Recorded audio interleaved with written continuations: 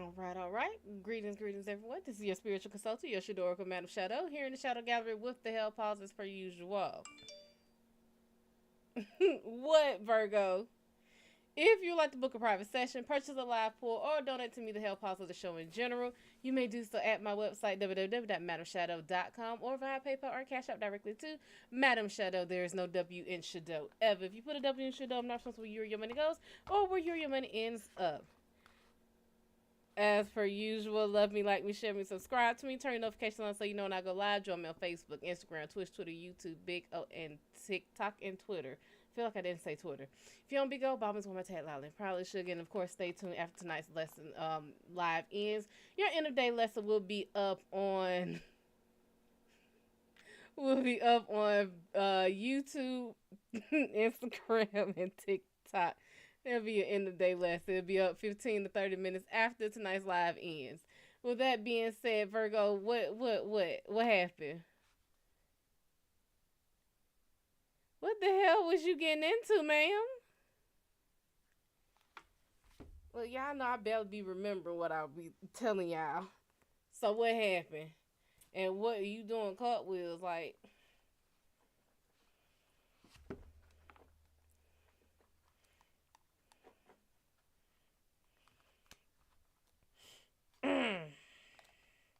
All types of twisted, huh?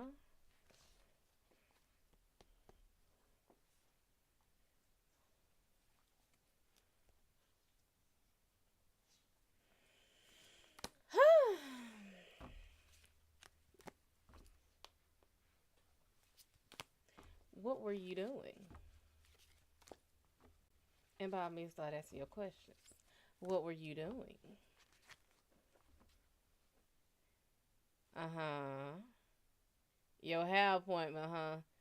The way you talking sound like you got a new hairstyle going on and it's a little wild. What happened?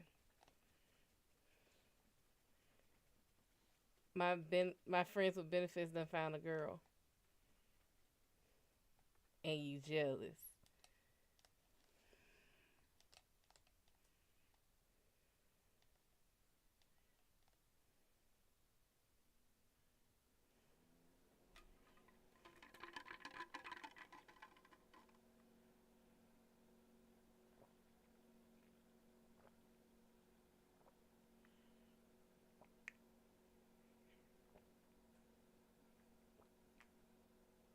Mm-hmm.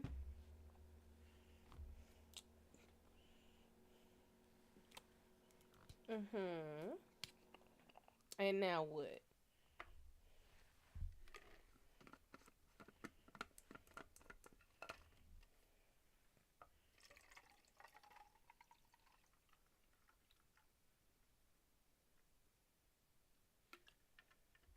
Cause I want a boyfriend, but I'm not not him. Just wanted the attention he was giving me. Mm.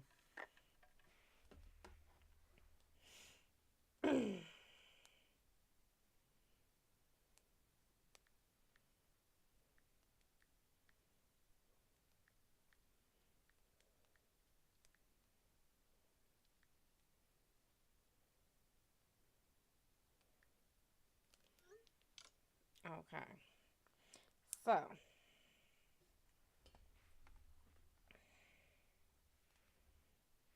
I'm just trying to figure out where your keys went lost in all this here. Okay.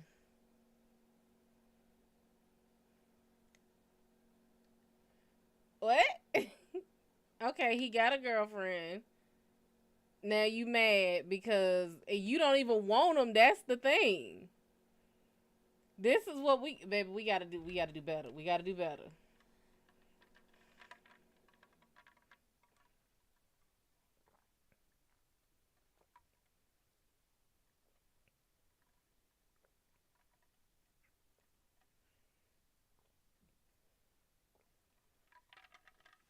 If anything, if somebody in your class found your keys or something, most likely they'll turn it into the teacher. Oh, I'm sorry, the professor. This is college. Professor. You gotta have certain degrees to be a professor.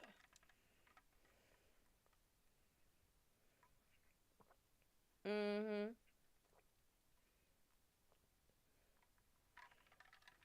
And you gonna keep cycling through them. I feel like you had the moon at some point. I feel like I read you on the moon. So the moon is all about cycles and emotions and starting shit that should have ended. Um, you had the moon? Okay. That sounds about right. Mm-hmm. Let's see. Did she leave her keys in class? They in class. And I literally feel like they're with your professor. Might not be able to see it. I'm not gonna be able to see it. This is too bright. Yeah. I feel like they were with your professor. I'm getting tired of these emotions. Not for me. Well, my dear. Sit down with mama and let mama tell you something. When it's not feeling right, it ain't for you. It's just that simple. It is really just that simple.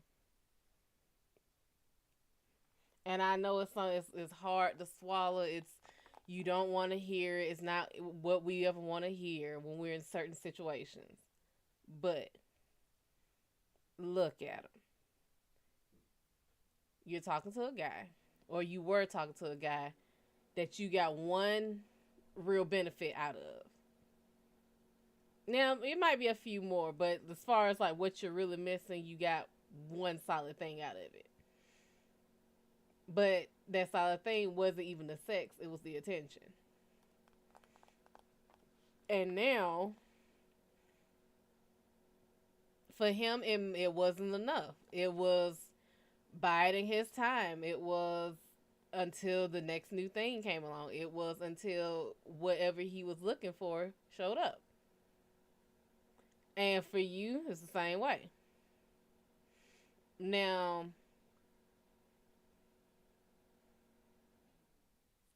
I hate feeling chapstick. Like, but anyway. But now that you are without your fuck buddy, not even without your fuck buddy, it is a simple fact that the attention that you were getting was solely attention. I only really deeply love Ryan, but he's just, I don't know. Why don't we ask Ryan, her, what's going on?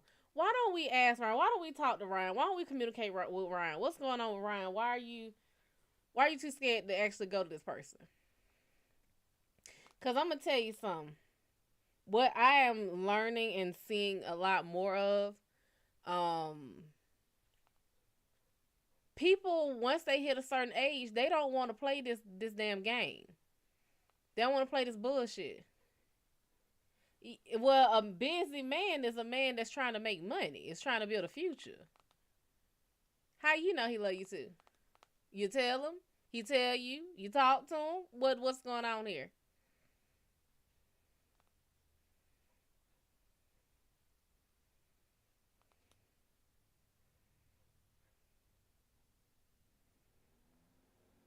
Every time you write Ryan, I read Rayan like Super Saiyan. I'm gonna start calling him Rayan the Saiyan. So why haven't we discussed what Rayan the Saiyan? What's going on there?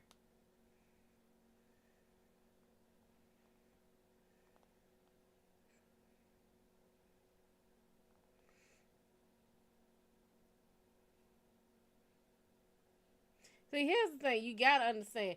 Just because it's not right then, okay, go see about work. But we gonna discuss this man that you don't even really like that. That you only want attention from.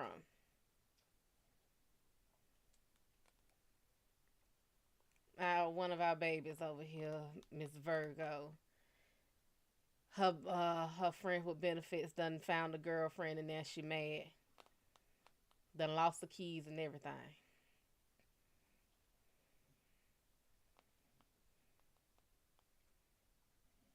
I bet them keys with this old man though. So old was I mean, look like it's an old white man if I go by these cards. But I bet them keys with either that teacher or her boss. But it looked like it's with that teacher.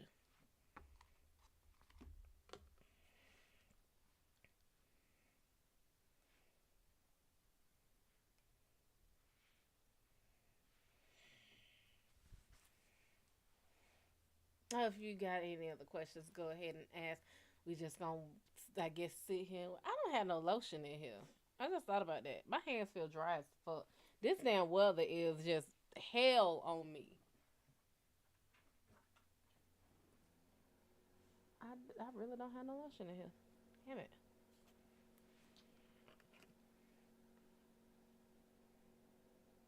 Dej Monet, what's going on?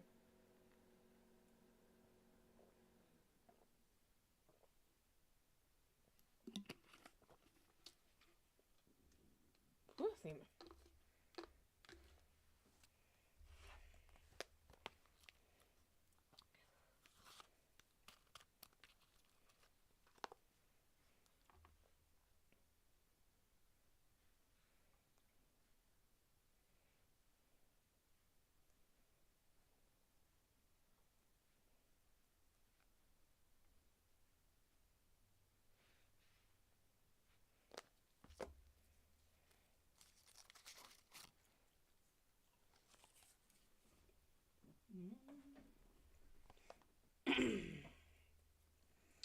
What's going on, Marky?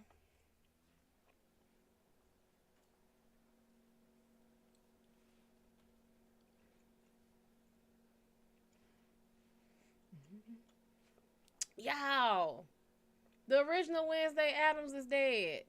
And she was young as fuck.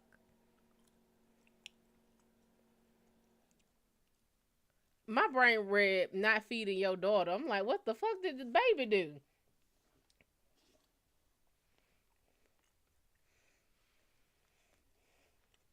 Yeah. Like, I want to know what the original Wednesday died from. She was only 64. And this one picture she has, she looks like the Wednesday from the 90s.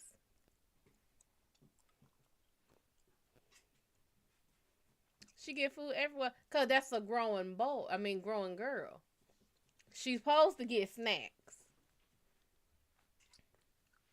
How you know Rayan the saying loves you?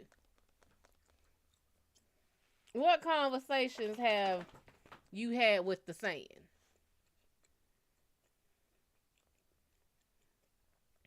Oh, we were in a relationship for like 2 years. What that mean? What that mean? You know how many people I have watched be in full ass relationships for decades and they can't stand each other, literally hate each other. There is no love. What I mean? I got to see on Christmas. What you saw on Christmas? We ain't even hit midnight yet, and this whoo. What you saw?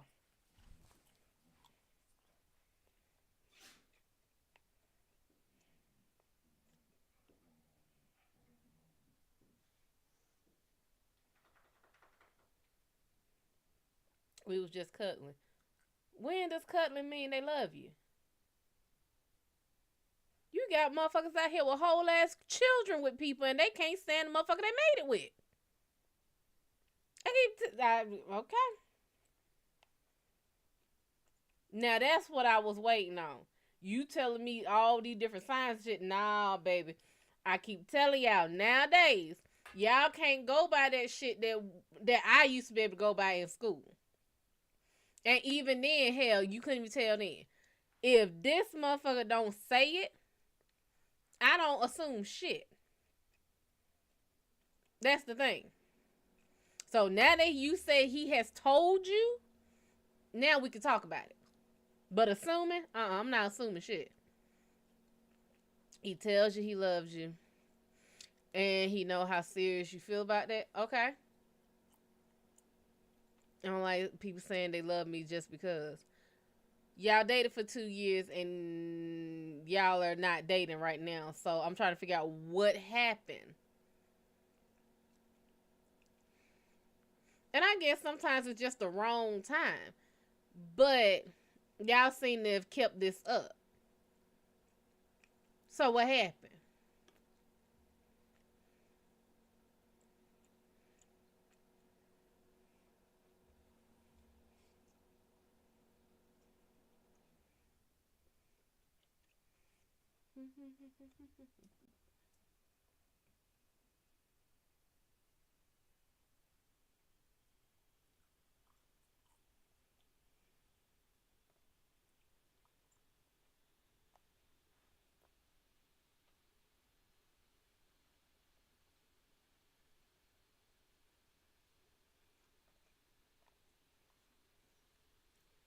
I guess one day I'm gonna have to actually entertain these sponsorships. It just ain't gonna be with some of these damn games.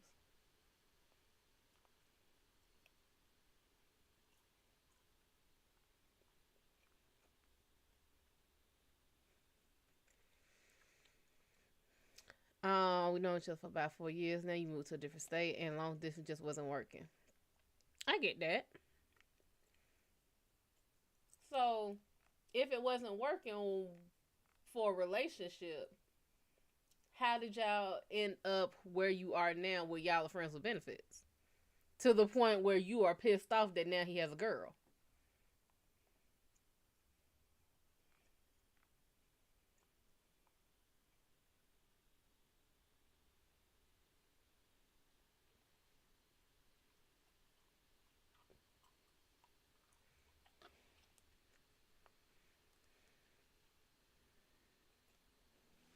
See, I swear some. Wait a minute. You're friends with benefits with Caleb. Okay. Caleb is the one who got a girlfriend. Well, wait, which one has a girlfriend?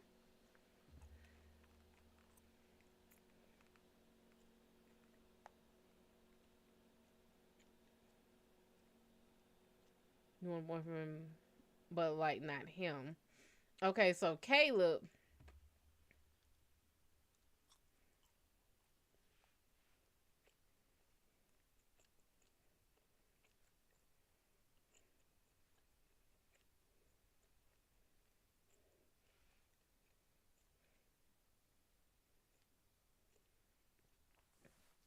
Okay,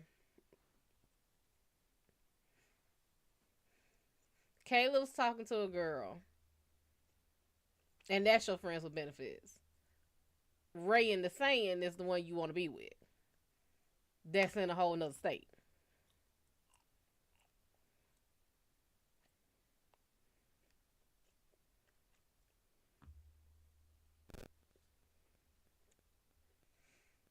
Hmm.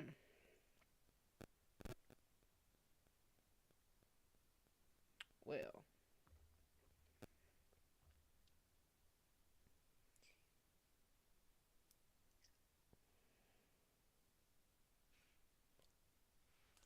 stop. Wait.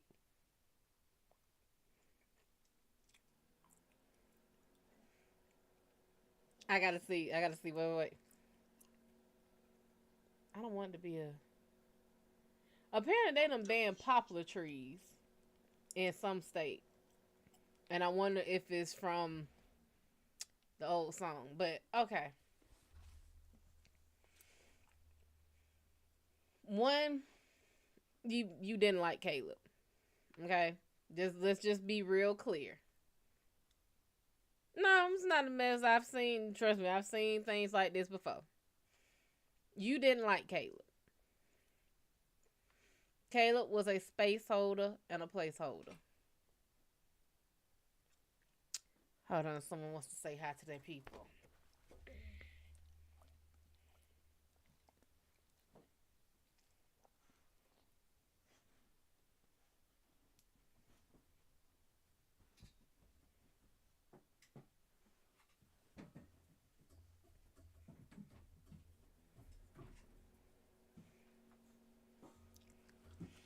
Okay. So, yeah, you didn't like Caleb. Leave my mouth alone. Yeah, get down. Get down. No, you did not like him. He filled a space. He filled a place. He occupied a particular job for you. And that job is no longer, I guess, what he wants. So he has chosen elsewhere. There's nothing wrong with that. Maybe he wanted a relationship, and because you didn't want it, he settled until he found what he wanted. Simple. As far as Rand is saying, if he's still in another state and you actually really want to make that work, you're going to have a real serious conversation.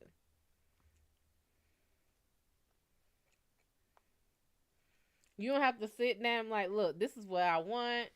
This is how I feel. I told y'all, I'm that type where I'm going to tell my feelings. If I'm going to be with you, if I'm going to entertain you, I'm going to entertain you to the fullest. Because I don't want to sit here.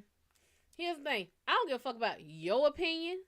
It's mine that I worry about. And the main thing I don't want to do is to be sitting here wondering, damn, I held back a lot. I wonder if I would have gave my all, would we have worked out? I don't want to do that. I'm not going to do that. I'm going to give 1,000% of me. I'm going to give 100. I'm going to give all of me. That way, when I walk away, ain't nothing left. You trying to work hard enough so you can transfer to a school over there. Okay. He said he wanted to move in together. Now, pump your brakes there, little sis. Now, hold on. Moving in together is a pretty sizable step. Because you'd be surprised at how many people just in love with each other from a distance. That move in is something else. All that preparation and shit that you used to do to go see them, you can't wake up every day preparing. You ain't gonna wake up every day wearing a full face of makeup, hair done, cute outfit. You ain't gonna get up every single day and take a shower. You're not gonna wake up every day and brush your teeth, wash your face, wash your ass. They gonna see them days. They gonna see them sick days. They gonna see them diarrhea days. Moon, what's going on? They gonna see all of that. But I don't know. I'm gonna make that work. If it's supposed to work, it'll work. But what I will caution you about is letting your fantasies override reality. Like, really analyze what you two have. Is it something like when you two were together, were y'all good together, or was it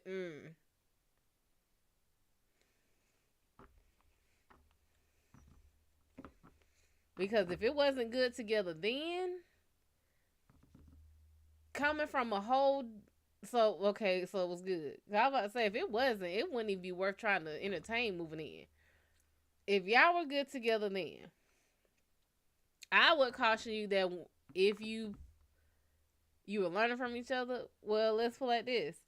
Is it someone you saw going long term? What the hell? Long term with? Still do. Okay.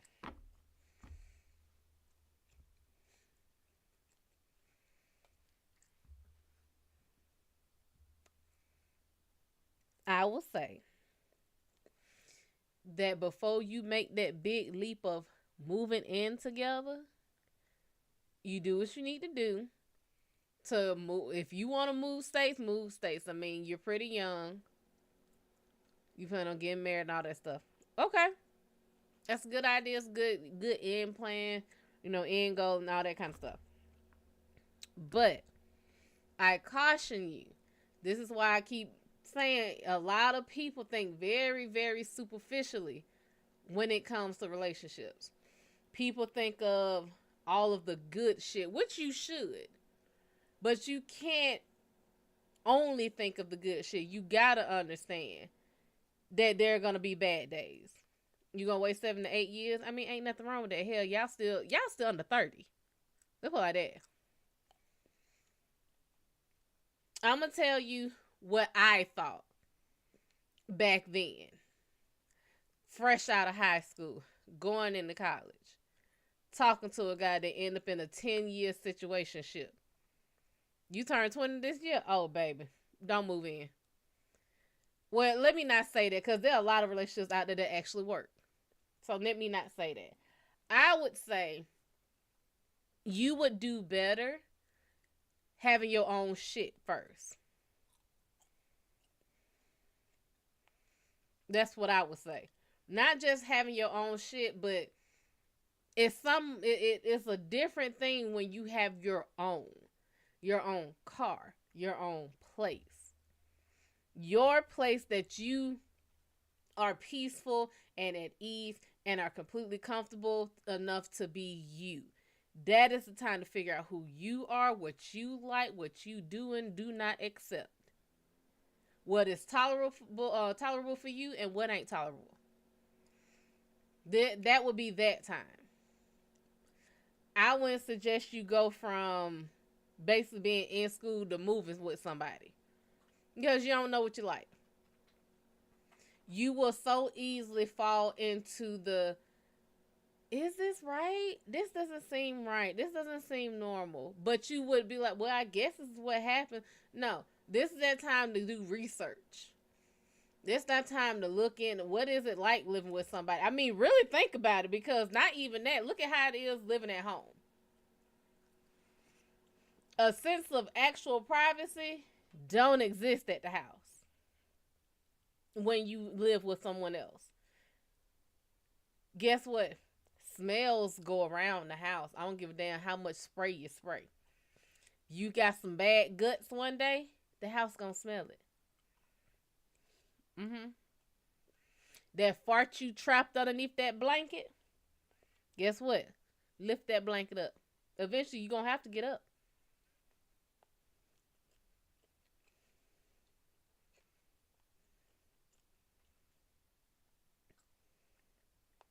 It don't live with other people, huh?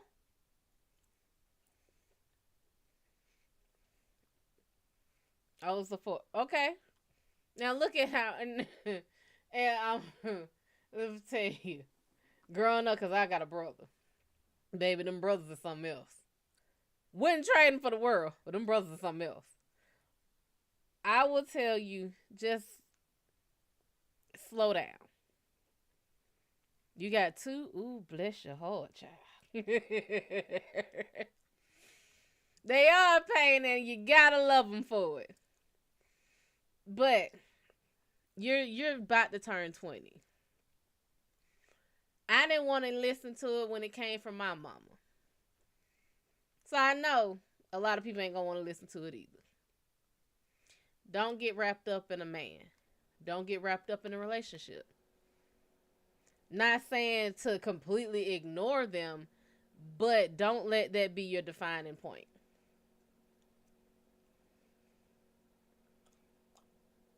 Oh, that's a fight. That ain't a fight. That's murder. Okay? It's murder, she wrote. You gonna use my perfumes?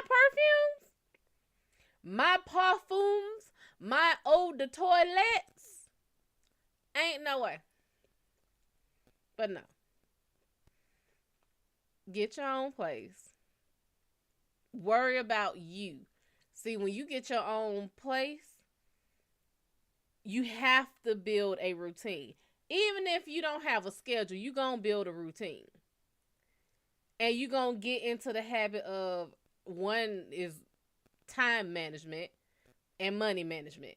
Those are the two main things you are going to learn when you get your own place. Because all that, it's easy to go out and play and have fun and shit when you live with your parents. It ain't that easy doing it on your own. Yeah. See, a dorm room is getting you kind of acclimated to Not being up under mommy and daddy and brothers and sisters and everything, or whoever it is you live with, and starting to make your own identity. But it's still keeping you in a controlled environment with other people. Because, I mean, hell, some people, let's be honest, nowadays, a single income household, it ain't happening, Captain. Not making no real life. You need more than one income to support households nowadays. But that don't mean you need to rush to a relationship. These hobo sapiens out there that just looking for a house, So get acclimated.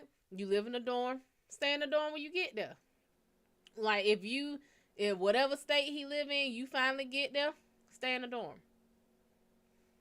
When time is over, get you a short-term lease apartment. If you can find one that's like, I mean, now mind you, month to month is always going to be a lot more expensive. But it's also, when you ready to leave, you ready to leave. You get out. So if you want to try, hey, just living on a dorm while you're on campus, while you're at school, and getting you like a little short-term place, like some for 3-4 months, and then you break that lease, like when the lease is up, you move back in the dorm. But it'll get you used to, okay, lights due on this day, rent's due, I need to get this, I need to get that. You will be shocked at what you are so used to, what you're so used to seeing at home, that you don't even recognize you're seeing. Like, I didn't learn until I actually got my own place to get, like, garbage collection. Now, I knew my parents had it. I know we've always had garbage collection. I always wondered one thing. I was like, I don't remember ever seeing us go pick up these damn Herbie Kirby's. I don't remember us going to do that. I know for damn sure my dad didn't do it. Because I was at work. And these just popped up when I came back. And I know none of these cars can get it. I never knew. To me, it was a magical thing. One day, you didn't have a Herbie Kirby. Next thing, you got one. Yeah, you got to pay for trash. You actually have to, and this is the thing, you're going to get real good at shopping around for rates. Okay? You're going to get real good at that. You're going to get real good at comparing. You know how kids, when you younger, you couldn't stand to see somebody pull out coupons and stuff? They got these big ass books of coupons. Oh, I got, and fucking $2,000 damn bill turned into $57. You be using them coupons. When you get your own place, you be looking for deals. You start realizing, I don't need to buy the name brand stuff all the time when the store brand works just as good. Now, some things I'm not going to compromise on. Now, that's few things you're going to learn once you get your own. Some things I'm going to get the name brand for. Toilet tissue, I'm going to get 2-ply. Okay? I don't feel like wiping my ass and looking back and looking like I never had tissue. I'm not doing no single ply. I'm doing 2-ply. Paper towels, I'm going to use 2-ply. Now, I ain't as, strict on a brand with paper towel, but toilet tissue, nah, baby, it's going to be Charmin Extra Strength. It's going to be Charmin Extra Strength.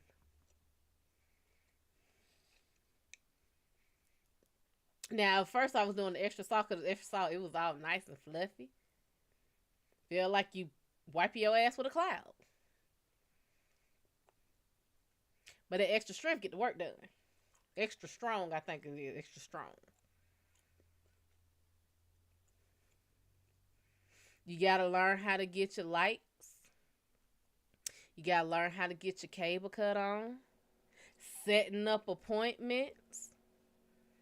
Yeah, I think especially if you were living with your parents and you was going to school and everything, all you knew is one day you had internet. You didn't have to sit there and wait for it. It was just there one day.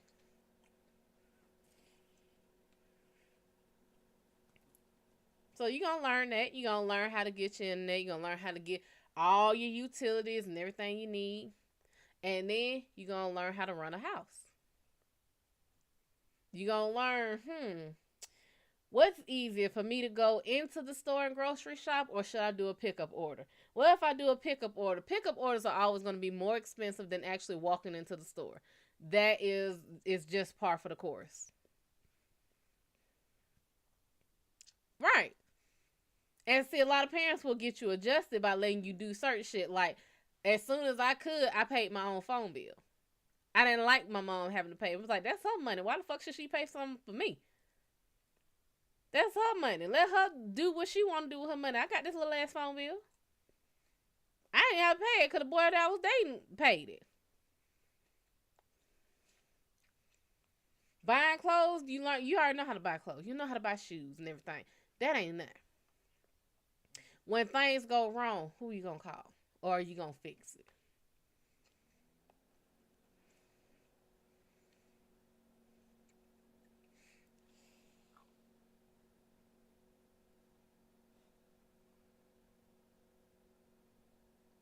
Why you bothering me? Why you bothering me? Why you bothering me?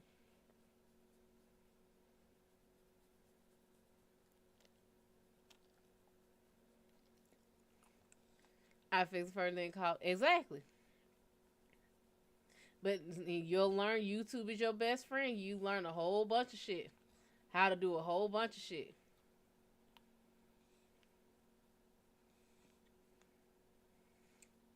So yeah, ain't nothing wrong. I would still say get your own place first. And then worry about moving in with whoever later.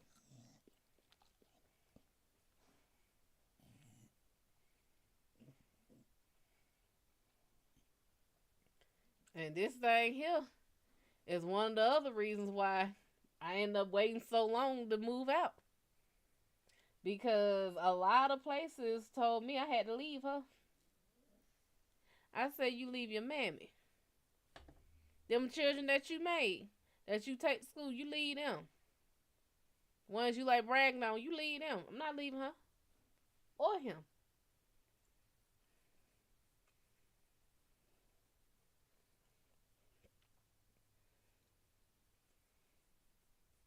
Well, if she was under 50 pounds, well, she ain't. You can write down she under 50. That makes you feel better. But no. Find a job that pays good, yes. You and Ray in the sand, just hold off. Now, you and Caleb. Now, that's something else. You understand that you didn't like Caleb, right? You understand that you was only in it for the intention, right? And now that somebody took away your favorite toy, now you want them. Still best friend. Ain't nothing wrong with being best friends.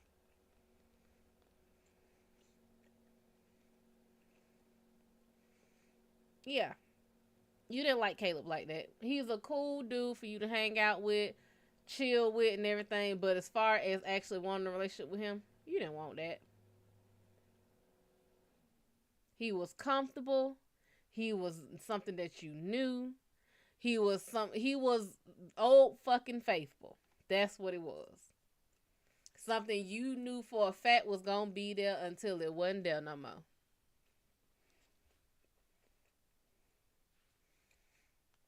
I was bitching about it for a hot little minute. I mean, bitch on. Bitch on, I do it for you. Well, who the fuck is she? How dare he go out there and get a bitch? How dare he go out there and date? What the fuck? Where the fuck she come from? Y'all don't even know her like that. Are y'all fucking? Are y'all serious? Are you really trying to make this thing? Or you just trying to play? Like, can we still fuck or what? Yeah, you gonna go through a whole gamut of emotions. And at the end of the day, you still don't like that man like that. You just don't. Kate said, how dare he? I was mad he was kicking his and everything he told about on the phone.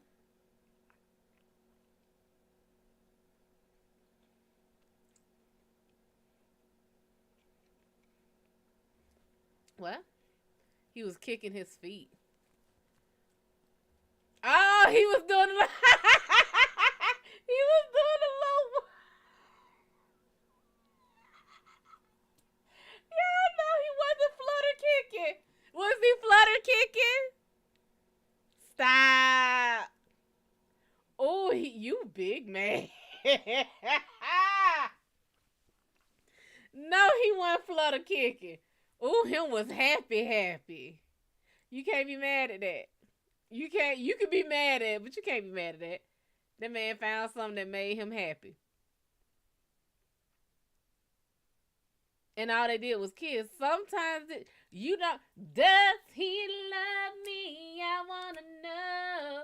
How can I tell if he loves me so? You already know the song.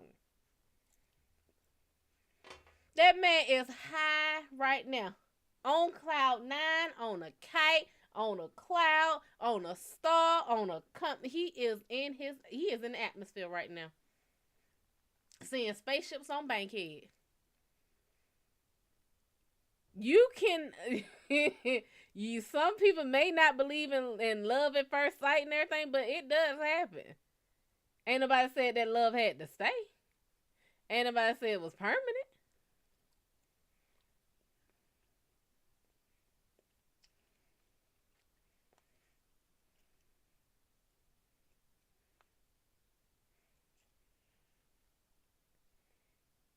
That's how you felt about Ryan?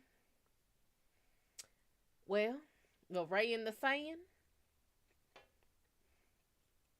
You gotta do what you gotta do. Now, as long as you understand you really didn't like that man like that, and you didn't like Caleb like that, just chalk it up and understand it's not him that you mad at. It's not that girl that you mad at. It's you. You mad at yourself. Ain't nothing wrong with that. I'm not saying you're a bad person or you're wrong. You're mad because of the situation. You want a relationship. You want a solid, loyal, healthy, monogamous relationship. And he happens to be entertaining a relationship first. Without you. With someone else who makes him happy. And you're salty about it because it's like, someone stole your bitch. That's what you see. Yeah. Here's the thing. You don't see this man as a man. You see him as a possession. That's how you know. That no. Now, some people, their love language, they have to see people as items.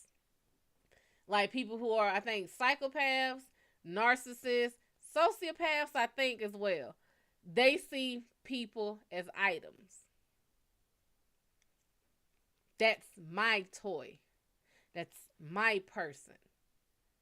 Not as, oh, this is a person I'm in love with. No, that's mine. I own that. How dare you fucking touch or play with something that belongs to me? Oh, baby, I done been down that road.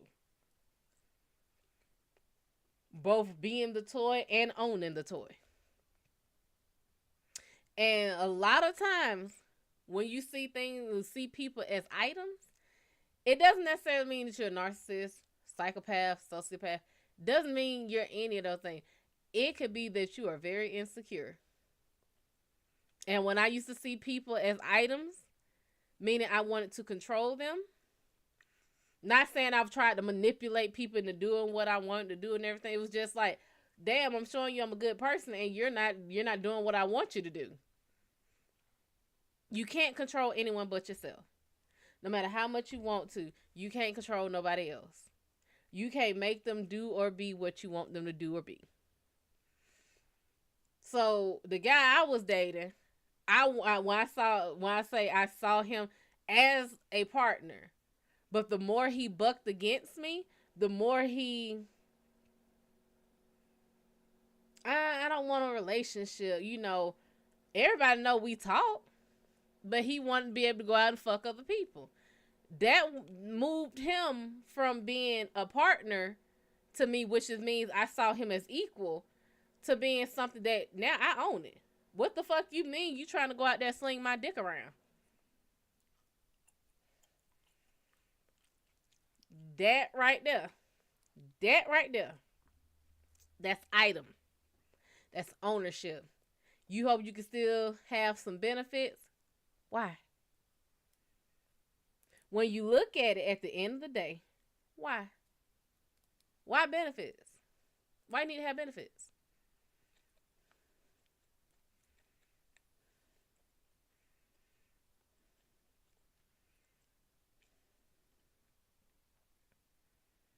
Why benefits?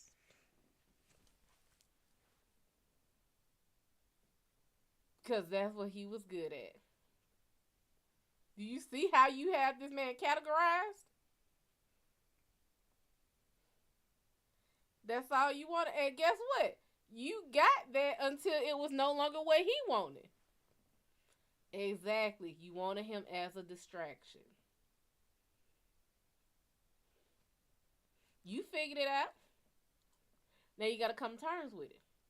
Now you got to accept it. And that is very hard for a lot of people to actually do. To accept that they... It's not so... Why does this look crooked? Anyway, it's not so much that...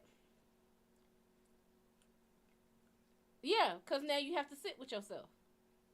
Mm-hmm. What did I tell you? When you ask for something, be very fucking clear and very certain that you want what you're asking for.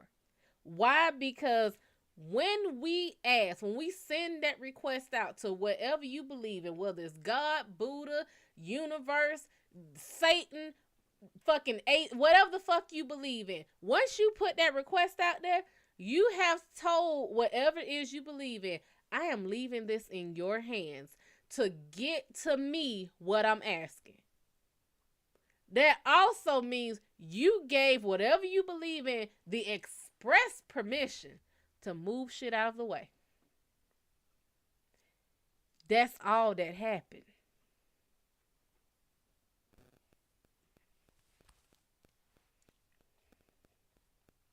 And see, a lot of times they don't want you to know that, because if you knew that in order for you to get this guy, you had to let something go.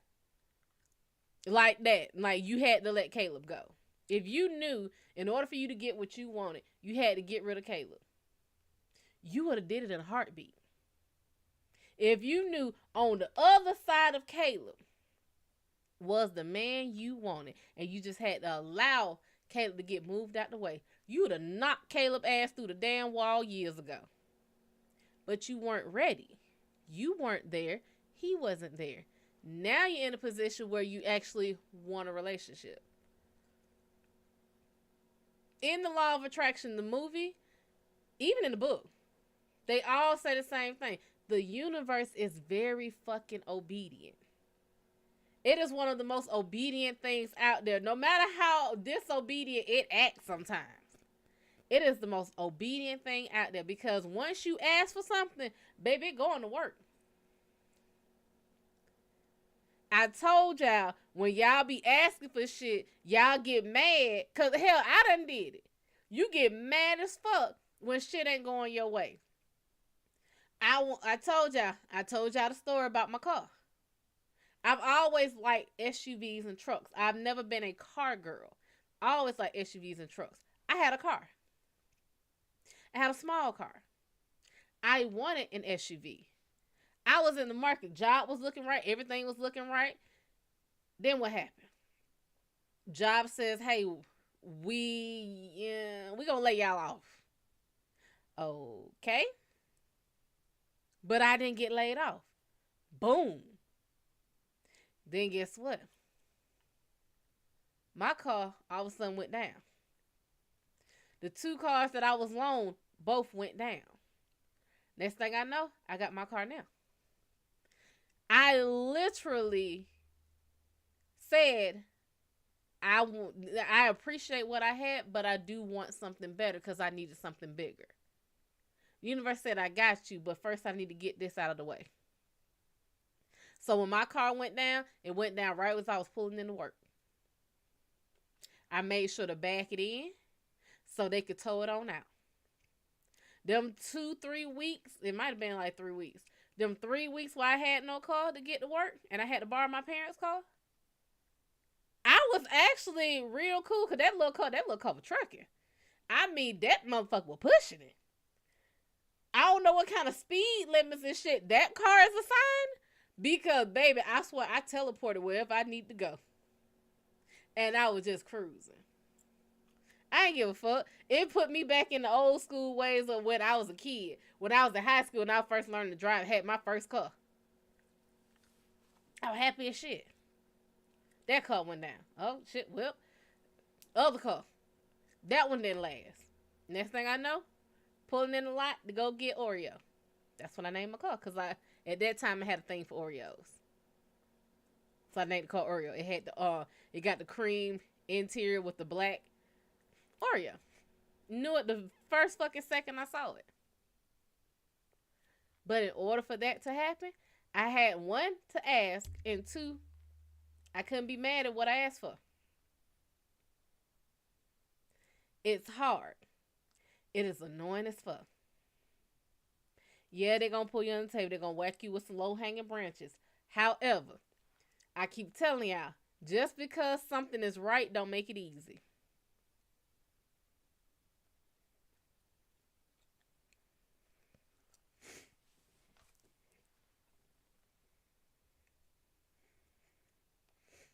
So, I'm going to tell you what I am learning. One thing we don't do is follow through. See, we get a few bumps in the road, and that's it.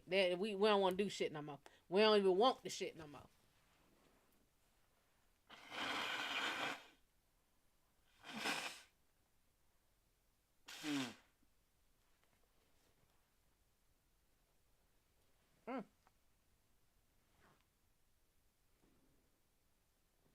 Had to make sure my nose ring was still in. I was like, thought I felt the pull out.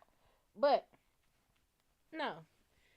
We will ask for something and then get so distraught and so mad when shit move in the way. When I wanted it, but I didn't want to give up that. Well, baby, like, this is a very obedient universe. You didn't say you wanted both. You said you wanted this. You said you wanted better. I'm giving you better. This is much better for you. Why the hell would you want to hold on to this thing that's not good for you? Okay, you want to get healthier. Okay. I'm going to make gym memberships show up for free. I'm going to get you in contact with a personal trainer who's willing to train you for free, even without going to a gym. You going to get a new homeboy or homegirl who got a pool in their backyard, a real Olympic-sized pool. So you can just go swimming.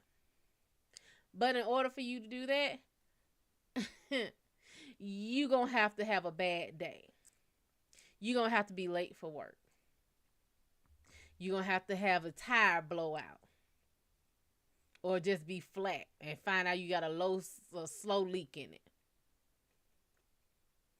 You going to have the tow truck driver try to hit on you. And you going to have to go out with this tow truck driver who ain't worth shit in order to meet his best friend who owned the bar that he taking you to, that he trying to show off at. You got to meet the owner of the bar through the bartender because you asking for a way out, you know. Like, yeah, I need one of them savior drinks.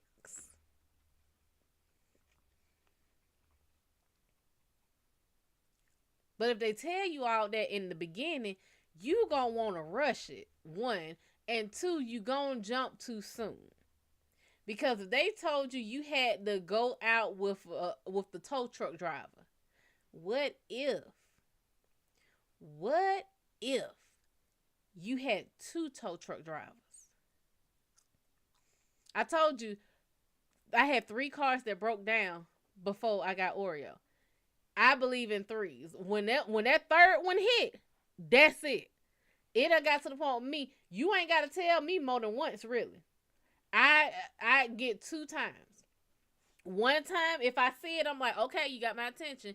On that second one, once I'm sure, I don't need that third one. I appreciate the third one because I know for a fact that's locked in now. But by that second one, I'm all with it. Yeah, if you knew all that, you want to skip through it. Can't skip through it sometimes. I had three cars, three that went down and ended up with this one. Did I get mad?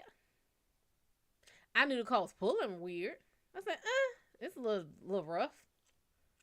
And when each one went down, all I could do was smile. And this is when you know you directly in line with what you asking for. When I asked for this car, when I asked for this SUV, what the fuck?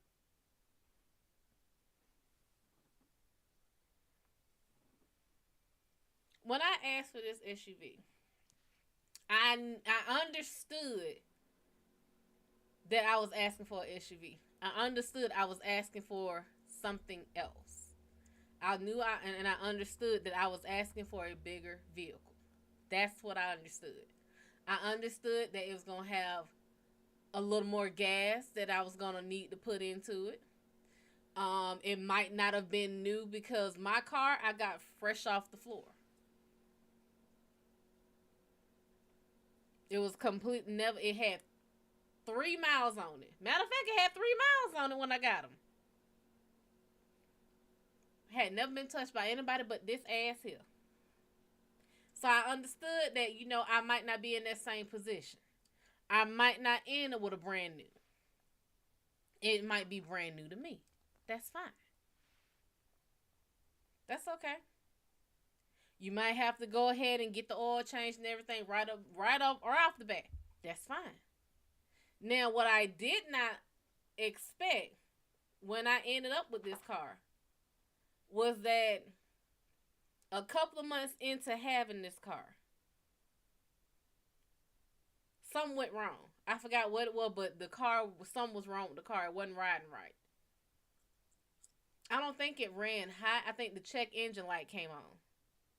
The check engine light did come on. And I was like, how the fuck is the check engine light? And it came on right when the warranty was out. Of course, they make it that way. So I have to then go to my parents and we got to do all this stuff and take it to the place and stuff because it was under I think it had like an extended warranty because of pandemic or whatever was going on. They took care of it. The amount of money that they were asking for, though, I didn't have that. But as much that was hitting me, I was calm. When all three of them cars went down, when that third car went down, I couldn't help but laugh. I sat there literally in the car and I still passed by the intersection that I broke down at. I passed by the intersection and all I could do, I could really just see old me sitting in the car, legs up on the steering wheel, sitting back watching videos on Facebook and YouTube and stuff until the tow truck driver got there. My mom called me every 10 to 15 minutes. You all right? You good? You need something? I know it's a little warm. It wasn't that hot outside. I think it was like 70, 80 degrees, something like that. It was a good temperature. I was good. I had the peacemaker with me. I was fine. I was just sitting there waiting for the tow truck. Tow truck driver showed up. He knew my mama. He didn't know it. He just kept staring at me. And he kept looking like he was tending to the car and everything. He kept, every single time, he kept looking over at me. And I was like, he either trying to talk to me or he trying to figure something out. I don't know which one it is. And he finally asked me, he was like, did you work at such and such? I said, no. He said, damn. I mean, you look like somebody I used to work with. I said, is it this person? He was like, yeah. Yeah. I said, yeah, that's my mama. He said, yeah. Uh-huh. All that money you supposed to pay out to the tow truck, he didn't even do it. He didn't even charge my mama.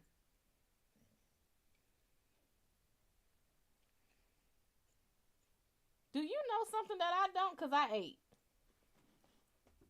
I've already eaten.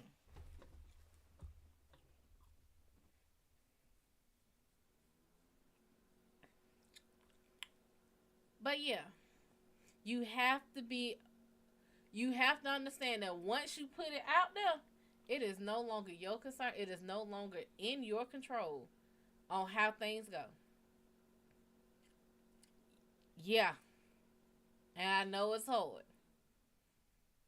None of this conversation is sounding right. She want to ride, and I'm saying it's hard. But it's going to be difficult until you realize how to be, one, how to be still, and two, how to be happy where you are. Once you got that, that's the trick. That's the key. See, once shit don't phase you, you know that damn meme of that little boy sitting there with his coffee, with his little coffee cup, or whatever the fuck it was in it, and his little pajama stuff, looking like They always use it as your mama looking at you on your birthday or Christmas, getting you the gift, watching you open the gift that she said she wasn't gonna get you. That you know, mama know. That boy, once you start picking up on the clues and the signs, all you can do is sit back and look at it like that. Get down. Cause you know it's a in between you and the universe secret, or you and whatever you believe in. It's between y'all two. It's an inside joke. You start hitting them with the fucking Bad Boys, the Will Smith and fucking Marlon. I see you. I see you seeing me. I see you seeing me see you. I'm trying to get like you, big dog. It become one of them. Yeah. It's gonna feel like it, cause baby, I had that same feeling. And you said you about to turn 20. Let's see, 19. Well, what was I at? First year of college.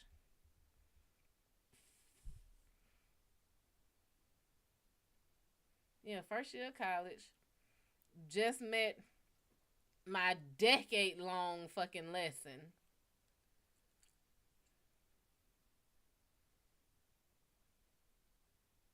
Yeah. And before that, I wasn't dating nobody. No, that's a lie. I had a boyfriend for three of the 4 years I was in high school. Then the summer after I graduated high school, I had a boyfriend. We didn't last because, ugh.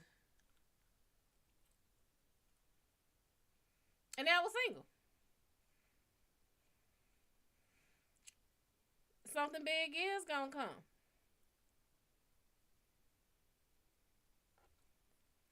Something big is gonna come. It ain't. I look. I told myself, and I was gonna start. I was gonna start by being not just more grateful, but it's me working with my anxiety and everything too. To not overreact to every little small inconvenience. And I said I was gonna try it for a week. Baby, in that week, the amount of shit that got the goddamn popping off, baby, I had one thing, I had applications in. It basically, the application still pending. Okay? But the application have been lost about 2 times before, been denied before. And yet, I was like, this here, this good, it gonna go through. It got to. It got to. It damn got to. Soon as I said I wasn't gonna do much complaining, I said, look, I'm not gonna lie to y'all and say I'm not gonna complain. I said I'm going to complain. However, I'm not gonna harp on it the way I did before. I'm not gonna sit here and just, it's not, it didn't, they ain't. I said, I'm not going to do that. I said, what I'm going to do, whenever I get mad, I'm going to go ahead and get mad. But I'm going to release it. Once I've had my tantrum about it, that's it. I let it go. Because at that point, if I can't fix it, and ain't nothing I can do about it, it is obviously out of my control. It is what it is. What happened then? I get all these ideas. Different ideas of stuff to do. Shit gets moved out of the way. Could I have said, like, damn, I should have known this years ago when I first saw the movie. I wasn't going to understand it then because I had other lessons to learn then. Now it's the right time for me to learn it.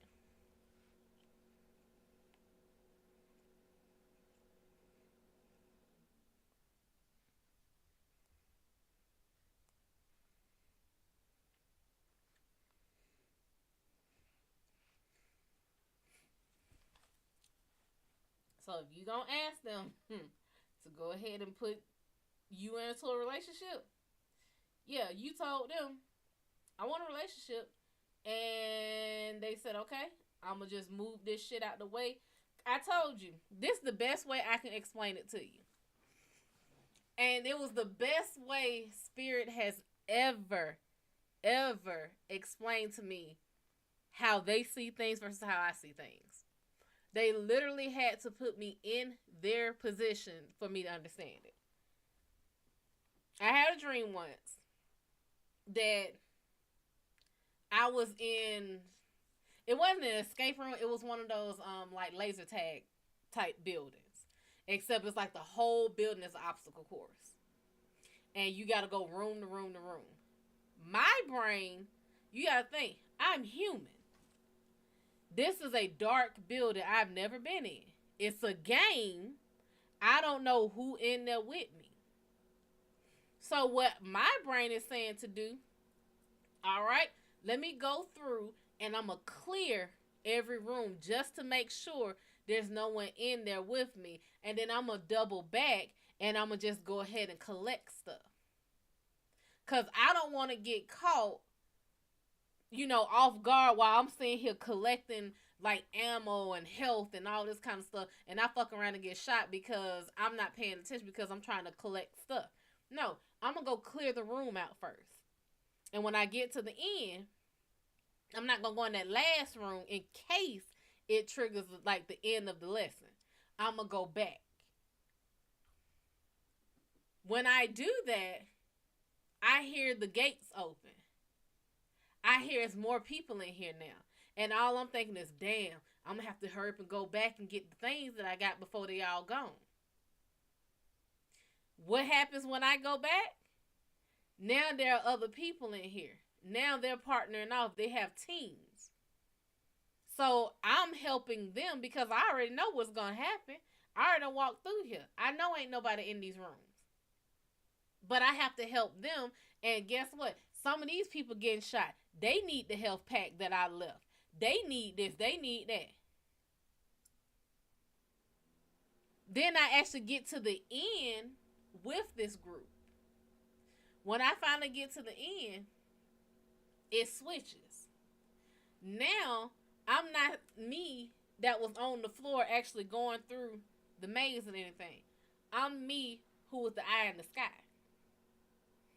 What did me as the eye in the sky do and know? Everything. I sat here and watched me from this perspective. Like literally it was like it wiped and I was just a new person. I watched me go through these rooms now and I'm literally like, okay, so she can go ahead and she can get all this stuff in this room because ain't nobody in here. What me as the eye in the sky knew, there was no one else in that building. I had a whole fucking round to myself. It wasn't just that the end was gonna trigger it. No, literally, I was so far ahead, no one was there with me. There were no monsters in there. There were no enemies. This whole level was completely clear. This was the level, and this is like of course it's a self-preservation thing. You don't know what's in here. It makes sense to want to clear everything out so you can go at your own pace. I was already ahead of everybody else. There was no paces to clear. There was nothing. I could have just went through and just been collecting shit. I could have breezed through. I could have walked through it real nice, real calm and everything. But I didn't. And I in the sky me was like, what the fuck are you doing? You're missing the rocket launcher. You're missing the Gatling gun. You're missing your upgrades. You're missing your health. You're missing this. Okay, maybe she's just going to come back. Why is she going all the way to the end of the goddamn round? They about to catch up. What else did me see? When me on the floor saw the other people coming in, literally me and I in the sky was like, it's fine. She can still grab what she want to grab. She just got to make sure she's looking out for her. Just go in, grab your shit, and leave. That's it. Me on the floor knows it helps to work in pairs. It helps to work in groups. Me and as the eye in the sky, I was like, what the fuck are you doing? We could have been on to the next level by now. Me as the eye in the sky sees all the people up here. And when I'm walking into one of the rooms, me as the eye in the sky got me on the floor's back. Me as the eye in the sky sees some people up in the rafters. So what did me as the eye in the sky do? I went up in the rafters. I knocked their ass off of them. And then I laid in wait as a sniper, and anything that came over to the me that was on the floor, I was popping their ass off. Bullseyes. Every last one, I was lighting their ass up. They weren't coming near the me on the floor. Me on the floor damn sure safe so long as I'm in the sky. I done knocked so many people off. And then once I knew that me on the floor was clear and basically was like, okay, now there's literally nobody in here but your team. Just go collect shit. I see a room. Mind you, I'm up in the rafters. I see a room up here. I go into the room. And it's funny as hell. He looks like the typical hacker nerd that you would see in TV. Skinny little white guy. I think either blonde, not blonde, but like sandy blonde brown hair. He's in this room. I forgot what the room said, but I knew it was like employees only or some shit like that. So I walk in the room. And he looks at me and he said, who are you and what are you doing up here? I said, I can ask you the same thing. Who are you? What you doing up here? What's all the computer screens, sir? What you typing? He said, oh, well, let me show you. Shows me he don't know who the fuck I am. He shows me the computer screen. It's a list of every fucking player. He shows me their stats. He shows me what they're good at. I have full access to everything that's in this building. That's one of the reasons why I knew nothing was in there. Why me as the eye in the sky was like, she could have just ran through this shit. But me talking to the guy, he said, I can't remember, and I did do the voice message just so I could go back to it. But he looked at me and he said, you don't belong here. Fuck you mean I don't belong here? How the fuck you know whether or not I belong anywhere? He said, you have no stats. Fuck that mean. So he then proceeds to pull me up. He said, well, see, this is all these people. This person's a level this. They have these add-ons. They have this. They have that. He said, but then I go to you. And my color is grayed out as if it's not in existence. Everything on there is either a question mark or a dash. Once he shows me that, he's like, You don't belong here. He said, I have absolutely no access to you. Basically, he has no information whatsoever on me. He was like, either you don't belong here, he said, or I'm not high enough rank to actually be able to see what it is you bring to this table. I don't know nothing. I said, interesting.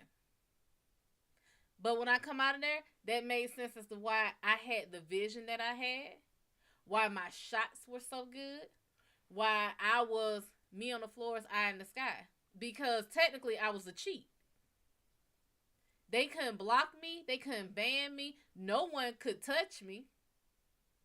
Like, I'm absolutely fucking invincible. My only goal is to get me on the floor out of there. Them showing me that dream showed me how they see me in life. They know the quickest, fastest, safest route to what it is I want, to what it is I need, to what it is I deserve, to what it is I'm asking for. They already know it. They know it. I just have to listen. But it's not just me listening. They have to learn how to communicate to me. That was the other thing. Because me as eye in the sky, I could have showed me on the ground what to do. I could have came in there and told me the answers. But I would have been suspect on the floor. Like, why the fuck do you know everything? And why are you helping me? I'd have been suspicious. But if me on the floor could have been like, and again, this ain't me on the floor's fault. You don't know what you don't know when you don't know it. But had me on the floor been sitting here and been like, yo, I need a sign. Do I clear this room? Do I clear all these rooms first? Or can I just go ahead and get all the stuff that I need? If I would have asked for that sign, me up there in the eye in the sky, most likely would have used my scope, would have used my laser, and started shooting out boxes to say, go ahead and grab these. Go ahead and grab them. Let's move to the next room. Real simple. What's going on, JoJo? Real simple. But there was no communication between us because we didn't know we needed to communicate. What was common sense to me was not common sense to eye in the sky. What was common sense to eye in the sky was not common sense to me. Eye in the sky is like, ain't nobody in here. What the fuck is she sitting here wasting bullets for? What is she sitting here sneaking for? Grab your shit and let's go. Me on the floor is like, it's dark as hell in here and it's too quiet.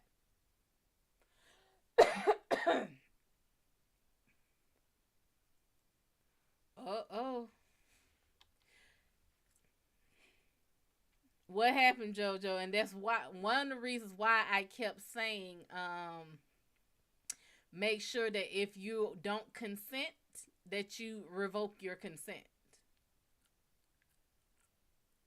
Yeah.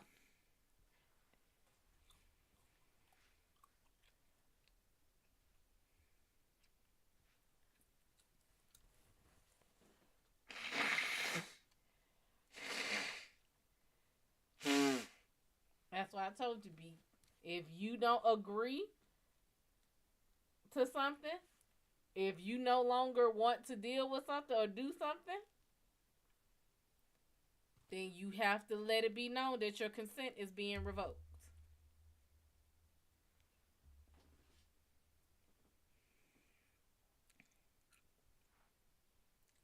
Typically, a friendship that starts off on the sexual note, that's usually where people want to keep it.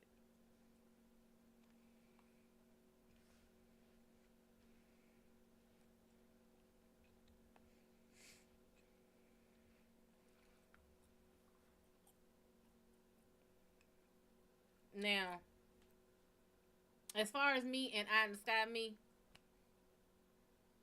we done kind of learn. We done kind of learn. We still have some trouble every now and again, but I try to treat my team the way I would treat myself and the way I would treat my lover and the way I would treat my family and my friends. There is a level of grace that I was not giving to myself and to them. I wasn't giving any of us grace. I was very much This is how it needs to be, and if it's not going that way, then something's wrong with them or me. And I was always angry. Depression was a part of it. And how do you deal with depression? First, you acknowledge that you have depression. I mean, you be shocked that that's not the first thing that people do. You be shocked at how people so easily don't think. Depression comes in a lot of forms. And a depressed person isn't always sad. Depressed people are some of the best actors out there. Because depressed people tend to not want to put that feeling on nobody else because they know how bad it hurts. They know how it doesn't feel good. They don't want to be a burden to nobody else, to bother anyone else with it. And then, of course, in at least Western society, you get more accolades for pushing through, for being strong. We are so hyper focused on being fucking strong. You don't have to be, nobody can be strong all the damn time. Even a fucking mountain gets worn down. Okay? No matter what, time will beat the shit out of every fucking thing. It just does. So acknowledge it. Depression doesn't have to be you being sad all the time. Depression can look like no energy at all. No will to go out. If you're in the house a lot, it doesn't mean you're depressed. If you like being in your room a lot, it doesn't mean you're depressed. However, if you don't feel good, if you're always in a very neutral or down state, you might need to look at it. One thing I started trying to do was go outside. When dark a few hours ago, I almost thought of walking out of work and saying goodbye to everyone, but don't want to give that bird to other people. What happened? So, and keep writing, JoJo. I'm just telling the way I am working through it, because this is not something you're going to figure out overnight. I was always angry. Always angry. That's a symptom or a sign of depression. Anger. You lash out a lot. The reason you're lashing out is because you're not happy. That's first. You want to be in the house a lot. So one thing I tried to do, especially during the pandemic, you do not realize just how important sunlight is to depression. It's not a fucking cure-all thing, but it is something that helps because your body needs vitamin D.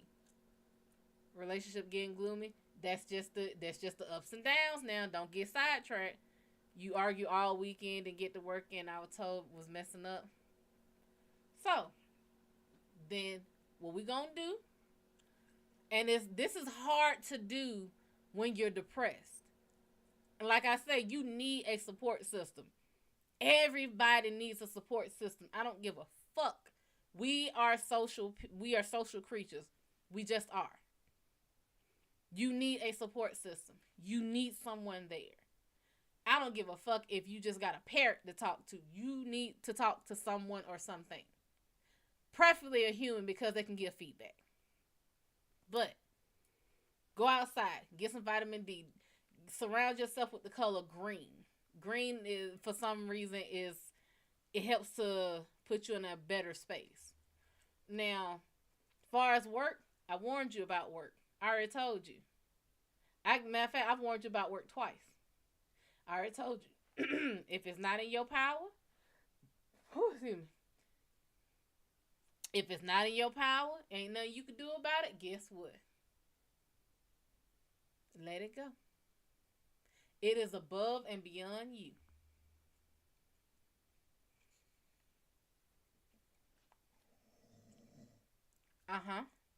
It's above you. So if I already told you this week was going to be, you were going to catch hell. I already said that. Ignore her. I already said you were going to catch hell this week. And I already told you what to do with it. Let it go. And like, okay, so what can I do to improve?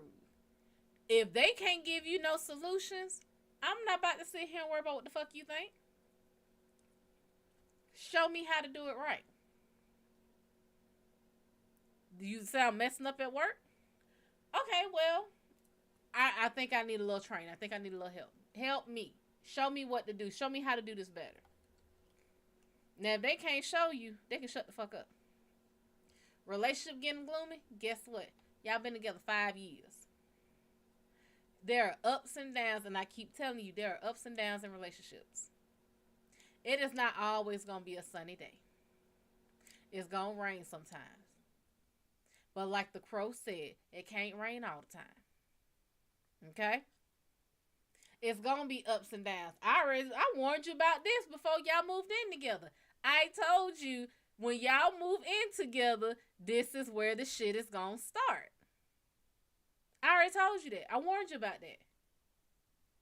This is that sussing out stage. This is that acclimation stage. This is becoming accustomed. This is your equilibrium coming into balance. That's what this is. You got to learn how to live with somebody. Virgo, you better look at JoJo. While you was thinking about moving in with that guy, you did your best work and still messed up. But I'm on the muff end, so there's that. Well, think about it. Everything takes practice. Practice makes perfect. You just a month in. You can try your best and still not be good enough. I learned this when I was young. I learned this when I got a C on a fucking worksheet that was not even our work. I was in elementary school. I know that for a fact. But the teacher, what she did, because I told you I'm a fast learner. And one thing she learned was that she couldn't give me enough work to keep me busy. So she started giving me 5th grade work and middle school work. And I had a worksheet it was an English worksheet. I can never forget that. It was an English worksheet. And it was words that I did not know. So I was trying to, break them down. And it's like, okay, well, this has this in it, so it might mean that. I was trying to assess it. For me being the grade that I was to still make a C, that's fan-fucking-tastic. That means I had a thought process. I had extreme critical thinking. I didn't see it that way. I saw it as, oh my God, I have a C. I didn't know the level of the work. I just knew this is a C. This was the best I could fucking do. And I got a C? And I wouldn't come out the bathroom. They literally the teacher had to come in there and get me. And then call my mom to come pick me up because I was done for the day. For little me who knew nothing of these words, I got a C. That's the best I could do. Guess what? If I took that test, if I did that sheet now, I'd know all of them. It's exposure, it's experience, it's work. You gotta practice first.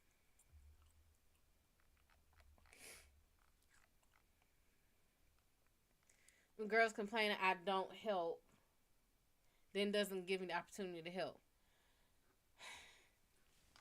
I'm gonna put that in men speak in a minute. Then there's the bills and debt we trying to pay down. That's cost of being a boss. That's just a way of life right there. When Rain is saying gets depressed, he be depressed. Yeah. Some people, their depression is absolutely debilitating. Spent a good amount of time cleaning. One because he was just so sad. Some people have to clean. Some people have to clean when they're depressed. Because it gives them not just something to do, but it puts their mind to work. And then on top of that, a lot of times when you're depressed, you don't feel like doing shit. So shit gets cluttered, shit gets dirty. And then once you clean house, you feel better. So as far as fiance saying you don't help and she don't give you the opportunity, This is what I was telling you about last time, that mind reading shit. This is why I say people ain't good at a lot of these relationships, because they're surface level. What she is saying is she expects you to help out in the house, but she wants you to already know what she needs help with in the house. You can't know if you're not told. You can guess, you can assume, but you can't know if you weren't just flat out told. That's the issue with her. If she needs help, she needs to vocalize it. If I remember right, that's your house. You know what needs to be done, but then again, you might be just fine with the way shit is in your house. It's been your house.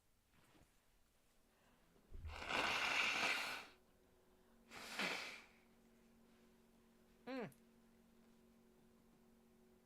I swear when I don't know if it's this gum or if me coming in here just brings my fucking allergies out, cause shit. I mean, it ain't a bad thing. I've been trying to blow my nose all damn day. I had to clean. No, I was gonna leave him like that, and I made him help. Yeah, and that's the push he needs. That's the push he needs. Whenever you depressed, you need someone to push you. I know. I feel it.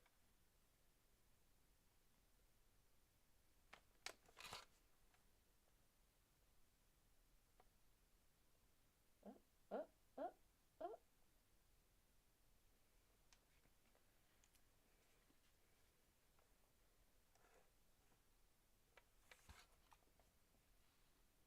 This one is just my. Uh oh. Okay. Push back. Okay.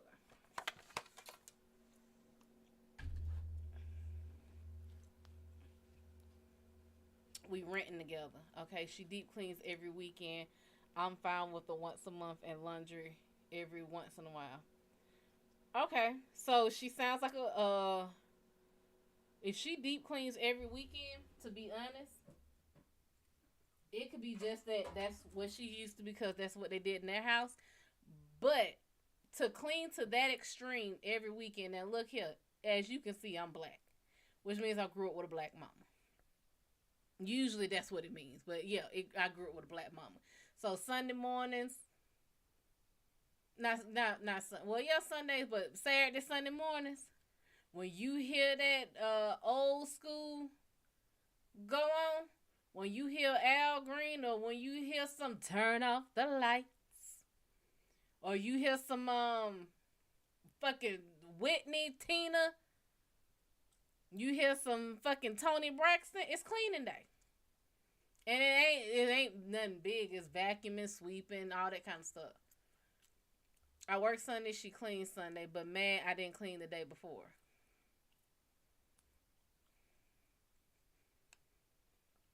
You say you love her, you gonna have to work with her. Because JoJo, despite what you think, you are not happy. I keep telling you, you're not ready for this level of commitment. And the reason I'm telling you that is in how you respond to stuff. It's not a bad thing, but it is something that I want you to be aware of. Look at how you ask some of the questions, especially when it's in regarding your relationship. It's a I, me, her, she. It is very few times where I hear you say we. Very, very few. She's your fiance. When y'all get married, if y'all get married, you become one unit. When y'all decide to become in a relationship, you're one unit.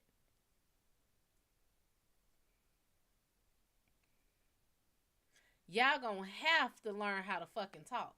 Y'all gonna have to learn how to communicate. You just gonna have to. You gonna have to.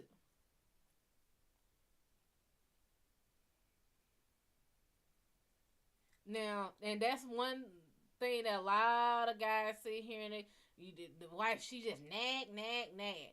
Everybody see like the fucking stereotype on marriage right now is absolutely atrocious. If y'all not comparing it to fucking Homer and Marge, you're comparing it to Al and Peggy. You compare. I mean, it's always a dysfunctional ass. You don't ever hear people comparing their relationship to Claire and Cliff Huxtable, Mr. and Mrs. Winslow, Mr. and Mrs. Banks. You don't never hear that. You hear that's what people want. But they want the dysfunction. They want the Kim Kardashian lifestyle. They want the Beyonce. You don't know what the hell going on with the people.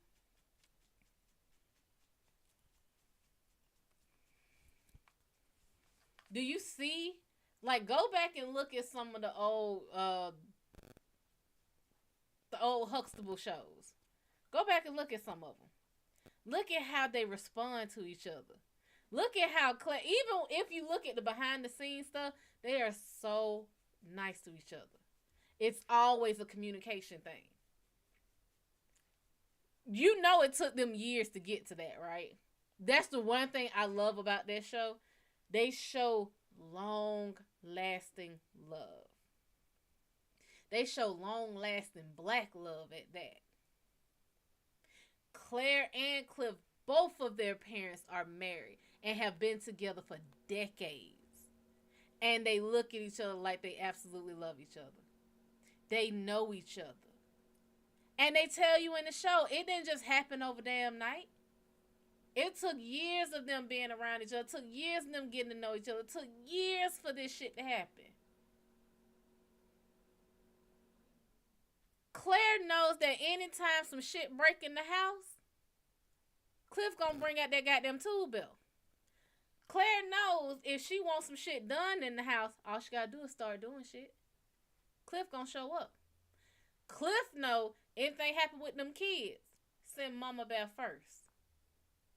He know if them children come to him and say, Dad, can I have $50? I'm gonna go buy this thing that mama said I can buy. Why mama didn't give it to you? Why mama didn't give it to you? Where your mama at? Go get your mama. When Claire's mug, when they broke the handle off, do you remember what he said? She said, Cliff, did you see someone broke the handle off my favorite coffee mug and then put it back in the cabinet? He said, somebody broke your coffee mug and put it way back in the cabinet? She said, how'd you know it was way back in the cabinet, Cliff? I would just assume, how did you know it was way back in the cabinet, Cliff? And then you gonna sit here, you almost accuse the children. He said, I know. What you mean you know? I did it like that on purpose so you would accuse them. You got this glue clumped up in my cup. He said, yeah. That way you think they did it because it was too neat. You know it was me. If we had what? If we had kids, it would be we, or with my family, it's we. But day and now, it's just me and her. You're still separating it. Day in and day out, it's still we. Yeah, if you had kids, well, yeah. But no, yeah, sometimes you just need to vent and get it out. But what I'm telling you is I already know that the relationship I end up in is going to be fantastic. It's going to be amazing. Because that's what I'm asking for. That's what I done put out there. I want a man that knows me. I want a man that I know. I want the Cliff and Claire Huxtable. They are fantastic together. JoJo, you will be okay. But I told you one thing I don't do, and I'm not going to do, is lie. I will say you definitely need to talk to somebody. You do need to seek therapy. Because one thing, I think you know it, but you don't understand. The day you put that ring on her finger was the day there was no other option of we. It was going to be we. Good, good, good. I want you to talk to him or her about it. But yeah, once you put that ring on her finger, it's we. It's we against the world, not me. This is what I want you to try. Okay. Cryptic, what's going on, sugar? And by all means, ask. This is what I want you to try. Marriage is already hard, but the world is much, much harder. If this person you want to be with, everything's about money, okay. So we know where the stress is. It's financial. This is a source of stress for everybody right now. What I need you to do, like, do y'all budget? Do y'all have a budget book? Because I have a budget book.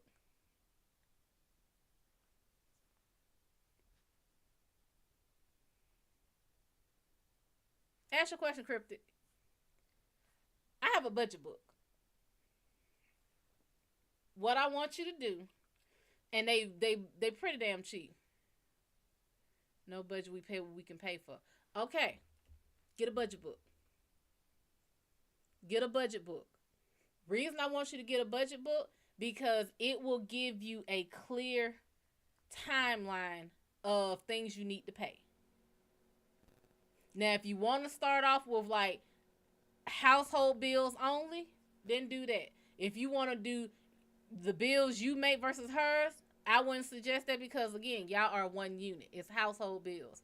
I want you to get a budget book. Even if you can't get a budget book, just write down the stuff from the beginning of the month, the very first day of the month, day number fucking 1 to day 30 or 31. Every bill that must be paid. So, first thing we're going to write down are the utilities.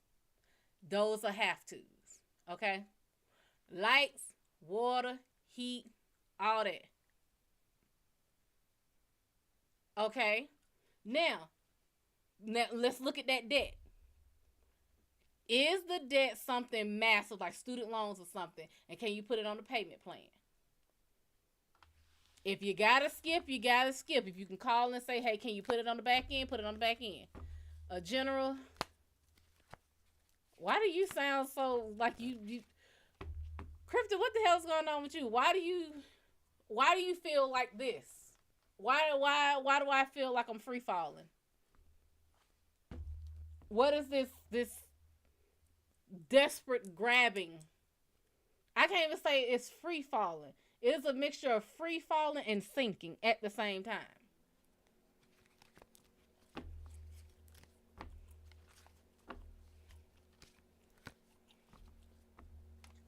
We pay our own stuff, but house, job stuff, we pay jointly. Okay. Get a budget book.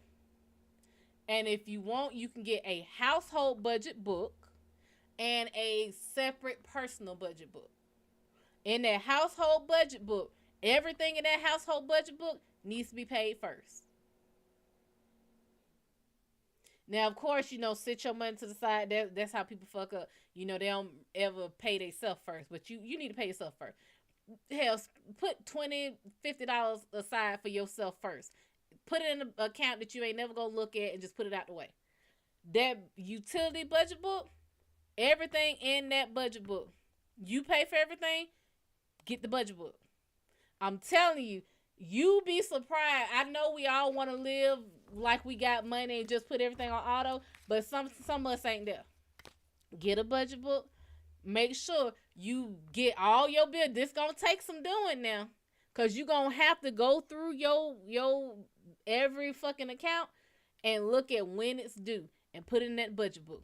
Put it down when it's due and put it in that budget book. Once you got that, make sure every bill in that budget book is paid for first. So make sure before you decide to go out to eat, before you decide to go to the concert, before you decide to do any of that, make sure everything is paid. I have gotten to a point where I try not to do anything extra until I have paid everything in my budget book first. And I need to make sure that I have at least a certain amount of money at the end of the month. Akar, what's up? If I don't have that extra, if I don't have that specific amount of money at the end of that year, at the end of that month, I try not to buy nothing. I try not to spend nothing. Okay, so let's see what's going on with you, Cryptic. Money.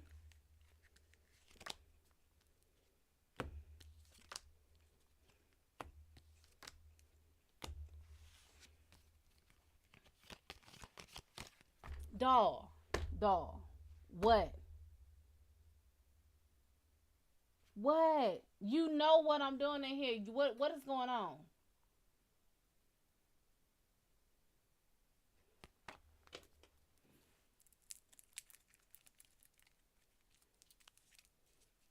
Hold on. Let me let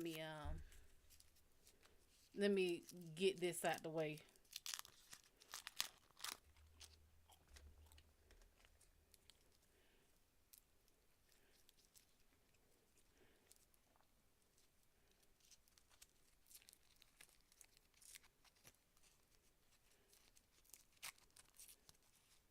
There's always one that's like melted. Huh. Huh. Now go on back to business somewhere.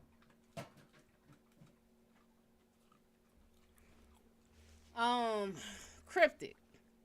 You got the 5 Pentacles upright, and you got, baby, and this dark side of you worrying about money.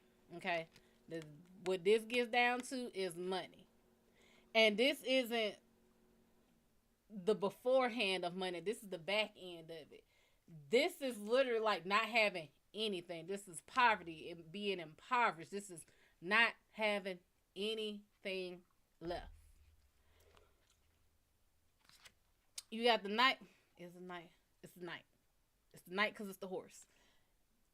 This one literally has two things that I see as a knight, and I try to remember which one. But Knight of Pentacles, Knight of Wands inverted. The dark side of Knight of Wands inverted.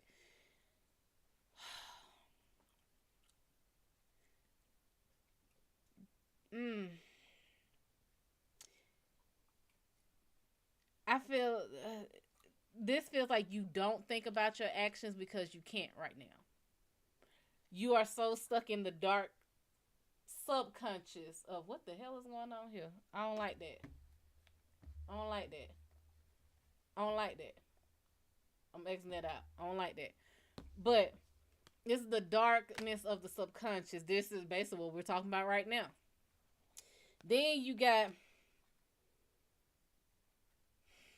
the Magician inverted. But it's the bright side of the Magician. This means you got the power to change this, but you don't see it. This is like you have the power to change it, but you don't see it. You know you can change stuff, you don't see a way how. And then you got the 7 of Pentacles inverted, and this is the backhand side of it too. Your outlook on things is very grim, because what you're looking at is this sad little tree. You got your shovel and you got this tree. The tree is not bearing as much fruit. It's not as big. It literally looks like a barren wasteland. Like fire just ran through everything. But what you need to understand about this is, regardless of how unfit the soil is, this tree still managed to sprout. This tree still managed to grow. Even with as little care as it got, it still managed to grow. Now, you looking at it from the backhand side, we don't know. I know what his face looks like, but you don't know how he's feeling about this tree. But this is a very gloomy outlook. And what this is saying is you're looking out at things that you've planted, and they're not sprouting. Or they're not growing the way you want them to grow. They're not. You planted a big, healthy, strong oak. And this motherfucker ain't no bigger than a bush. And you trying to figure out why. Sometimes the soil is just wrong. Like if you know any farmer, they do not plant the same crops every single year. You can't. If all you do is plant strawberries, those strawberries are going to eat the soil. and it's going to be bad. Soil can go bad because the strawberries are going to eat all the nutrients and all the specific nutrients that the strawberries need. So when you try to plant something else, it's not going to work. That's why farmers tend to rotate crops. If they planted strawberries this time, they're going to plant tomatoes next time. They're going to plant greens. They're going to plant something else.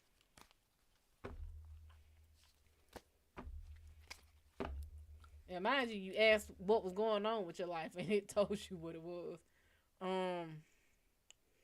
A general about your feelings for the week. I mean, pretty sure I already did that, but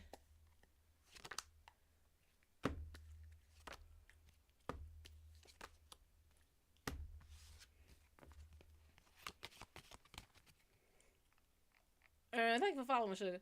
JoJo.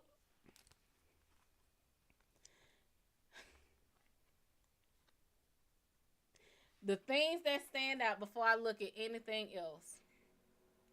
The moon, lots of emotions. The maze above his head, finding your way through.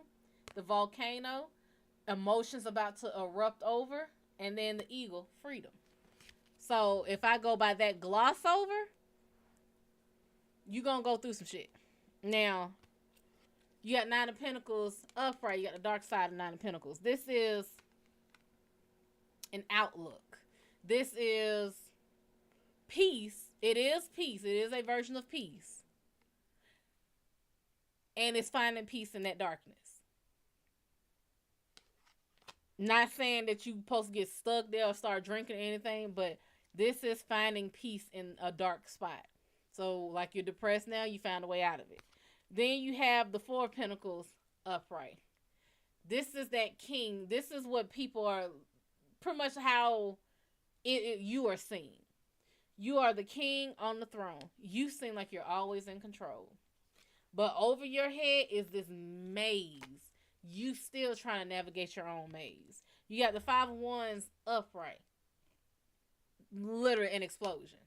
Like, this is not just, let's put it like this. This is saying you are choosing to fight a battle, and you're going to fight this battle regardless of the danger that you're in.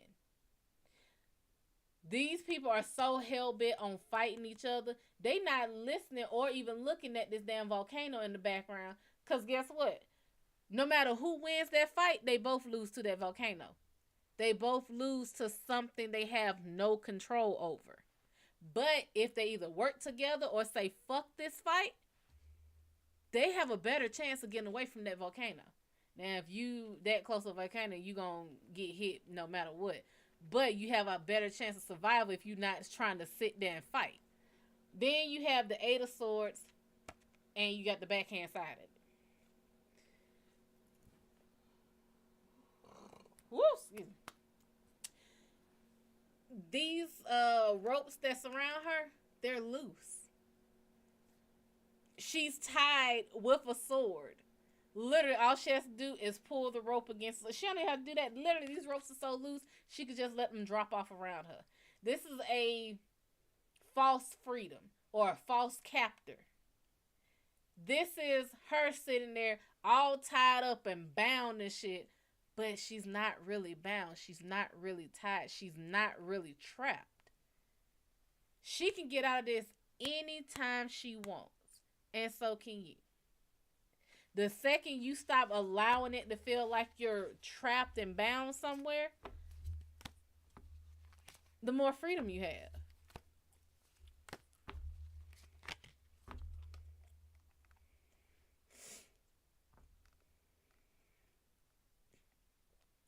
You try to pay everything by the 15. I mean, if you can, you can. But again, it depends.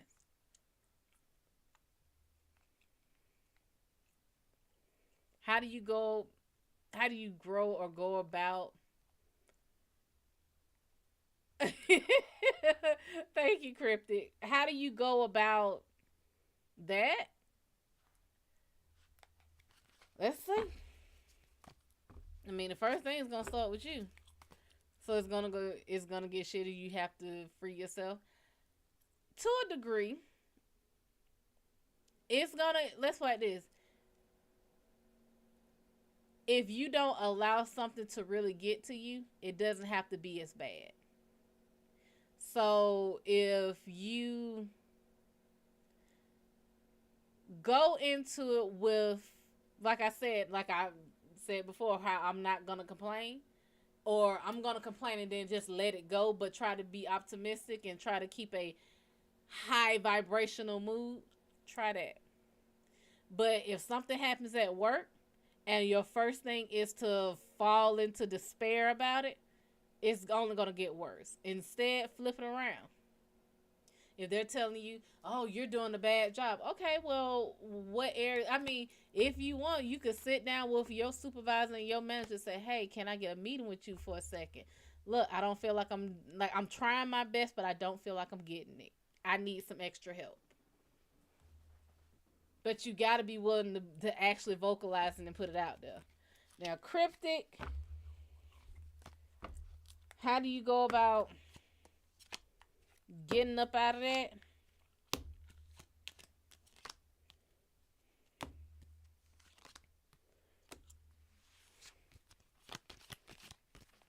Is your mom alive? Mom or grandma?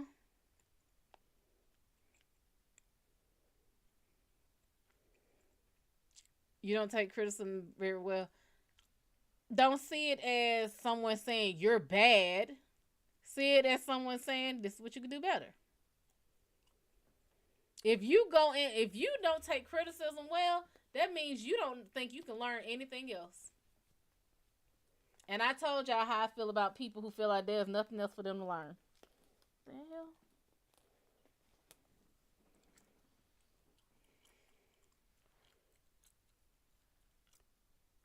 So, cryptic, you got the Queen of Wands upright, and it's the backhand side of it. This is what you need to be looking out with. You need to check your emotions and your thoughts. That's the first thing. So instead of trying to overanalyze what you think things mean and how you think people are, check your emotions and your thoughts. If somebody came up to you, like, for instance, let's use JoJo, and they say, hey, you didn't do that right. In your mind, if you're like JoJo, the fuck you mean I did? This is the best I can fucking do. Don't see it as an attack. Try your best to not take it personal.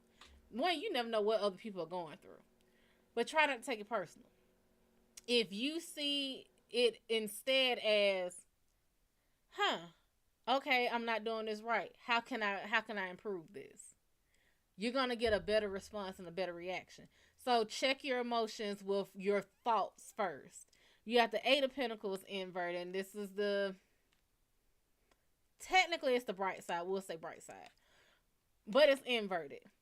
This is, you need to kind of get back to your roots. I feel like you've forgotten your roots.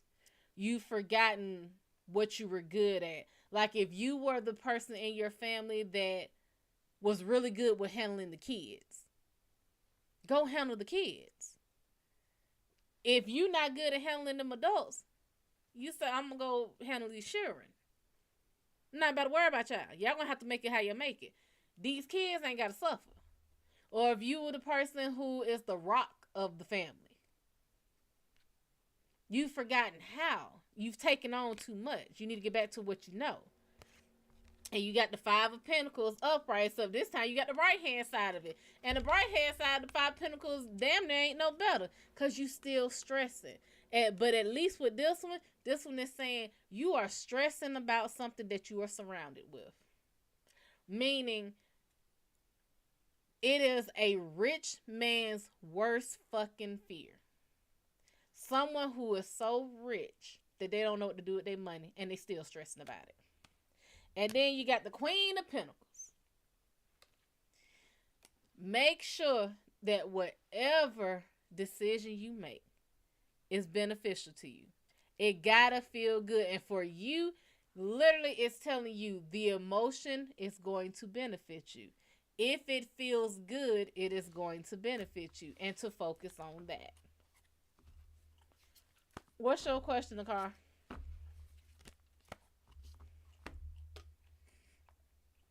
I might say, why am I smelling chicken? I forgot I fried chicken today.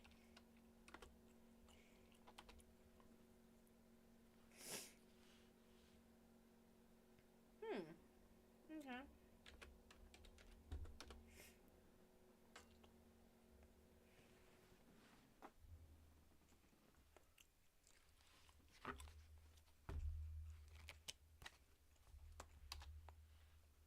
Okay, there we go.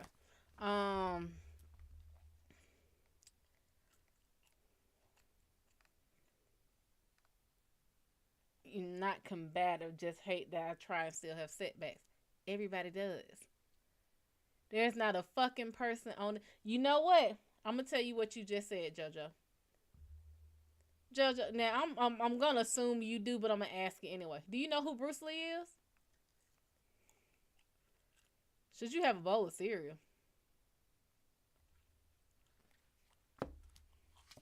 No. Okay. Bruce Lee was somebody who sought knowledge. He never wanted to see himself as a master of anything. He always wanted to see himself as a student, which is what a lot of the great masters do. They never see them as a master of anything. They want to see themselves as lifelong students. Bruce knew he could learn from anybody. It didn't matter if he was the creator of Jeet Kune Do. And I guarantee you, he still looked at his students and watched them to see how he can improve his technique. He was always improving his technique. What you just said was, he don't exist. What you said was, Louis Satchmo Armstrong don't exist. You said Beethoven, Bach, Chopin don't exist. That's what you just. That's literally what you just said. Because these people were masters of their crafts, but they didn't get there overnight.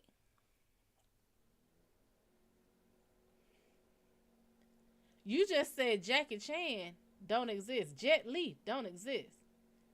Jackie Chan has basically broke every bone on his damn body and has a hole in his head.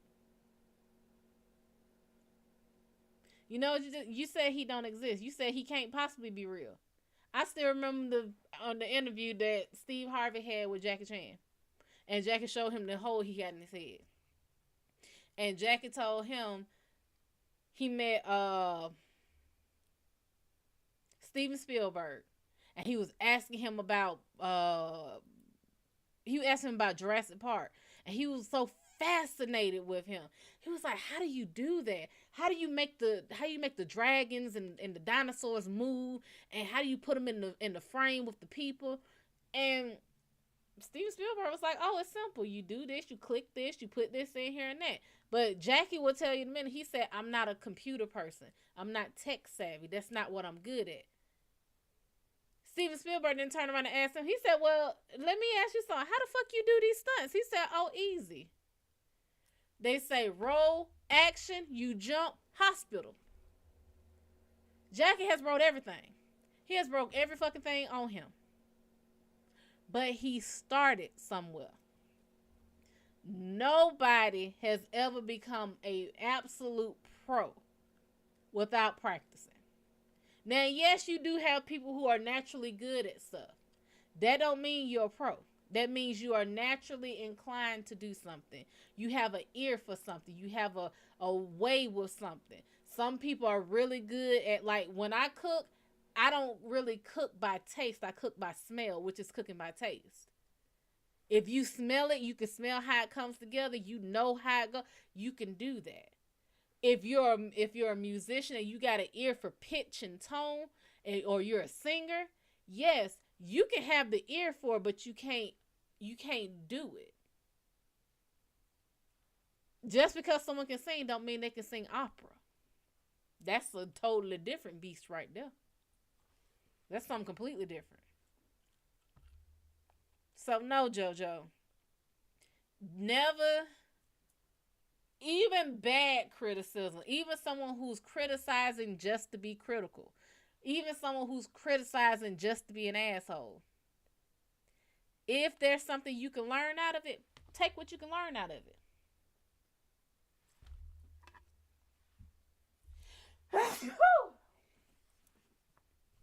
That's what you do.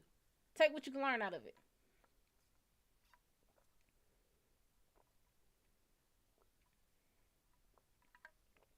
Thank you.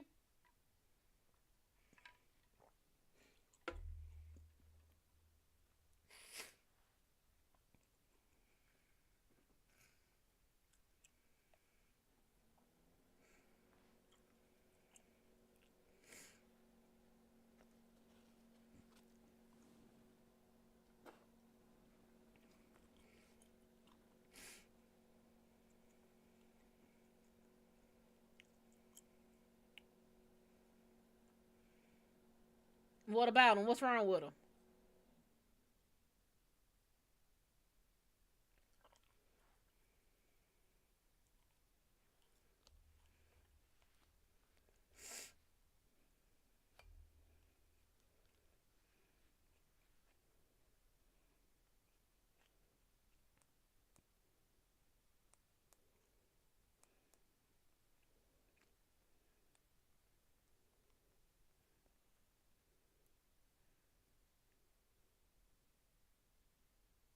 Oh, Joe, don't do that. He said you can still have benefits. I look. I warned her. I told her what y'all was doing. Y'all already know. Under 30, we not gonna listen. How's your relationship with your dad gonna go?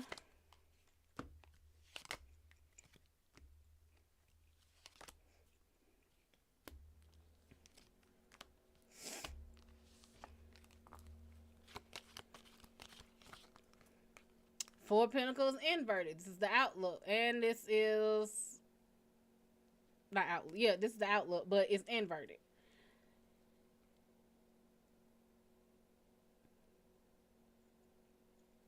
This king overlooks four towers, and you can see it as like the tower cards. It's inverted. You may be shocked at how much your father has seen and how much your father has gone through. This might be one of them times where you need to confide in your daddy. Every boy needs a father, just like every girl needs a mama. Talk with him. That's one. You got the Wheel of Fortune inverted. But this is more of an introspection thing where you feel like things aren't going your way. It might be a little bit of bad luck. It might be basically this sounds like an uncomfortable conversation y'all about to have. You got the Eight of Cups upright. This is first thing I think is like going back to your roots, going back to childhood. This is I feel like you're gonna learn a lot. Especially because I can see what's on the back of this card. I feel like you're gonna learn a lot. Because guess what? Your daddy wasn't always your daddy. Your daddy was once a young man. Your daddy was once out there thinking and slanging. You got the Fool inverted. It's the bright side of the Fool, but it's inverted. You have an opportunity to be naive, but you're not allowing yourself to. This conversation with your dad could be a very fresh start, but I don't think y'all are going to have the fresh start that it could be. This is what you were once naive to. You're not naive to it anymore. This is less about you coming to him as man to boy and coming to him father to son. This is dad, I need guidance. This is dad, I don't know what I'm doing. It depending on what kind of relationship you have and what kind of man your father is. I know men don't do emotions. But if you could get him talking about how things were when he was young, like, Dad, it's not that I'm getting cold feet, I just don't know what to do in life. How did you handle it? Try that. And then you got the Six of Cups inverted. Daddy always been standing there. Daddy always been standing there. But guess what? Daddy wasn't always in this position. Daddy wasn't always in the position to be the one overlooking everything. At one point in time, he was in your spot. He's a businessman and he's a godly person. Ask him. Talk to him, and not just to move the fucking air around. Actually talk to him like, Dad, I'm lost. I don't know what I want to do.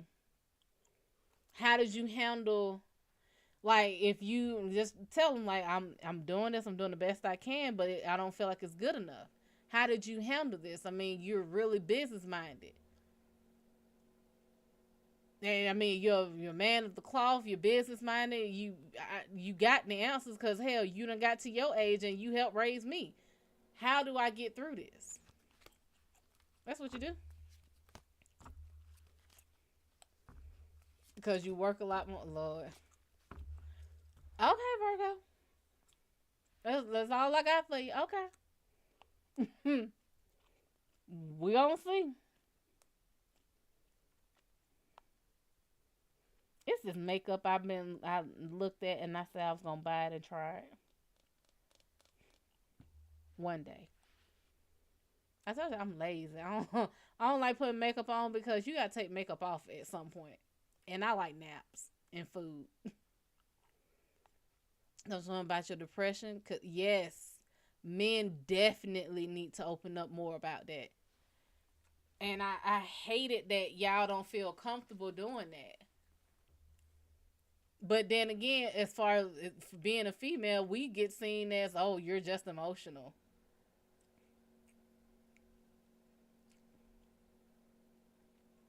Most likely your dad went through the same thing. And if he's as savvy and business minded and godly and obviously a good guy, because even you look up to him, if he's all of that, he has the world on his shoulders. Because everybody comes to him. Just like everybody go to you. You're cut from the same damn cloth. You your daddy's son. He done went through it. And he probably still going through it. And he probably doing exactly what you doing.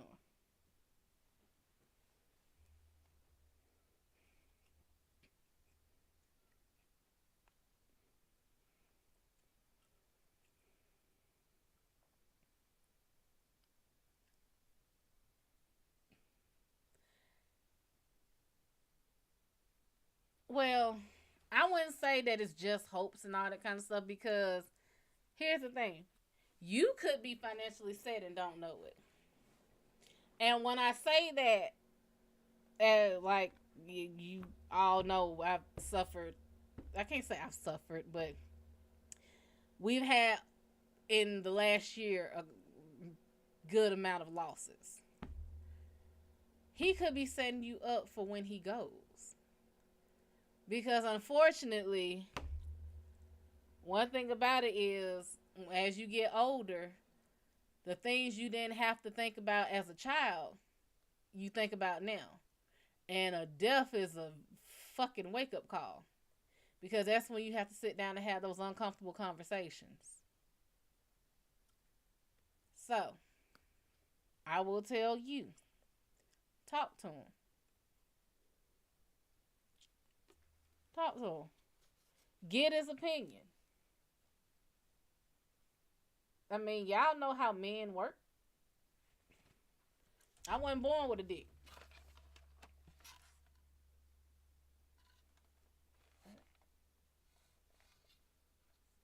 The hell? My eyebrow peeling? This weather is hell, man.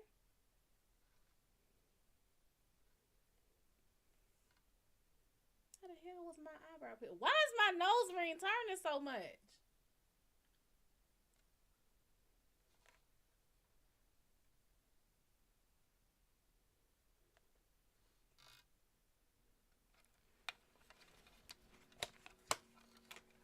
I keep scratching it. That's one.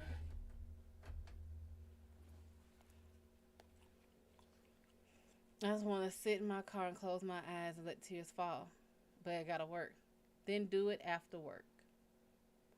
People really underestimate. Okay, let me tell you something that I end up, and I know I read it somewhere, and I probably watched it, but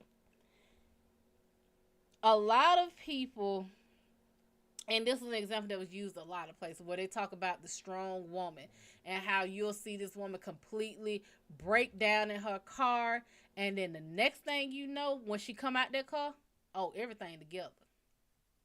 It look like ain't nothing happened, like she ain't cried or nothing. People underestimate the power of a good cry. And honestly, this is something I said I wanted to do this year. I wanted to sit down and have me basically an emotional day. I want to sit down and have a sappy movie day. At least with myself, because I ain't good at crying in front of folks. Like you say, you can't be soft around people. I know a couple of people who think that. And as a woman hearing that, we don't, like, I, for one, can't understand that shit. Because we're allowed to. And as a man, you're supposed to only be soft with your woman. Because that's sacred to y'all. For y'all to break down, that's sacred. Y'all don't just do that shit. Y'all don't say. One thing the first time I have, the guy I was talking to, well, guy I'm talking to, the first time he told me, I'm afraid, it's nothing like it.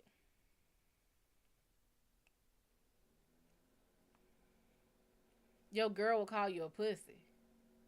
Your girl need a ass whoop. Man, I'm going to be flat out fucking honest with that. Now, here's the thing. I don't like people seeing me cry either.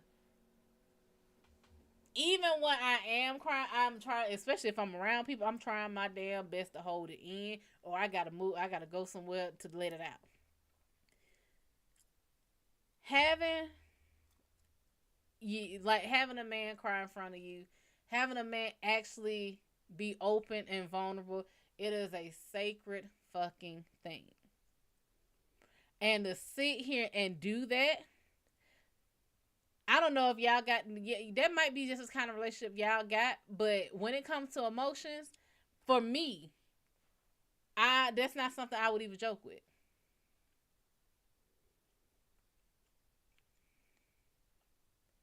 Oh, at least see, I'm so glad you got this guy friend. Is this the buy one? Is this homeboy? Is this the buy one? Cause that was a damn good deal there. The buy one get one, buy one get one.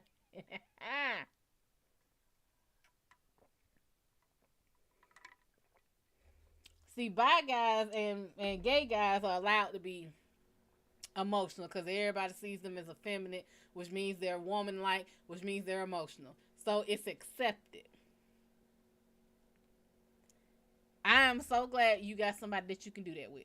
Like, dead ass serious. It's very important for guys to cry. Like, it is very important for everybody to have, like, a day where they just get all those emotions out.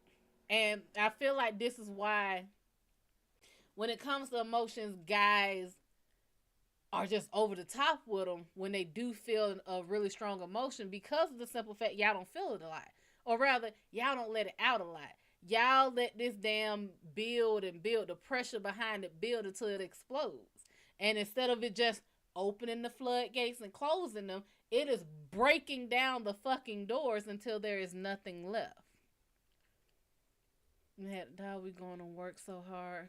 We might kill ourselves because we don't want to let our women down. Oh, child, I hate that for y'all. Y'all should always feel. Y'all should always feel safe. Everybody should. Everybody. Everybody should feel safe. See your uncle and father cry really taught you about emotions. Yeah. I can't even say when I was taught about because I was always told to. I mean, again, I'm a girl, so that's something I know. I was always taught it. Now, my dad did tell me when I was young. He said, "You never let them see you cry," and I get it. You know, he's military. You don't do that. However, I found out that I am a lot more scary when I'm crying, especially if there's no emotion behind it.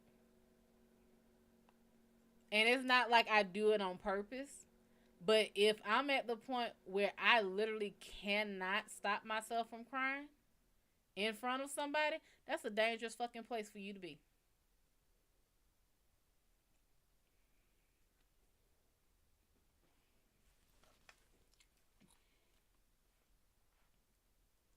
You didn't express your emotions until 10th grade? I can see that. But I will say, everybody needs. What did he say in that movie? Everybody needs a thunder buddy.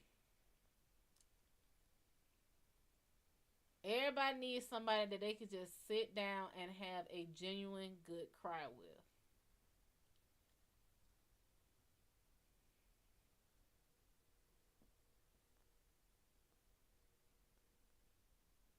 And that should, I mean, one, it should start with you. But you should feel comfortable in it. That's why I say it should start with you. Like, sit down and have your movie night of shit that will make you cry. Like, angry and hurting people. That's the damn thing. When you keep holding that shit in, and when you finally break and let it go, I did not learn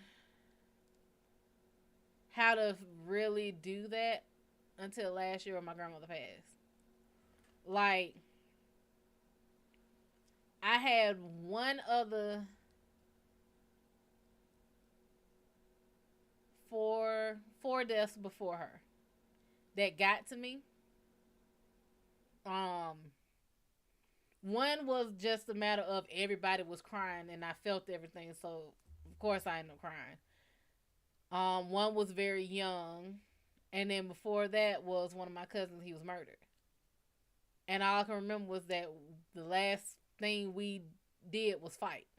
We had a huge fucking argument, and it hit me so hard to the point where I had a panic attack. I literally stopped breathing. But that was a lot of emotion that was balled up. When my grandmother passed, it was like you don't want to let her down because, according to my mom and my aunts, they never saw my grandma cry. Not even when my granddaddy passed. They never saw her cry. They never heard her cry. They said, I'm pretty sure she probably did it in private, but we never saw it. We never heard it. And it's a vulnerable state. But if anybody deserved my tears, it's that woman. And I be damned if they were like, oh, you opening this shit now? Bet. She gone. Your other grandmama gone. And then your uncle like, what the hell going on here? I don't need to be that goddamn emotional. And it was like, I had cried myself out.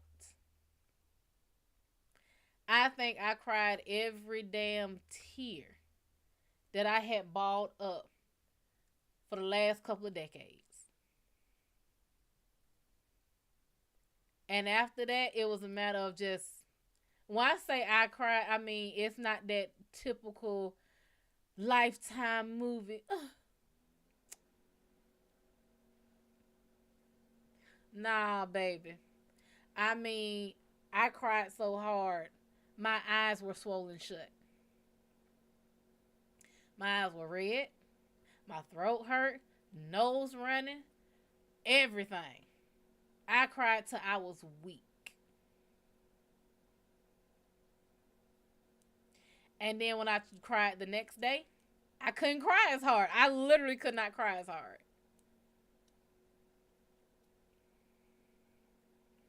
So take a day. It's the fact that it's more of the fact that you don't feel safe to do this in front of your fiance that's really getting me. And this even more tells me y'all not ready for marriage. My man should never fear me. Except if he pissed me off. But as far as him being vulnerable with me, I'm his safe space. Me. When you need to vent, when there's something on your mind, when there's something hurting you and bothering you, I'm your sounding board. You talk to me.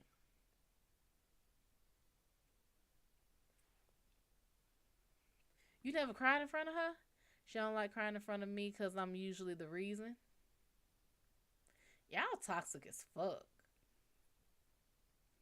Ryan really helped me talk my problems out. Now I want to talk everything out. Yeah, that I'm gonna tell you right now. You get a when you get a healthy relationship, it is addictive as fuck. It's scary as hell in the beginning, but it is addictive as fuck once you really get it. That's why I say talk, communicate. The fact that you are too scared to cry in front of your girl and she don't want to cry in front of you. I hope I never feel that way about whoever I'm dating. Because as soon as I feel bad, baby, that's my cuddle blanket. That's my teddy bear. I'm going to go straight into their lap and I'm going to ball up. It's not like I'm purposely hurting her. It's just me wanting to go out or that I have to work or that I hang out with my friend. So she's emotionally manipulating you? I'm about to be black for a minute. Hold on, I'm going to be right back.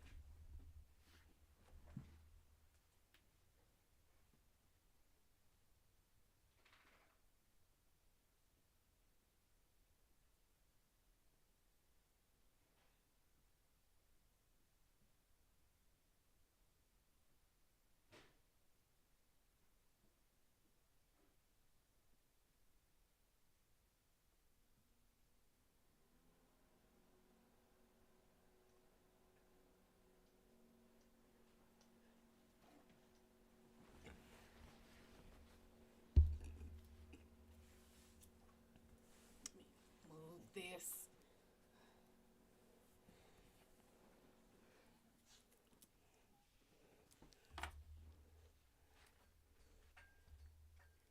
I told y'all fried chicken. And the damn smell was getting to me. Am I the only one that liked this little piece here?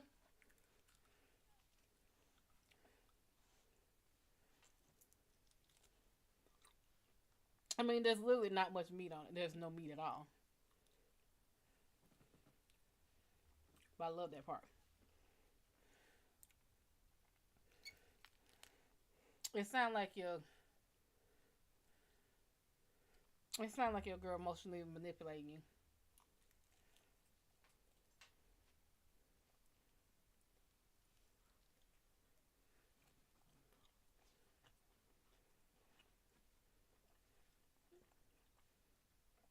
Man, here's the funny thing. I ate 4 of these already.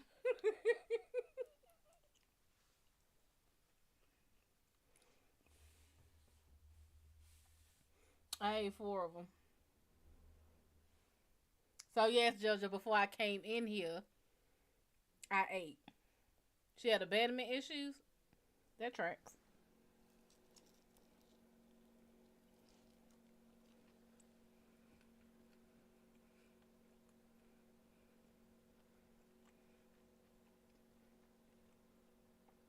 But she needs to understand that abandonment stuff is her issue.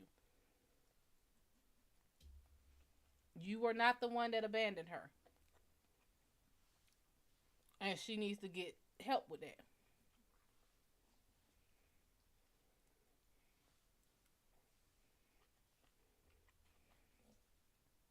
I fried the hell out of these.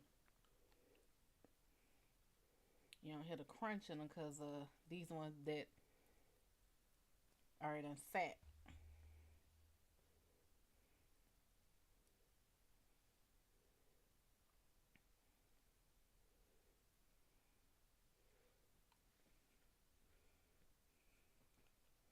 But no, she needs to realize that one, wherever her abandonment issues are stemming from, you are not the cause of them. Now, whether you exacerbate them is a whole nother thing, but you are not the one that started it. And she is going to have to get okay with herself. She's going to have to be safe with herself.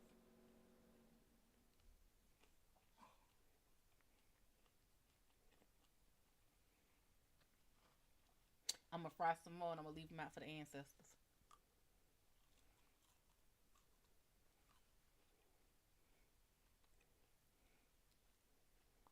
And where they can have a hot out grease.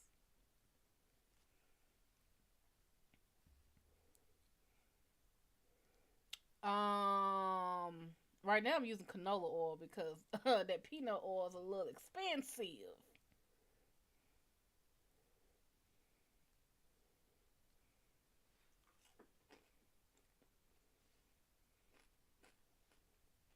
You can still hear a little of that crunch.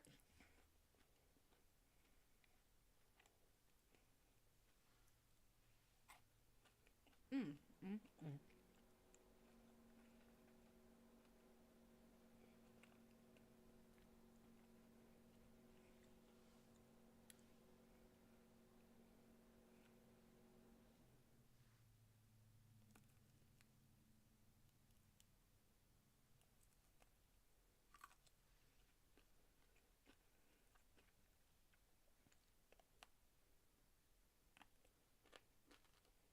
They just hoping they I drop a crumb. No, they're good chicken here.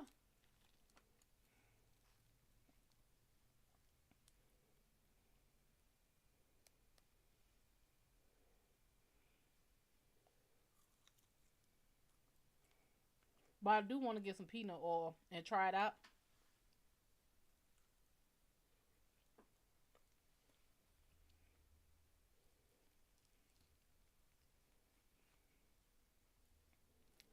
But when I say that oil is fresh, I mean I've used it once for fries. Well, potatoes, honestly.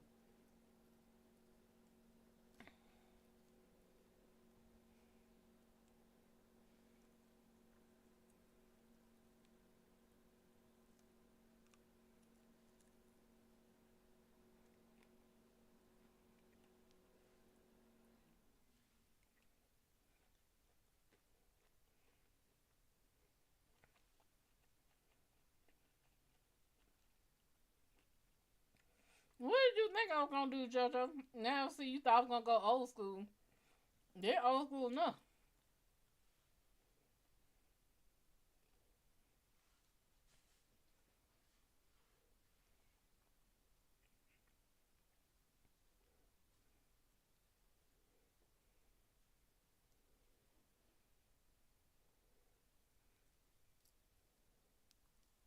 I need to get better at chicken.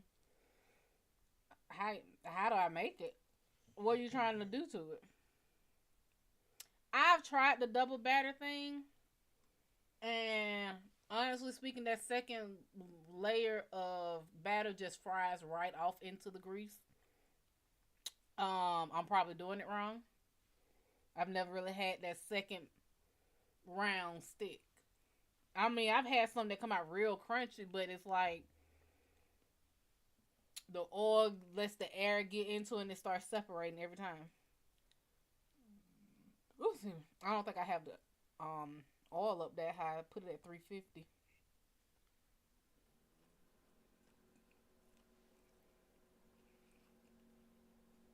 I've done it before.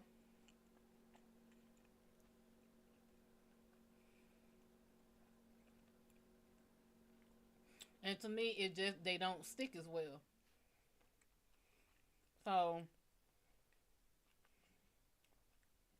what I do, season your chicken, of course, and whatever, whether it's batter or whether it's flour, season your flour. And I mean, season it well. If the to me, if the flour is still white, it ain't right.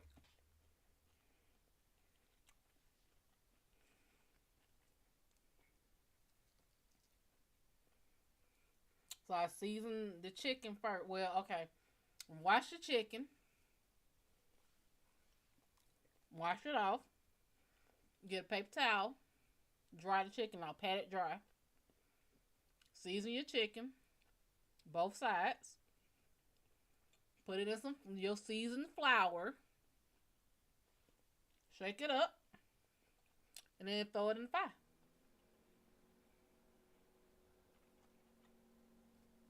It's literally all I do. Make sure that that oil good and hot. But that's about it.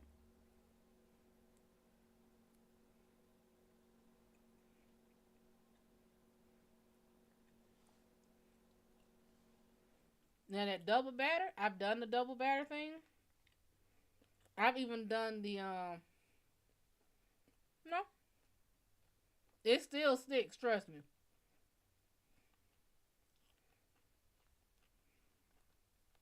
And even when I did do the double batter thing, I seasoned the eggs too.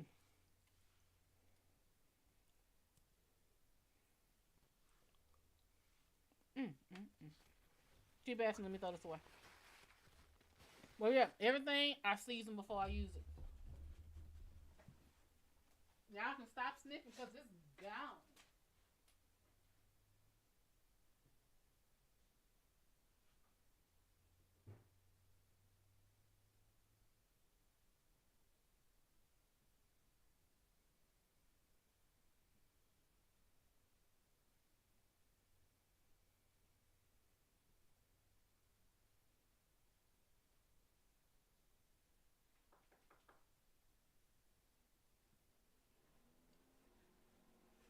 Whew, I was good.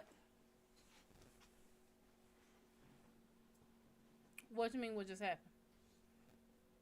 MGM, what's going on, sugar? What kind of read you looking for?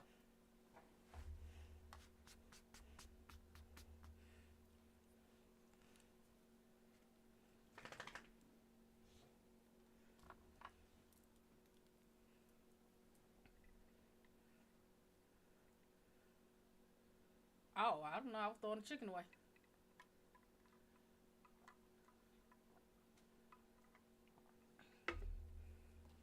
Okay, I got you, MGM. So, in general, I tend to suggest that for new people anyway.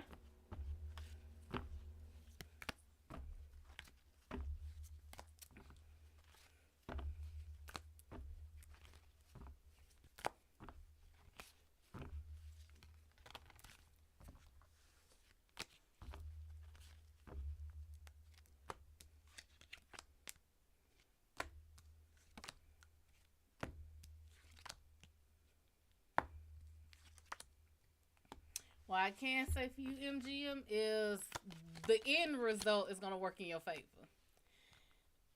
You got the Empress, the dark side of the Empress inverted.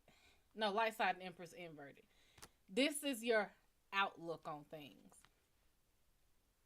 It seems like you typically have a sunny disposition, but right now you're not feeling it. The Empress is about emotions. So for this to be inverted, you are most likely going through an emotional time when you need to rein those emotions in. I'm trying to get this burp out and it don't want to come out. Anyway, you're trying to get through an emotional time. Empresses are the counterparts of the emperor. Okay? The emperor is logic, analytical. The empress is the emotions, the passion, the empathy. Right now, you either are not using your empathy and your emotions, or you need to put those emotions away. So if you're doing too much emotional shit, you need to sit down somewhere. If you are not, you might need to look into your emotions. Right now, this is saying there is a lack of it when you are normally in a very sunny mood. And you typically have the first thing that comes out.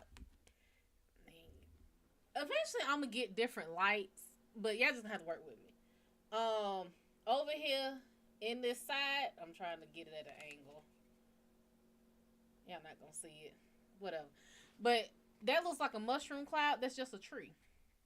So it looks like your sunny disposition is you make the best out of bad situations naturally. But right now you don't have the ability to do it.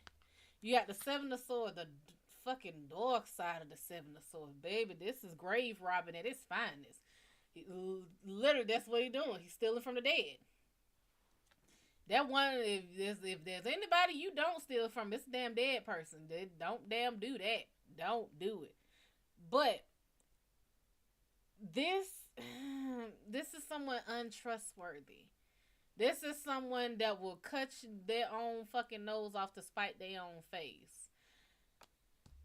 Whew, honey. And then he just makes off with the trash, just walks the fucking way. Like, you want to take those cursed items to other people? You got that dark side of the Eight of Wands inverted. This is usually that epiphany, that those boom light bulbs that tend to go off in your head, and right now they're not doing it. This might be a fear thing as well. If you are having dark thoughts, because that kind of feels like what this is, these are dark thoughts, like call of the void type thoughts. But then you got, it might be the dark side, but it's the more powerful side of the Wheel of Fortune. This in this deck is the Magician. He is commanding the good luck. You have the power to make this good luck happen. Y'all know it's on the backhand side. Backhand side is more of the emotional aspect. This is more of the, as I say it, so it is. So, as far as you, MGM, you seem to be, you started off a little, you went, but you end up well. So, it's not a bad thing. We all get through it. And this could be a depressing side too, so you never know. Did you say, should you take shrooms? Should you take shrooms to balance out your emotions? I don't think that's what shrooms do. I don't think that's how they work. I can't condone nor deny, I can't condemn or condone it. That's what I can say. I ain't even gonna ask the cards that one then. Maybe try smoking weed first. I don't know. You're a Cancer. I don't need to know all that. Get out of that habit. Get out of that habit. Stop doing that. MGM, guess what? You one of my people now. Stop doing that shit. Y'all tell entirely, get out of the habit of giving unnecessary information. The reason I say that, Maya, what's going on? The reason I say that is because, look here, I'm too lazy to do one of them natal charts. I'm too goddamn lazy for it. Okay? Too lazy. I ain't got time to see who house I'm in. Guess what? The only house I know is this one right here. That's what I'm in right now. I ain't got time to see if Virgo is in the 7th house and if Pluto done renegaded somewhere. I ain't got that type of patience. People who are really into that can do that. However, what I do want you to know is everybody know the typical signs of a typical sign. Okay? Everybody know that Cancers are the emotional ones. Leos are the vain ones. Aries are the ones that like to fight. It don't take much. I could sit here and spitball bullshit and make it sound very convincing. Don't do that. Stop giving more information than what is asked. That means don't tell me your sun, moon, earth, star. Don't tell me who this person is. You really ain't got to give name. If you want to give name, first name only. Or just give a letter. What does J think about me? How does S feel about this? Like, do that. Don't say, how does the Cancer Virgo Sarah of the house of the Lord feel about, I don't know, Maya of the house of Capricorn. Don't do that. Don't do that. Should you take emotional enhancement medication? No. You need to first get in tune with your emotion before you get the enhancing in the damn thing. Matthew, when did you slide in here? Maya, what did you ask, baby? What kind of reading were you looking for? General? MGM, you in a funk, but grinding hard to fix your mental and physical health. I'm glad that everybody started looking after their mental health because that's something that we need. Everybody need to be able to check in. Really? Was I eating chicken then? Wait, I didn't know. Was I eating when you came in here? I think everybody's depressed and it is Monday. The Monday blues is a bitch. General, okay. Matter of fact, what moon are we in? Let me see. Let me look at my moon. Did I look at the wrong way? One, 2, 3, 4, 5, 6. Okay, so in 6 days, so pretty much next week we will be in the full snow moon. I wasn't eating chicken then. You must have came in right after I finished eating.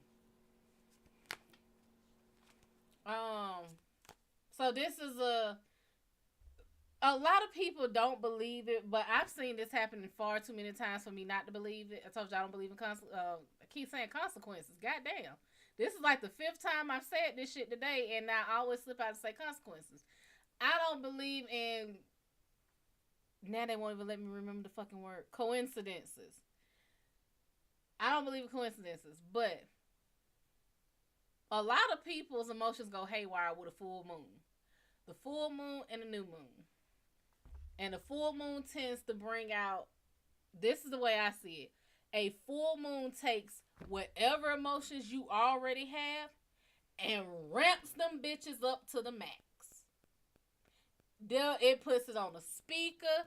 It blasts it over your emotional internet. It does the most. A new moon is like, you've been feeling a lot of anxiety lately. Let me throw some depression in there too. Like, it brings up new emotions for you to deal with. And then that's the cycle. A new emotion, bring it to full. And bring it back down. So a new emotion, bring it to full. And bring it back down. That's all it does. Well, let's see what's going on with Maya. There was a girl who used to do my eyelashes. And she worked at Chick-fil-A too. At Chick-fil-A at my job. And girl, she did some eyelashes. I can't wait till I get back into my girly phase. Cause baby, it wasn't a time coming in here with a bonnet on, baby, I would never. I would be matching head to toe. I would have, if I felt like a makeup day, I would have makeup done. It wouldn't look like it, but it would be on there. I had lip, everything. I need to get back into that. Maya, you got the Knight of I keep wanting to say swords. Damn it, the Knight of Wands upright, the bright side of it. Baby, this is whatever it is you can think of, you can do. If you can believe it, you can achieve it. This is, think about your actions before you do it. Look before you leap. It's a cautionary tale. He ain't walking around with a damn torch for no reason, okay? So if it get dark, you might want to take your torch with you. If you feel like you're going into a dark space, bring a little light with you. This little light of mine, I'm gonna let it shine. Now I'm thinking about Tina. Um, you got the Ten of Cups upright. This is a hell of a lot of emotion. But this is also saying you got a lot to choose from. And that makes things a bit overwhelming. So,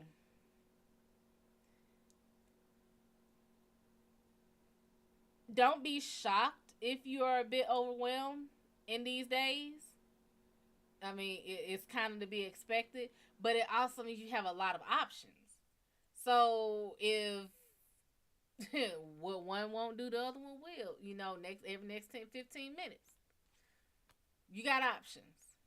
You're explaining me to a T right now, baby. This is what I do. Welcome to the Shadow Gallery. Allow me to introduce myself. My name is MadamShadO. How are you? Baby, I'm not new to this. I'm true to this. You got and this Five of Pentacles been just floating around here. Y'all really in some financial issues right now. Y'all better, I hope y'all didn't lie on y'all taxes.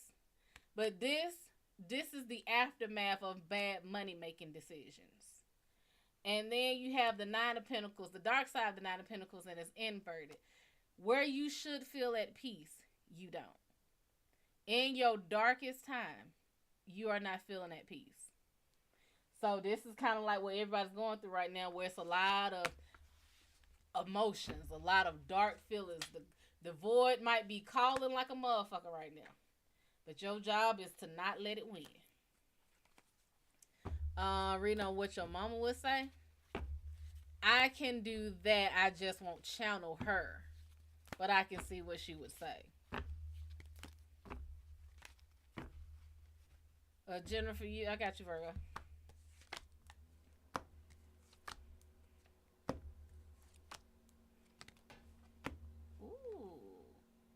I don't know how these would have fell out. So I'm going to put these to the side and pull this one.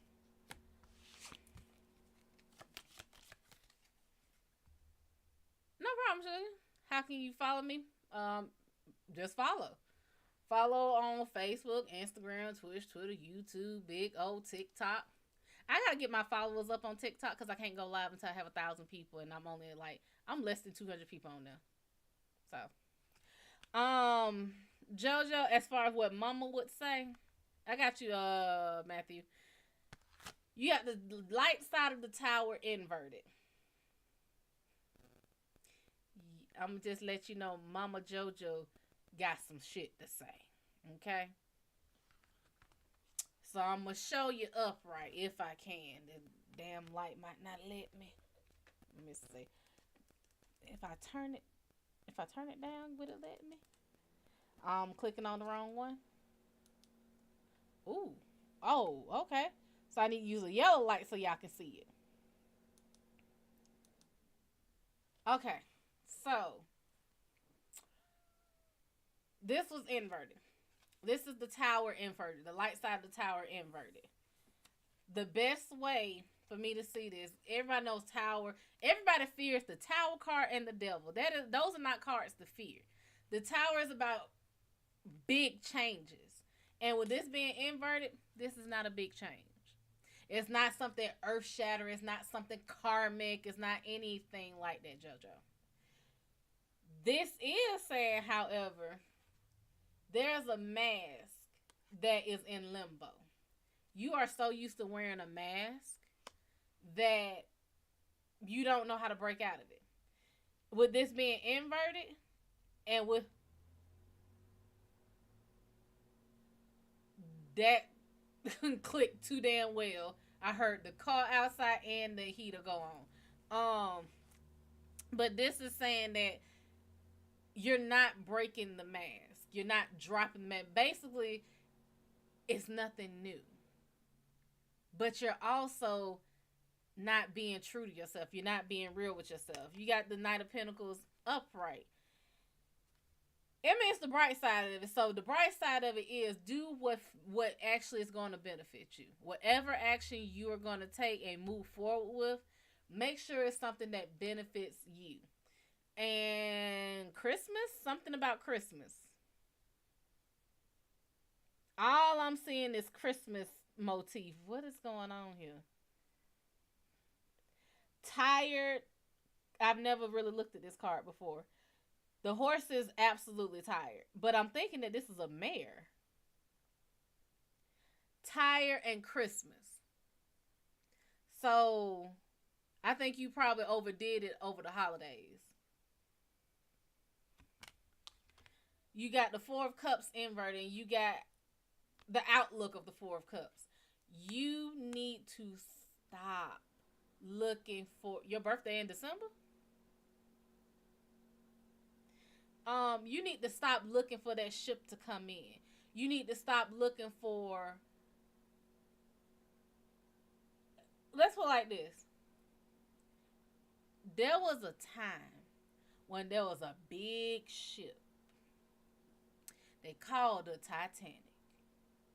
And everybody was killing each other to get on this damn ship. And so many people missed this ship because they was at capacity. They couldn't make it. They couldn't get there. There was no more people. And these people that couldn't make it on this ship were mad as fuck.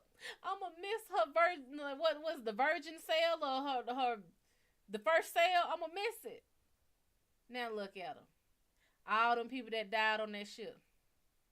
And the ones just think about, oh, I missed it. You missed the boat that wasn't for you. Them people had a purpose. Even the ones who survived that ship had a purpose. Stop looking for that other ship. Okay? That ship ain't for you. Whatever it is you think is supposed to happen, don't mean it's supposed to happen for you. Don't even mean it's supposed to happen for them. What's supposed to happen for you is going to happen for you. But if you started looking at other people's relationships, other people's jobs, other people's houses, other people, you don't know they hell. I told you I used to plus size model, and this lady that I modeled with, she had gorgeous hair. And I mean, she had the kind of hair that naturally looked like a Jerry curl. And I told her how much I loved her hair because it was so gorgeous. I said, man, I wish I had hair like you. She said, no, you don't. And I asked her why. She said, because this ain't my hair. This is not the hair I was born with. This is the hair that is the result of having chemo because she had fought breast cancer and won. And the chemo changed the texture of her hair. She said her hair wasn't that curly, wasn't that straight curly. She used to have hair. And the chemo changed. She said, I wouldn't wish that on nobody. But it came out so gorgeous. So no, I don't want her hair. Because I don't want them problems. I don't think I'm that strong. Don't look at you're looking at someone's highlight reel and you are looking at someone's end results. You don't know what the fuck they went to get those results. And then you got, we were just talking about him. It's not the Emperor. You got the Three of Wands upright. This is basically the king, the emperor, holding fire and ice, fire and water in his hands. Two opposing elements. And he has control over them. You got to get control over yourself. And with this being wands, this is a mental thing. It's time, you talking about balance, it's time to bring some things into balance. Now, whether you need to be medicated, I don't know. Now, these cards, I don't know which way they were supposed to fall out for you.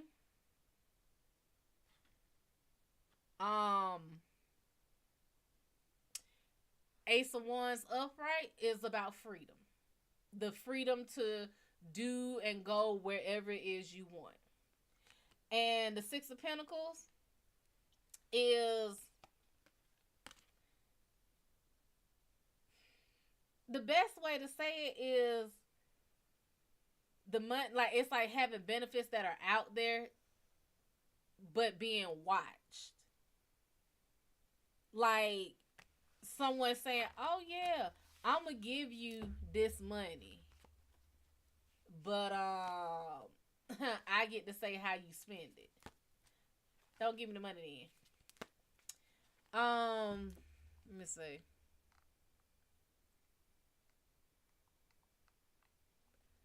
Matthew, let's see. Hang on the mistletoe, I'm gonna get to know you better this Christmas. No problem, JoJo. Matthew, you got the magician upright, and this is outlook. I need you to know that you can change anything you want. I need you to know it. I need you to know that whatever it is you want, you got it. You don't have to know how you gonna have it. All you need is the idea. You got the 4 of Wands, the light side. Well, either one is the light side. We'll say the light side of the 4 of Wands inverted. As far as this is like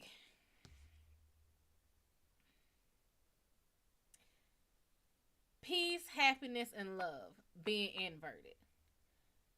It's yours, Matthew. I ain't about to do this with you. The magician say you got what you want. Now, 4 of Wands being inverted. It's peace, happiness, love, but with this being inverted, you're not feeling it. You don't feel like you have this either at the ready or you don't have access to it. And then you have the Ace of Wands inverted.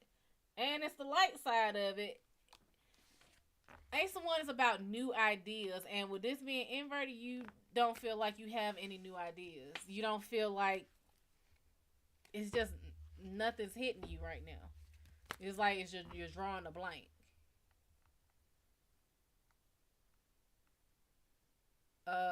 Reading on your baby father and the situation. Look here. I'm gonna tell you right now, don't get into shit that ain't got shit to do with you now. What you talking about this baby daddy and his situation, is it a situation that involves you or the child? I don't feel like I'm loved at all, but my big supporter is my sister. Like I know there's love with her. Okay. Found that rat trap. Oh, everybody feel that way. Eventually, hopefully one day, they realize, yeah, that 40-hour-a-week shit, it wasn't supposed to last. It was based on a one-income household, but a 2-parent household at least.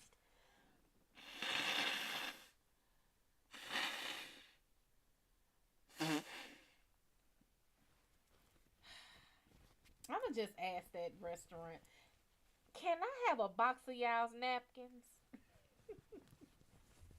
That's what I'm gonna do. Next time I go up there, I'm gonna just ask them for a box of them. They're gonna look at me like I'm crazy. I'm like, just a box. Just a little box.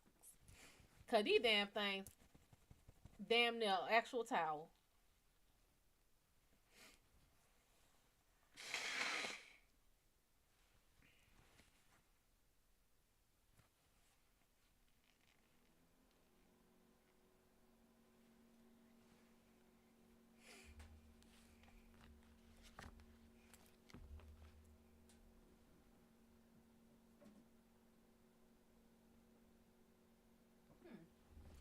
Um,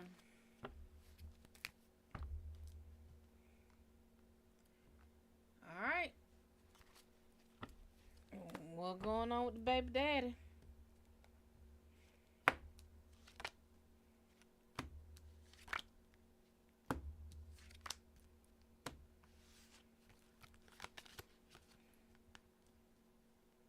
Go ahead, make a soft ass, don't it? Huh, got the Queen of Swords upright. This is a lot of emotion in these decisions.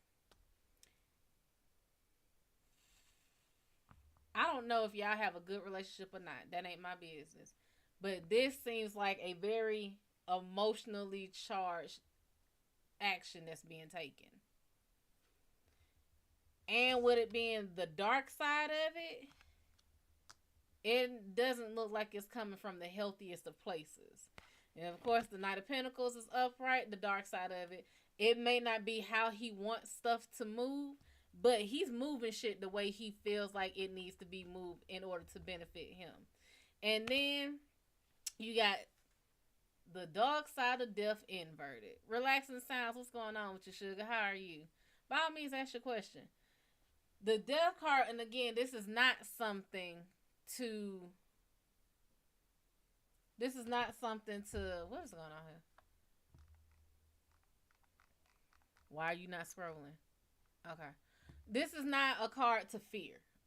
The death card is really a card of rebirth. In order for someone to be reborn, it has to die. That's just how it works. This is dark. This is. You should have let something go that you didn't. This is beating that dead horse. This is dragging that rotting corpse around with you. This is letting something be just straight putrefaction. And instead of burying it, you're dragging it around. This is let that dead horse die. So, whatever it is, you're not letting it die. You're not letting it go. Will you work less and get paid more than ever? No. I'm in school, taking extra classes, working. I don't get a day to myself, and it's taking a toll. Take a break. I'm gonna keep going because there's things I want and nobody gonna help me. Take a break. I told y'all I burnt myself completely the fuck out. Take a break. It's okay to rest. What's your question, relaxing? It's okay to rest. Y'all, I know Western society, we love to prove how strong we are. We work through adversity. We work through being tired, but that is not healthy. The only thing that helps is the person you work for.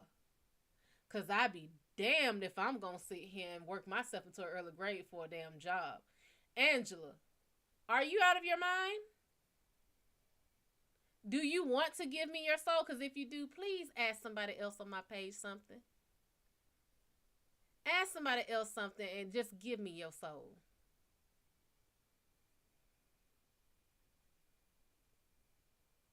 There it is. Thank you very much, sugar. Welcome to the Shadow Gallery. You will never know a good day. You will always have bad luck. Just everything negative will come to you. And any good luck that you could possibly have is no longer yours. It is not directed at you anymore. So thank you very much for that, sugar.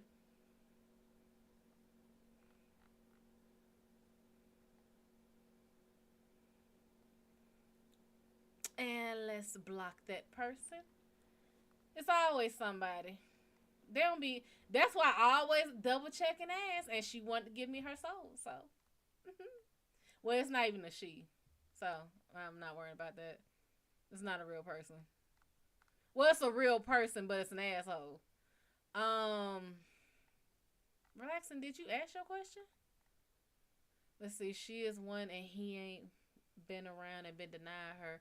Oh, you talking about the baby and not communicating. I'm just trying to see what's next to come about the situation and what I should do next. Trying to correct shit and not go legal. Not going legal, who does that help? Really think about that. You didn't make that baby alone. Now, however that baby got here, regardless of what happened, the baby here. Who does not going legal help? If it's his child, he should be helping with it. Now, if you don't want no dealings with him, then let him go. It's simple. From that last card that you got, you probably better off just going ahead and raising your daughter and raise her up to be a gorgeous, bright, intelligent, really good-natured young lady. And letting the father who wants to raise that little girl step up to the plate. No, as soon as you take a break, you think it all crumbles, but it's okay to take a break. How does your crush feel about you?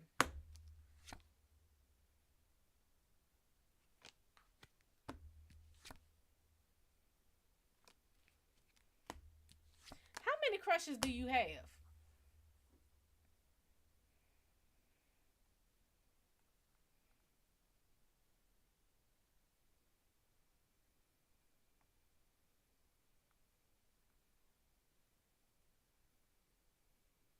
Okay, hold on, Shatoria. Obviously. Damn obviously. Which crush am I talking to now? Either way. You look here.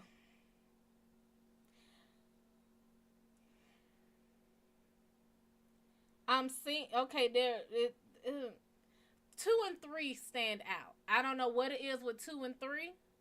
No. I'm not asking you for no names, but 2 and 3 stand out. Are you bi?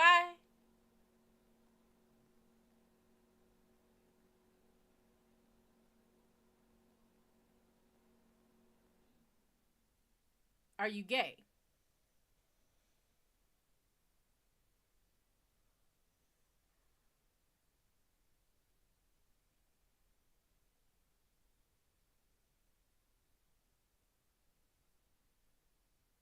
Okay.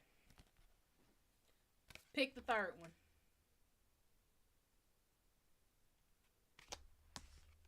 That's the easiest way to sit here and do that. Pick the third one. Because I'm seeing church, child, relationship. Pick the third one.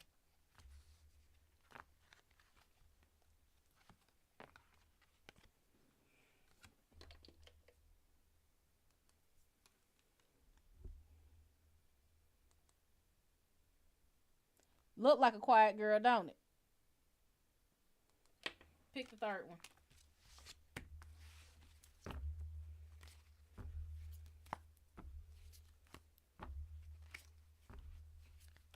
I mean, there's truth in that, Matthew.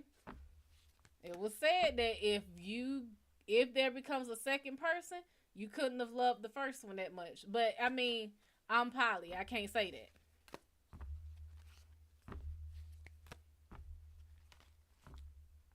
Well, ah, again,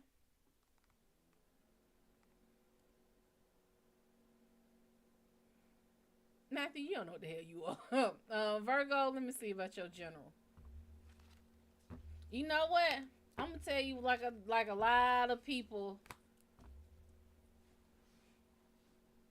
I don't know what happened with people being poly, but people use poly as being an excuse to cheat. That's one. And two, people want to be poly until it's time to be poly. Like me, my poly is polyandry. Two husbands, two or more husbands. It wasn't a sneeze, Virgo, but thank you. Either two or more husbands. But if you want two wives, you have to understand all the shit you go with one woman, you're gonna go with two. The menstrual cycles, they line up. The emotions, all of that. The jealousy. You're gonna get jealous. It is going to take communication to make it work. Whew. Let me see what's going on with Virgo. Mm. Oh shit. Mm-mm. I get that's what you want, but you may not end up with that. Mm-mm. Virgos is actually really damn good. Virgo gonna go off into the night. You got the Knight of Wands upright, the dark side of it. This is about to be. It's a bit about emotions, but this is more of you still keep getting look before you leap. This time it's going into the darkness. This is whatever them dark thoughts that's called the void thoughts you have. Think about them before you make the decision. So let's say your homeboy Caleb. Oh no, we can still be beneficial. We can still be friends with Benny's. We can still do that. You might want to double check with his girl. Five of Pentacles is inverted. If you were worrying about money or finances, that's coming to an end. And then the Ten of Swords upright. You have had the weight of the world on your shoulders for a long time, and it has pierced the fuck out of that armor that you wear. However, and I will say, we could say it's because this is an eclipse, but we'll say new moon. I feel like roughly by the new moon, that armor done took all it can take. By that new moon, you gonna have to shed that armor. And you gonna be there bare ass naked. But everything that came at you already done hit that armor. And you get to sit and look at that armor and look at how far you've come. Because those swords that pierced that armor should have killed you. And it didn't. So you still here. You still trucking. Make sure I got everybody. Okay, I did that. I just want to help my baby not be hurt in the future. So let's put it like this. Should she go the legal route with the baby daddy? Take his ass to court. That's literally, this is like, if you want to build this child up, take him to court. Only thing is, the child that you end up building up will be him. Oh, God. I swear, I can feel it.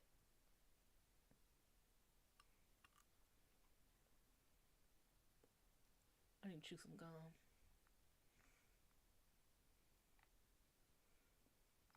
One to hold the house down, one hustling. Okay, yeah, okay. Is your boyfriend the right guy for your happiness? Why do you leave your happiness in the hands of anyone but you?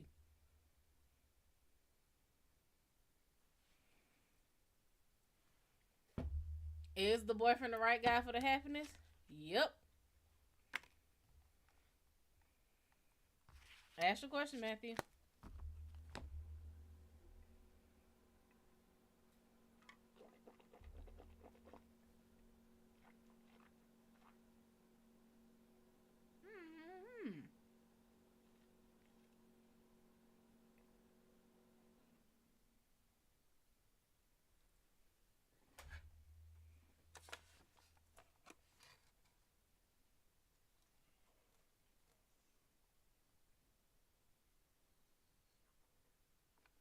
Got it.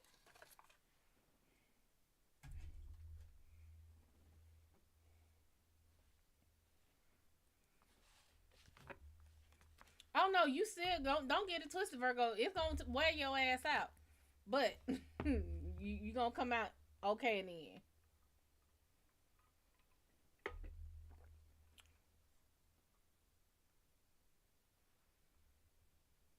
What the hell did you just ask me, Matthew? In the corner of Mr. O's third hour. What?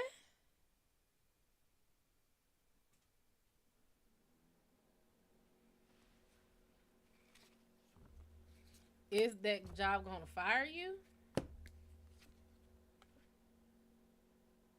It looks like, yeah. Will you quit? If you want to. Either way, I don't think that job is a good fit for you. At least not right now.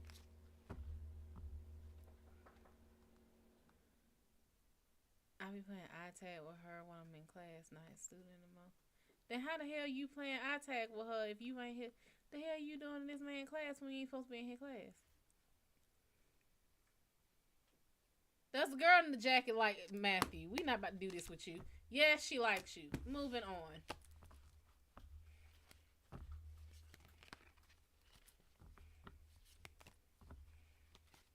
Will you be at that job a long time? Literally, this job is all up to you. And if you want to be there a long time, you got to get your head together. Literally, you're at a place where you can either stay there, quit, or get fired. Like, literally, everything is up in the air right now. You're still in your probation period.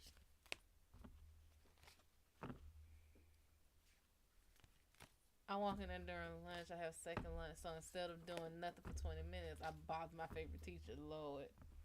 I remember my days of doing that. Oh, I swear sometimes I miss high school.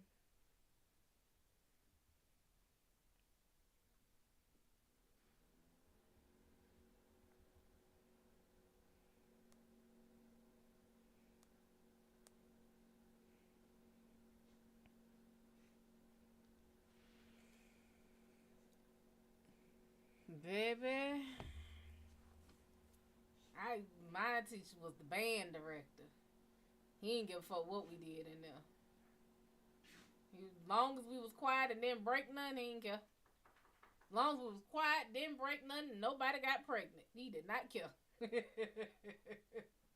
Cause I'm pretty sure people was. I know for a fact people was fucking in the instrument room.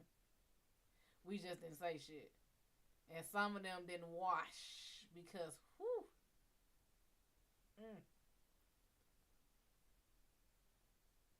Teachers are cool with it until I get caught. I love you, but I have to turn my back now. Exactly. Oh yeah, I stayed. When I say went academically, absolutely great. And because I was so good at everything in school, like my teachers either ran out of work for me or they were just like, just nah. They ain't smell like baby making. They smell like fish making. Fucking fish fry and funk. What they say in Thriller? 10,000 years of funk. I'm gonna tell you, I can't say that school was the best teacher for anything as far as personal health because sex ed was not actually sex ed. Teaching about the menstrual cycle and everything that goes with it was glossed over. Anything dealing with a man's personal health, we didn't learn nothing about. Is who?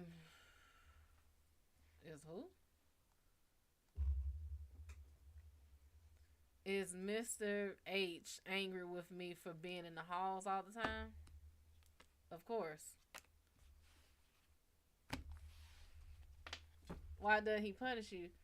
You can be in the damn halls, but as long as you ain't doing shit wrong, ain't nothing for him to punish you for.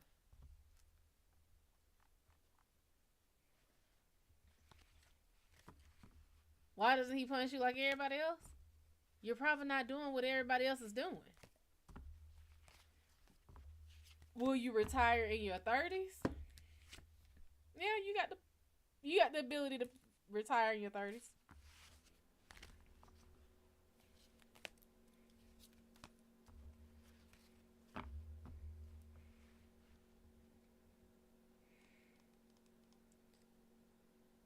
Like, Matt, get the class, bro. I'm tired of telling you.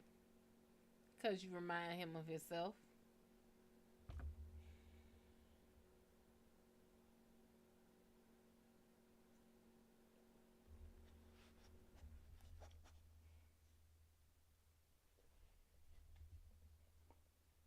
That's why you can't lick me. That's why I got the jacket on.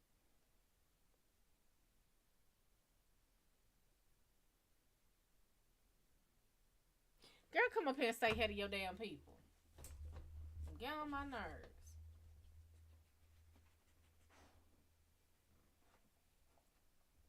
Yeah, you can't reach nothing, can you? Can't reach nothing, can you? And you better not knock nothing down.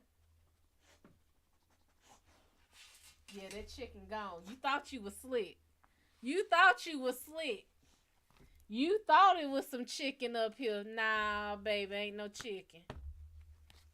He's 6'6", I'm like 5'7", different mind of himself. You act like people don't have late growth spurts. You act like just because you're not his height, you don't act like him. Will I get any love offers that I'm interested in? No. Don't be calling her no damn colonizer. She is reformed. Don't make me tell her.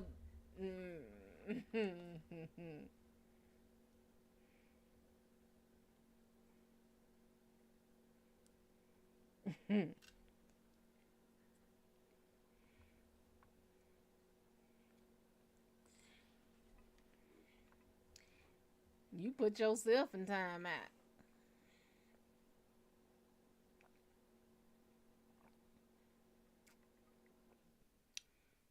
To be fair, teachers tend to like when their students come into their classes.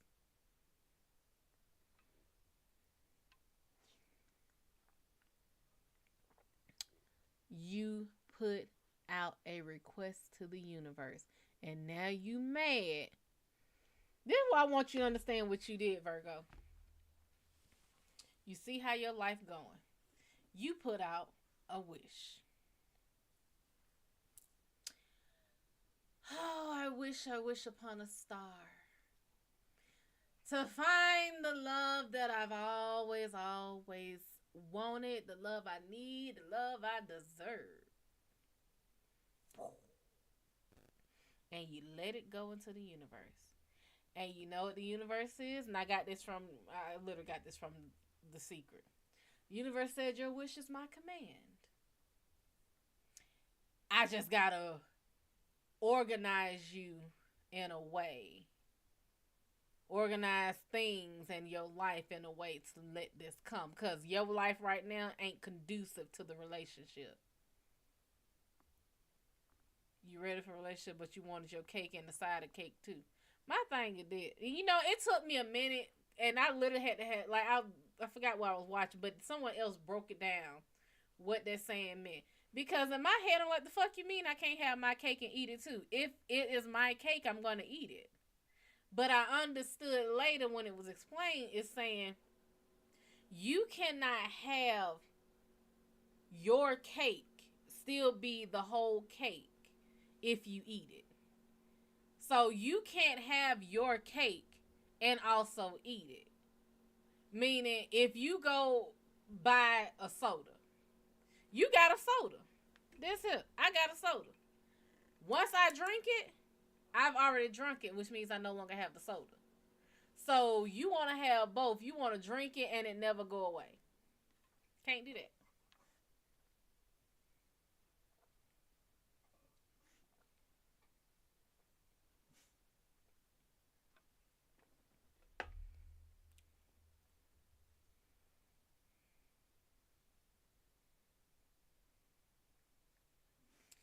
Matthew,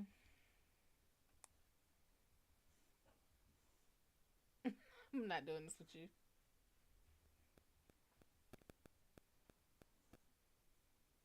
I need a wallet.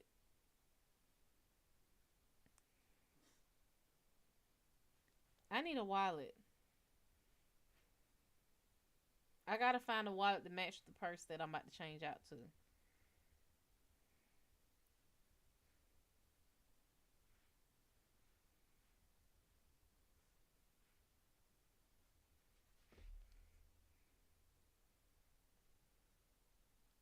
Look here. If that grown woman wants you, she'll make it clear.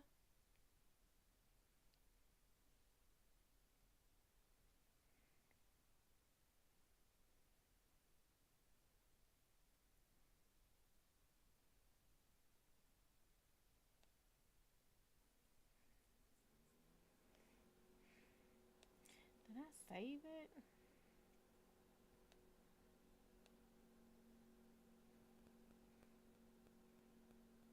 The honest thing is I'm trying to get her, but I don't even try and I'm winning the race.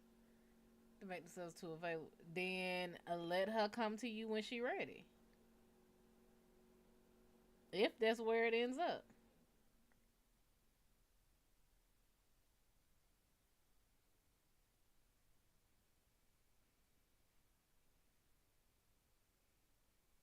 It don't show it open.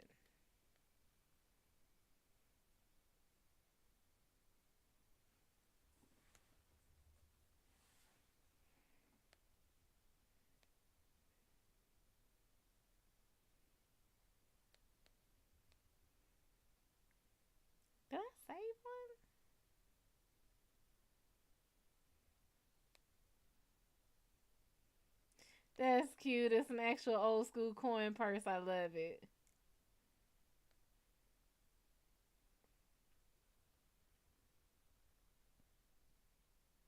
I feel like that's Velcro. It's not. I don't trust that.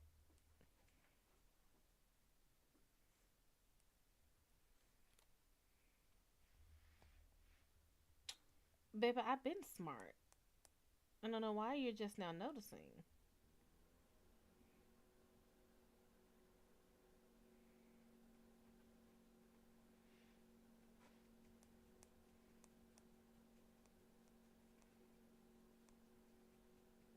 Who wanna buy me a wallet?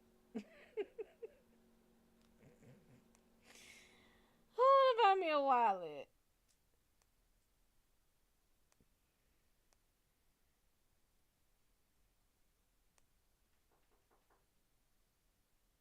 Anyway, um, how will approaching the girl in the jet? Boy, go approach her.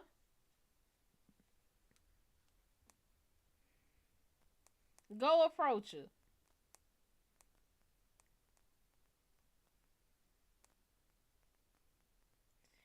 Look at the little cow keychain. You wanna know? Go approach her. You'll know for certain then.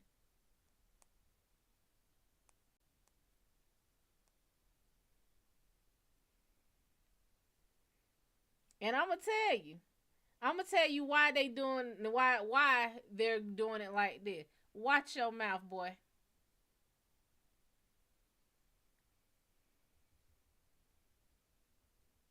Now this here household, they get your ass whooped. Watch your mouth.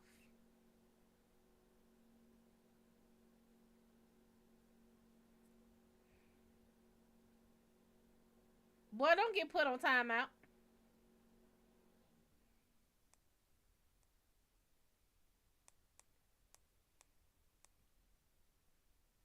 Didn't I save it? I know for damn. Hold on. I know for damn sure I saved it.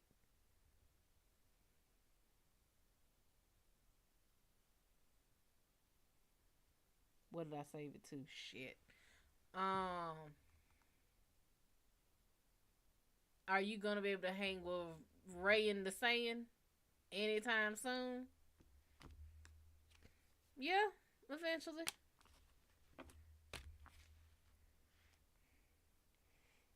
You and Ray in the sand will hang out. Where did it go? I thought I saved it.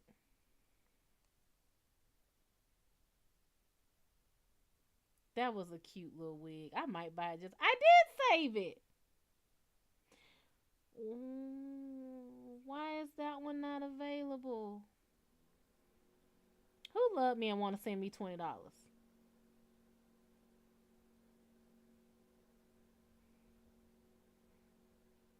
So I could buy my wallet. This ain't in my budget this month.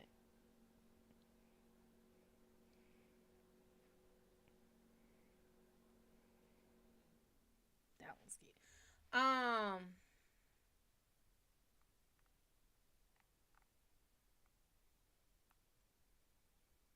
How will it go? Who would that do? Red, what's going on, sugar?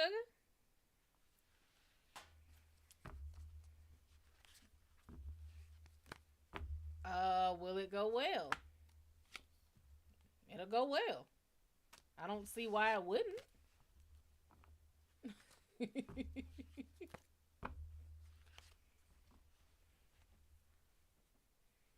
Yeah, it'll go well. I'm just mad that this wallet right here, all of a sudden, is not fucking available. Literally, I had that one say, you know what? It ain't for me to get. She want to know if they gonna fuck.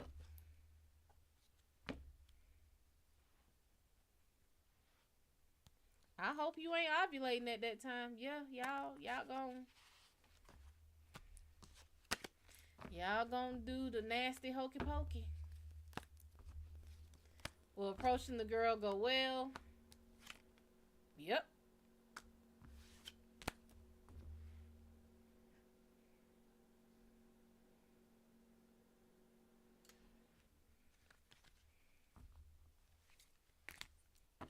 Love, you just brought back a fucking memory.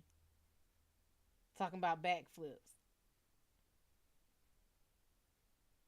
Lord, back in the day, my my cousin used to come over our house, and he could flip his ass off, and it used to make me so mad. And my brother wanted to learn how to flip. Child, I just remember seeing them out there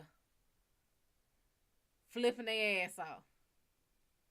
And he finally learned how to do it. I was like, I want to do it, but I'm scared of that down part.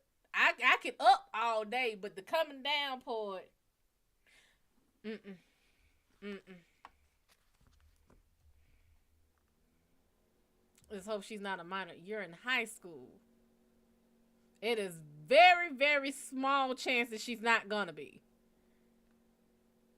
You land on your neck. See, that's that shit I'm scared of.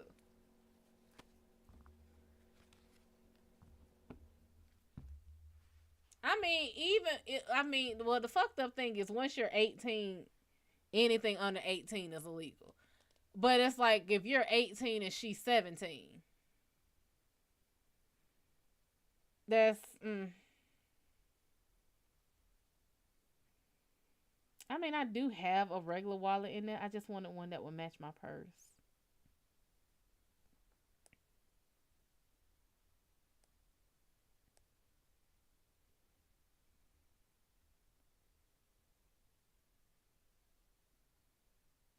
That's her in a drink. I'm like, what the fuck? Um,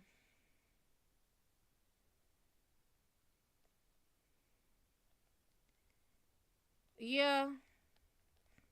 Until you get like up in age, and then at a certain point, that age matters less. I think honestly,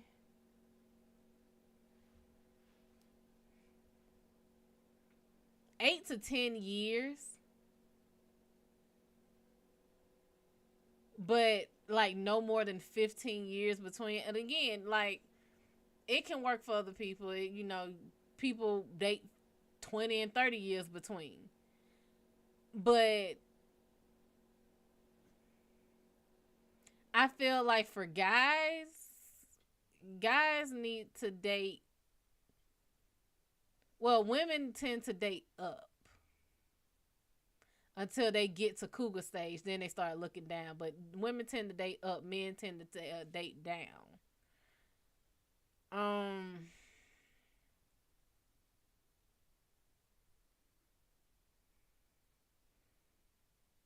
Didn't you ask me about Anita before? Well, right now you can't date younger because your ass will go to jail. Is she gonna reach out romantically? No.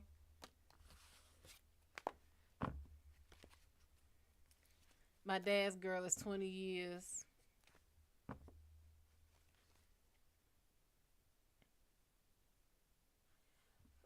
Are you saying she's 20 years younger or she's 20 years old?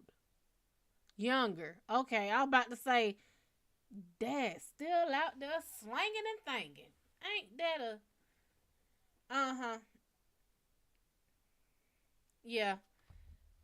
I would say don't date more than really 10 years lower for the simple fact of that. Now, it's not to say that you don't have some mature younger people. You never know what people go through. But I will say,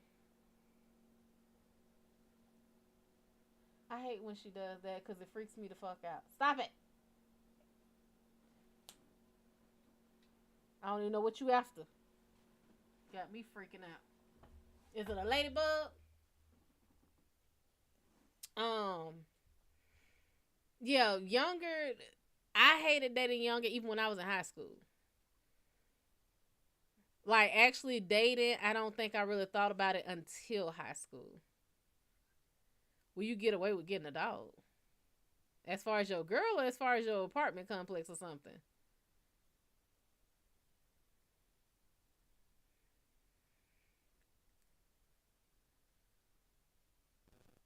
I don't see her being mad at you getting a dog.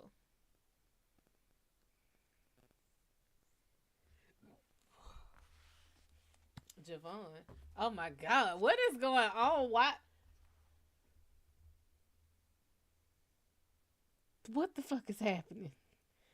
That just scared the shit out of me. That ain't nothing but the light switch. And I swore up and down I saw somebody's head. And then Javon, I worked at a daycare with a little boy. Ooh, he was such a sweet little baby. He was such a sweet little baby. Why I say he could eat like a goddamn billy goat.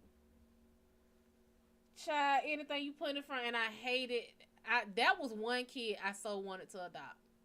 I really, really wanted to adopt that kid. I wasn't but like a few years out of college, and I wanted to adopt him so fucking bad. Like, just to get him out of the situation he was in, because he was the one that came to us with broken ribs, and he was the one that. Because there's nothing you can do with broken ribs. You just literally have to let them heal. Like, you can't put them in a brace or anything.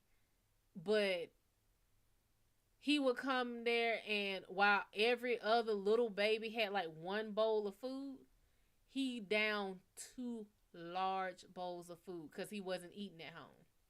I wanted to take that baby so bad. Will you get away with getting a dog? Yep. Should you cut Javon off? Yep. A house rental? Okay. It's 3 dudes you talked to with 2 now, okay. How to open a conversation about me and my girl's living situation. To who? But should I buy a tie for my suit? Yes. If you have a suit, you need a tie.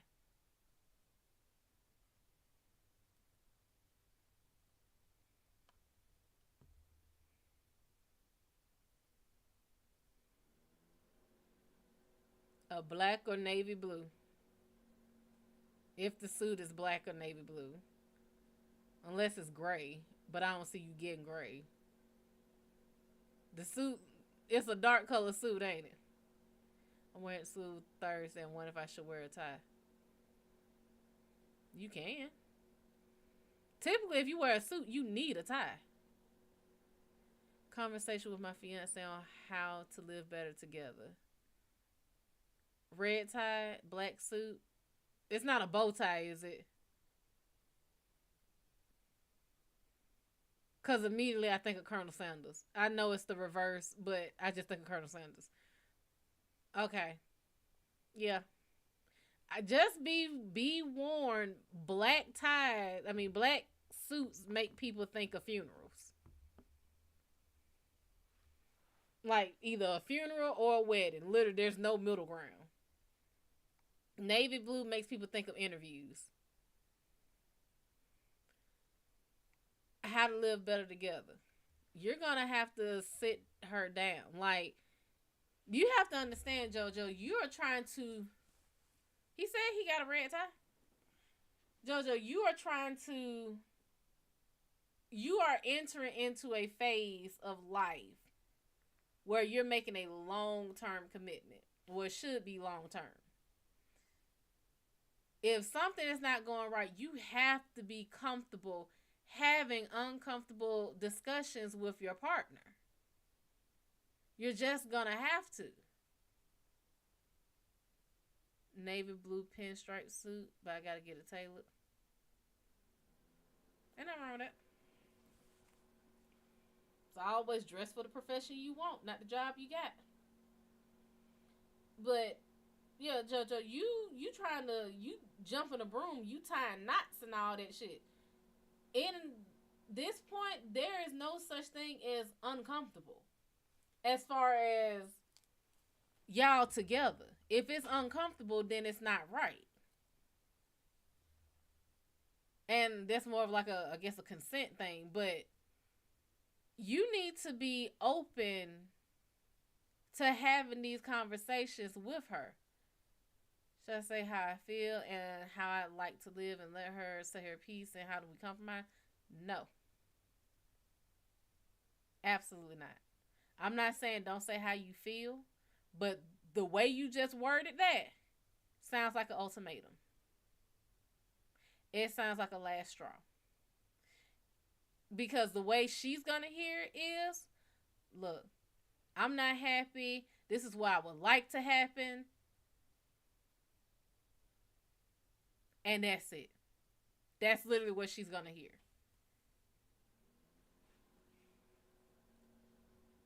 You I keep saying, and I don't want to keep saying it and keep harping on. I keep saying you're not ready for this marriage thing, but it's on top of the fact you are not comfortable being vulnerable with her. And it's a lot of people out there who are not comfortable being vulnerable with their partners, and this is why so many relationships are so fucking strained. I want to be told what you expect of me. Communication. How can you communicate to me?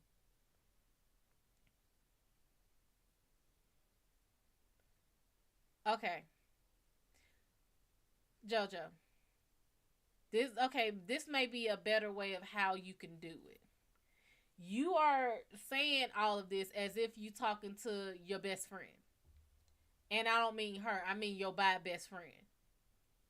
Know how y'all can joke around and play and be open and honest and stuff? You shouldn't be that comfortable, or no, you shouldn't be more comfortable with him than you are with your own woman. So that's one. Two, you are talking to her as if you talking to somebody who got a dick. Now, I know I have spoiled y'all because I'm so damn blunt. Everybody ain't built like me, and it took me years to get here. I've always been blunt.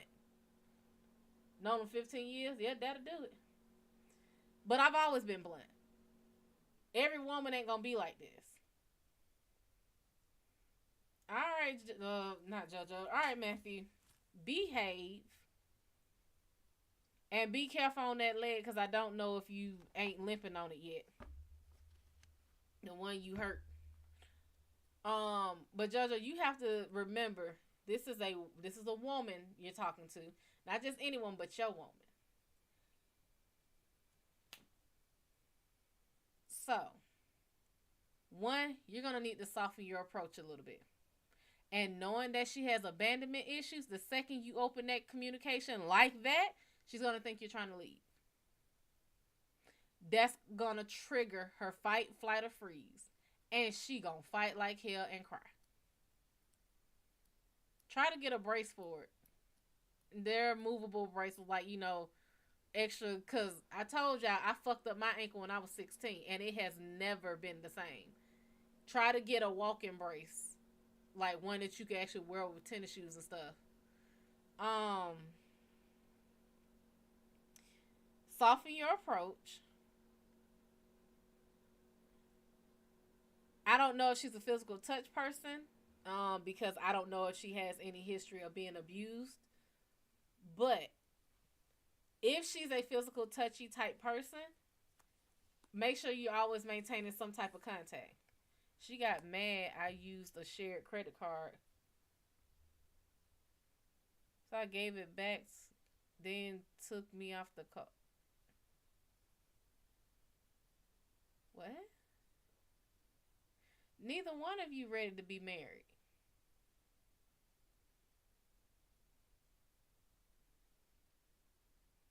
What did you use it for?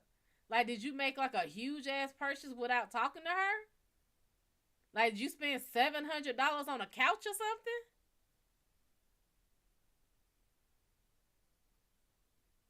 Y'all not ready. She got some growing up to do, and you got some growing. Y'all two big ass fucking children trying to play fucking house.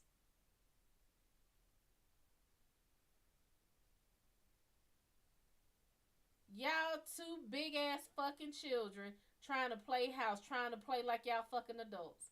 Neither one of y'all ready for this.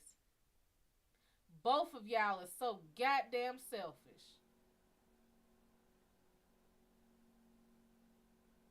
It's a shared fucking car. The only thing I would ask is, babe, just let me know you used it.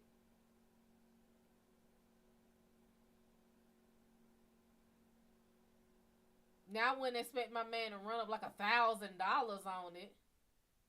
It would have to be discussed what the card is for. Purchases of no more than this, but knowing whatever man I get, he ain't gonna put no limit on me, and I wouldn't put one on him.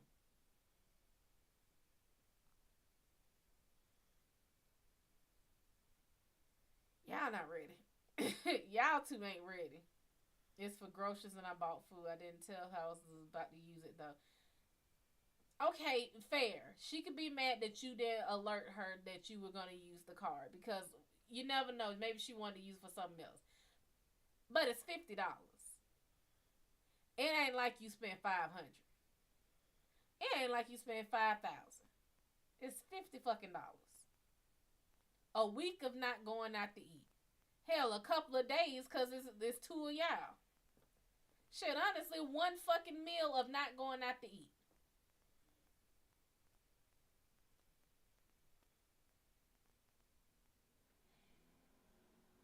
Y'all not ready. And I don't want to be so judgmental about it, but y'all not. Like y'all have a very very selfish fucking demeanor towards each other.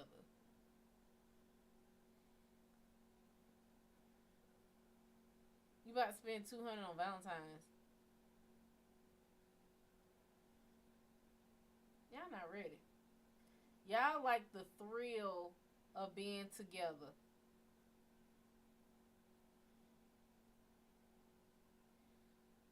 Tina said it best. What the fuck does love got to do with it? Ike supposed to love Tina and he was whooping her ass on the daily. No, y'all need to. Y'all really need to have some real couples counseling, and I ain't talking about with no soft ass fucking therapist.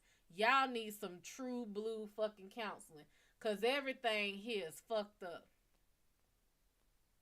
She mad cause you ain't a fucking mind reader. You mad because she mad, and it's just a fucked up ass cycle. And then on top of that, you can't be vulnerable with her.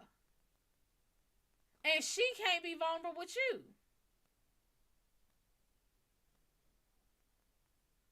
I don't understand that.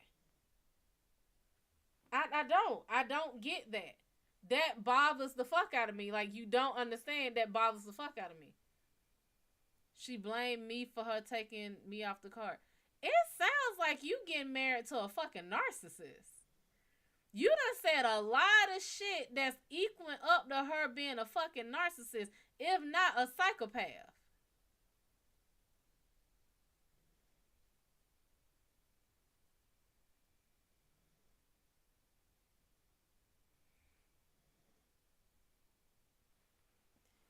Everything you done said. She uses her emotions to manipulate you because she cries when you want to go out with your friends. She cries when you go to work. She cries if you not in the fucking house with her.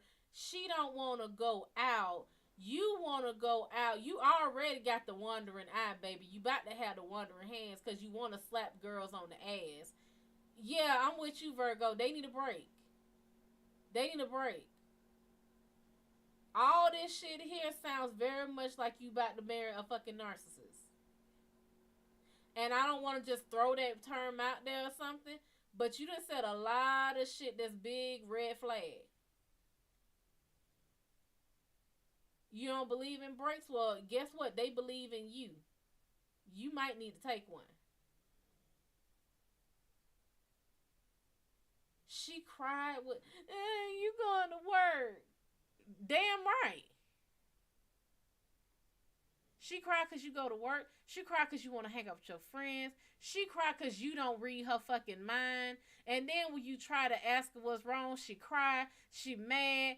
She mad because you spent money on the card. And she mad because you spent the money. So she took you off the card. Now she mad and said you the reason she took you off the card. And blamed you for. This is narcissistic as fuck. You getting gaslit like a motherfucker. It's so much gas in that goddamn house, you could sneeze and blow yourself up.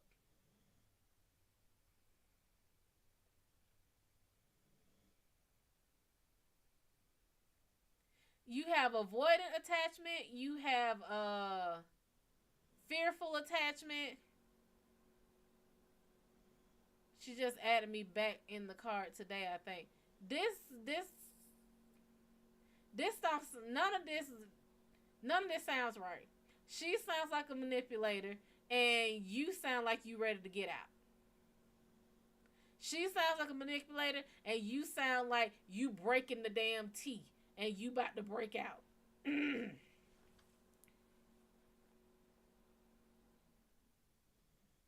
Anxious attachment. That's the other one. She's controlling.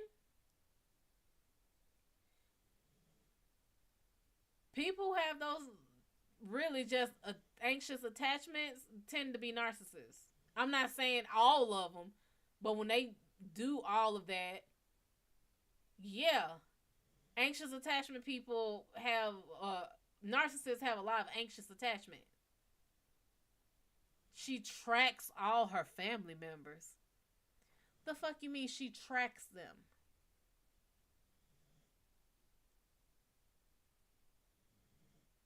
She has an she has a tracker on your AirPods? Get out.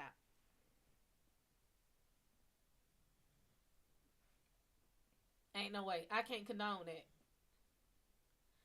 I can't condone that. I get if it's like you sharing your location and both of y'all mutually say that. But it sounds like she's sitting here sliding them damn air tags in your drawers. Jay, what's going on, sugar?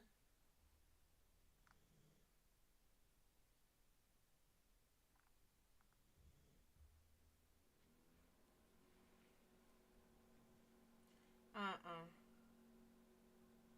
I don't like none of that.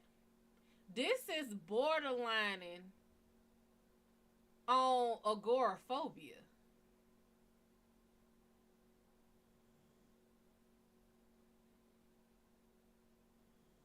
Okay, but now I don't have AirPods. Can you share locations on your AirPods, or is this like a thing that you have to attach?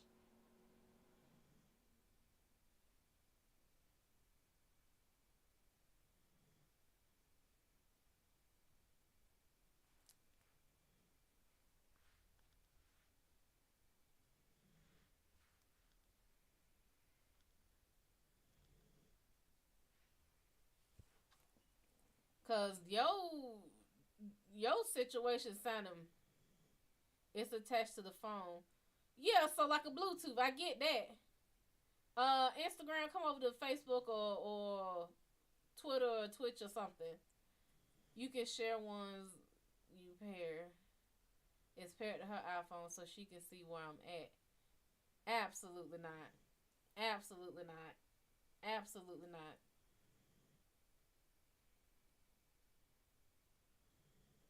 I can see if it was like just like, oh, my husband, he always loses his AirPods or his iPod. But guess what? I wouldn't be buying him no little ass AirPods or nothing. I would literally buy his ass one of the old school ones that you hang around your fucking neck or something. Cause I lost them at one point, so she paired them and she found them. I don't have to have an iPhone to track them. Then what the fuck she get you AirPods for? You don't have an iPhone. Why the fuck did she get you AirPods? Is it me? Why the fuck do you have AirPods and you don't have an iPhone? I'm not saying it can't be paired with other shit, but typically it tends to work better with the fucking product that is for.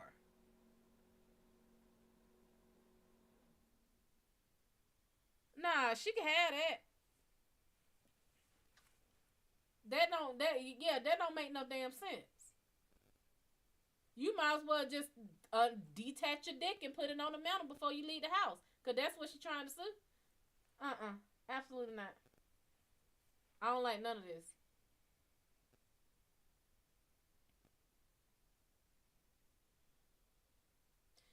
Come on to Facebook and Twitch and YouTube, Instagram, and we'll see y'all later. MadamShadO.com, no W in Shad'O.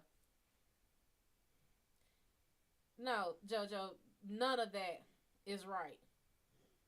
None of that is.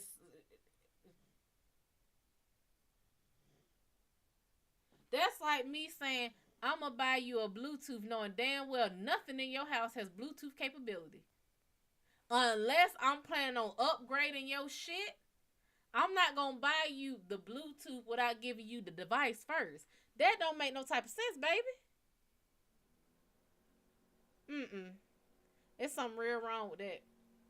This is beyond anxious attachment, avoiding attachment. This is straight narcissism at this point. Exactly. You know how many good goddamn Bluetooths I done bought? Bluetooths? Bluetooth? Bluetooth? I'm gonna say Bluetooth. You know how many good Bluetooth I done bought off of Amazon? Uh-uh. No, JoJo. That's not normal.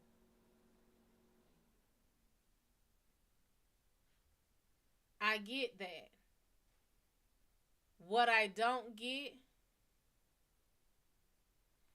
is if you on this kick, usually you would buy the device before you buy the accessories. Now, me, if I know for certain I'm gonna get something, I might buy some of the accessories first.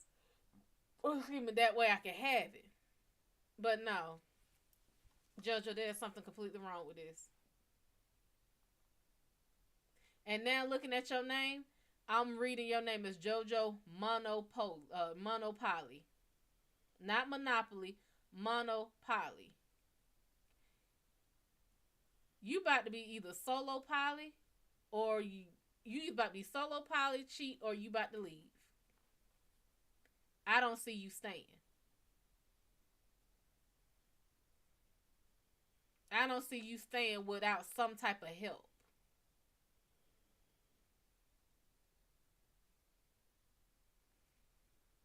Now again, I only know your side and what you telling me she do. Narcissists are good at lying. So hell, for all I know, hell, it could be you that's the narcissist. I don't know. But listening to this, something ain't right with that, JoJo. Something is very, very wrong with that. And when I say very wrong, I mean very, very wrong.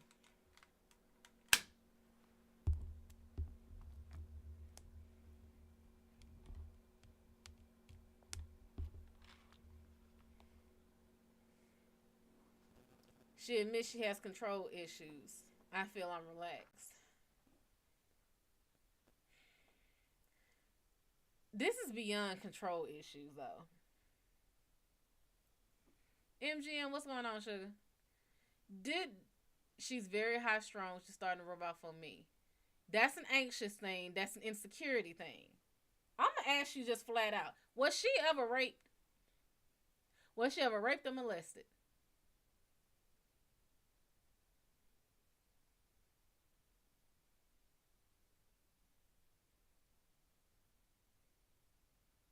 She says no. Mm. Okay. Okay. If she say no, we'll take it at that until we get proven otherwise.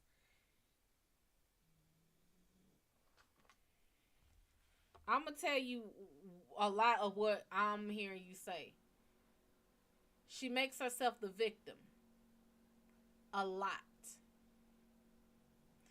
She has erratic, extreme, intense emotional outbursts. There's someone who's emotionally immature. She has control issues.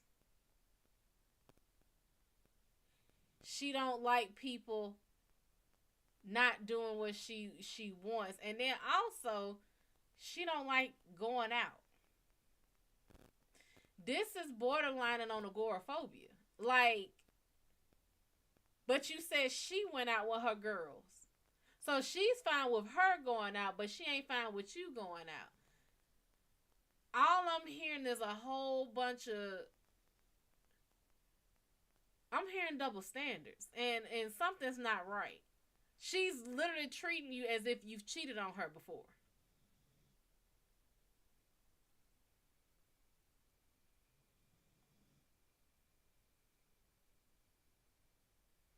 I don't think the pandemic made people agoraphobic. I think the pandemic made people realize my house is fantastic. Any money that I gotta spend already been spent in the house. My favorite foods are here. My favorite beds is here. My favorite clothes are here. My favorite toilet is here. My favorite people are here.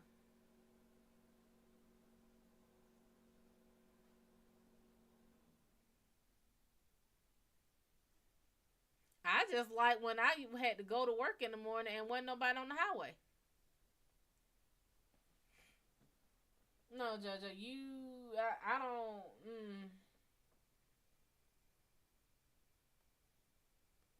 I hope y'all get some real hardcore counseling before y'all make that leap. Because everything you describing is a red flag.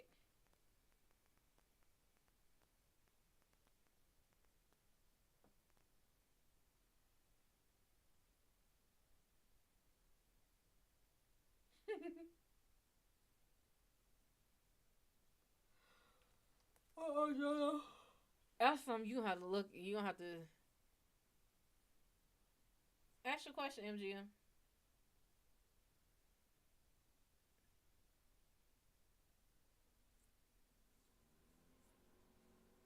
I feel like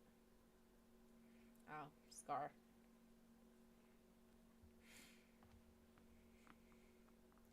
Jojo, you gonna have to get that seen about because that ain't normal for nobody.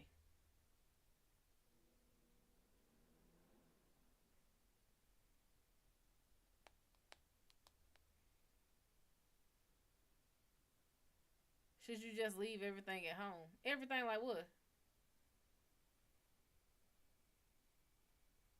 Cause it sounds like your ass about to go out for a pack of smokes and a gallon of milk.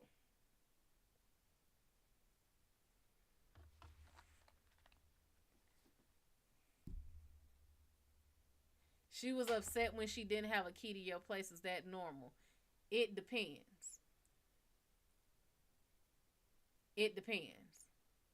I've never had to ask for a key for any guy I've dated. It was always just given to me.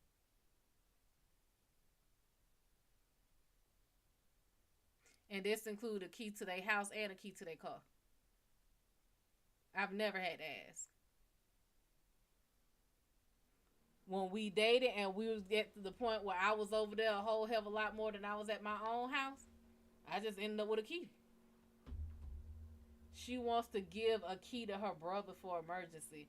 That's a sticky thing. That's a sticky thing. I don't like people just walking up in my domicile. I don't like that. Now I might have the key put somewhere where they can get to it, but just having one. Right now, it's only 2 people outside of me that I know that got a key to my house. I'm starting a business this year. How will it turn out? You gonna take some hits, but keep pushing. And don't let the emotions consume you. You got 10 of swords. This is that fucking armor taking all them hits, and you finally taking it off like shit. Whew. That should have killed me, but I'm here. You got the Knight of Swords upright. This is pushing on. Pushing on. Just keep pushing. Keep pushing forward. And 10 of Pentacles upright. It's damn near like asking for someone's blessing. And I feel like you've gotten it, basically. And then 2 of Swords is inverted. Don't let the running a business is not easy and it can be stressful. What I will say is don't let that overwhelm you. I mean, you're gonna get overwhelmed a bit, but don't stop. Don't let it drown you. Like, if you get hit with a particularly strong weight, you know, plant yourself a little bit better. But it looks like it'll go well. Just gotta hang in there. Yeah. You give you now a key to me is designated to someone I trust. Yeah, just keep pushing.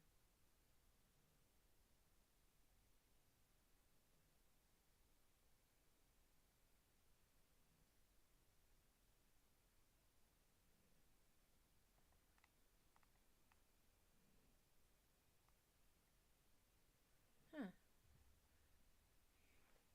Yeah. Um, but Judge, the only way I can see someone being upset that they don't have a key to your house is if they live there too. And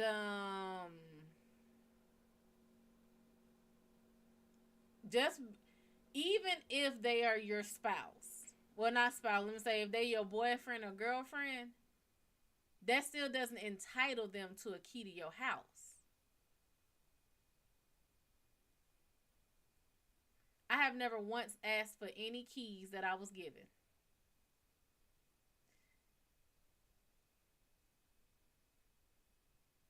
Jojo, it's not about the key. It's about access. That's what that key is for. You might think she's never used it.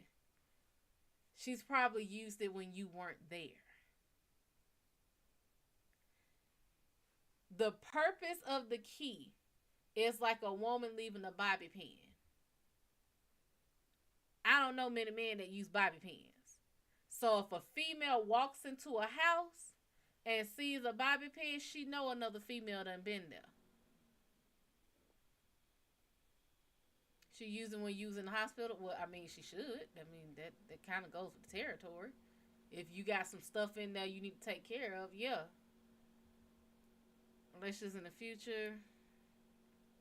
Will you get a romantic relationship this year? It looks like you'll start one. Your perception of it might. You might have to change your perception. You got Knight of Wands upright, which is think before you leap, and then you have the Hangman inverted. Think before you leap and change your perspective. So, yeah, think before you leap and change how you're looking at something. Will you be happier? No.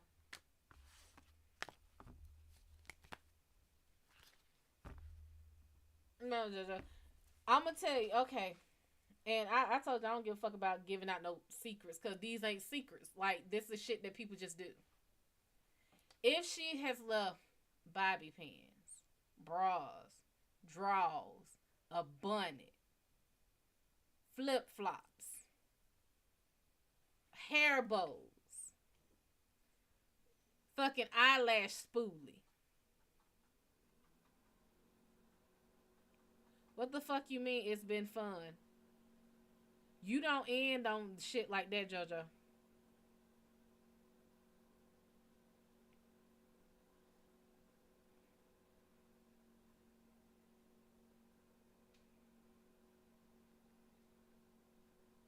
You just said about relationships. So before you hop into a relationship, think about it and then look at things differently. Because the relationship you could be looking at looks fantastic until you change your perspective or your perception a little bit. And you're like, damn, this is actually really toxic. I.e. JoJo.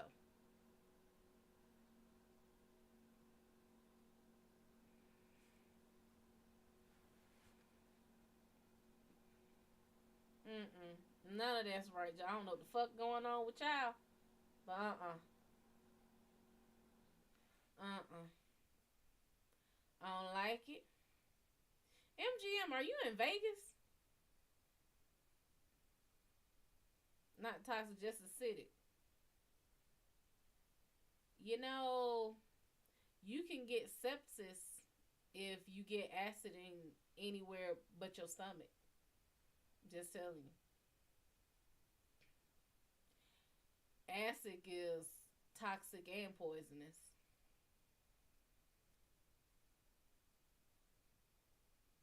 Ask your question, Jay. I swear that name sounds so fucking familiar. But I don't think that was that guy's name. I think it was Cardo. What was it? Cardo? I can't fucking remember. Florida. Okay. It was just random levels.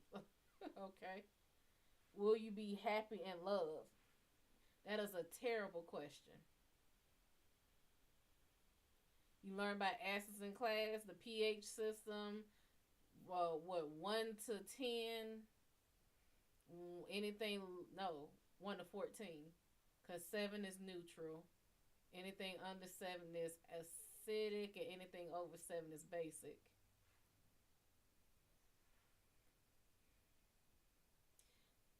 Jay, that is an absolutely horrible question because if you are in love, you are supposed to be happy. I've never when you think of being in love, it's not supposed to be painful. It's not supposed to hurt.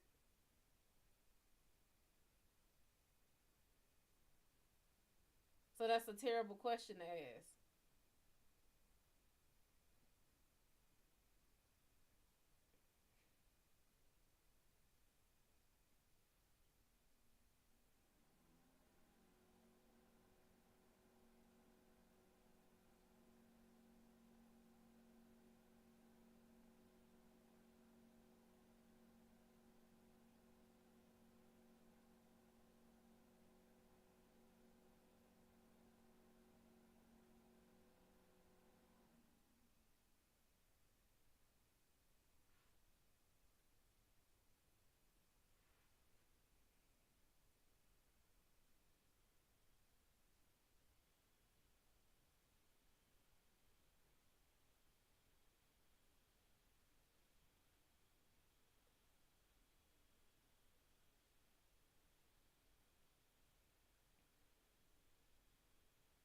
No, keep asking.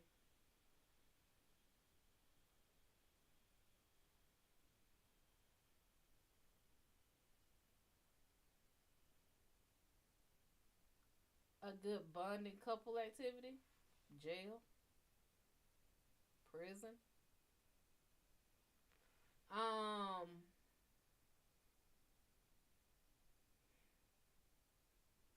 it depends on the couple. Paintball? Well, if this was me about 10 years ago, yeah, that would been a good couples bonding activity. Knowing me, I'd have shot his goddamn eyes out though. But it depends. It honestly depends. One, it depends on her. It depends on you. Anything that will allow y'all to have a conversation.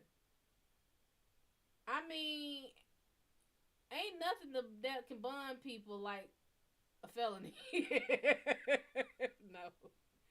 No, no, you shouldn't. No, you shouldn't. Don't get lost in no heights or nothing. I mean, Seven, what's up? You could, I mean, honestly, because of who she is and how she sounds, the bonding activities that you would like, she's not gonna be for. Because her bonding activity would be you and her cleaning together, maybe possibly cooking together.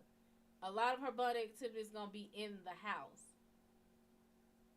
You could go to a park. I mean, anything that's not gonna hinder conversation. So not going to no movies, not going to the fair, because it's loud. You want somewhere quiet that y'all can focus on each other. A picnic is a great place to start.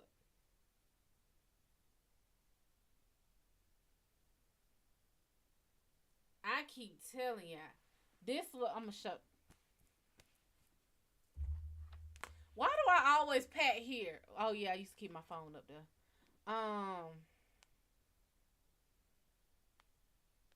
I'm telling y'all, cause I'm gonna get it.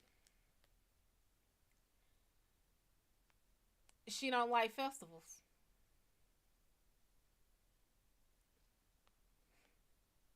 I'm telling ya, I'm hell bent on getting a picnic basket. I want the old school picnic basket, but I also want the one that goes on your back because it's more high tech and upgraded.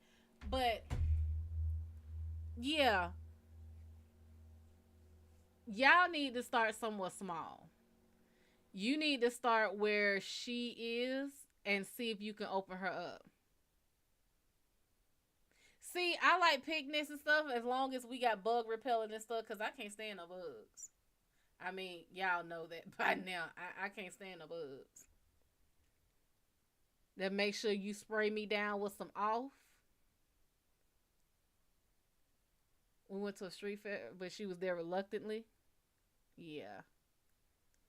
You know, I don't like bugs. So it's like if you can have a picnic where you got like them tiki torches that burn the bugs away in a nice little area, I'd be happy with that. I want to do, I'm going to tell you the one that I so want to do, and I can't wait for my man to get here because they going to do it. I want to do the one on the back of the truck where they got the bed of the truck and they done put the mattress and the sheets and the blankets and the pillows. I want to do that. I want to do that one.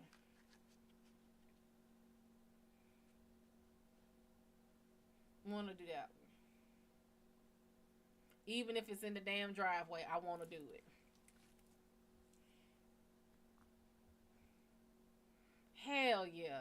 Like a picnic at night. I would like, I'm telling you, I thought this idea would be so cute and I so want to do it. I would love to do a picnic in my driveway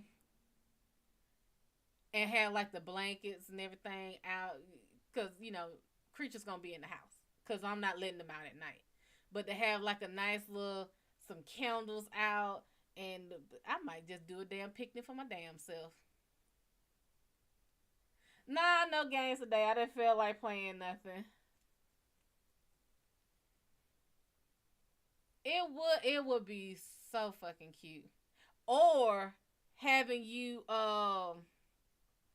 like having the truck with the bed and stuff and everything, but then the blanket and then the movie projector so you can watch movies on the side of the house and everything. That would be so. I'm mad now. Or like watch me play Superliminal. I might play it tomorrow because I still have to beat it up. You know what? We only got a little bit left, and I can kill off the challenges. Hold on.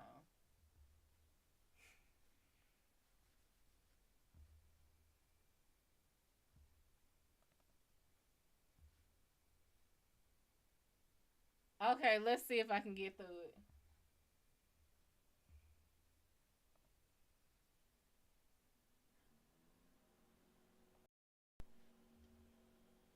Let me see if I can get through it.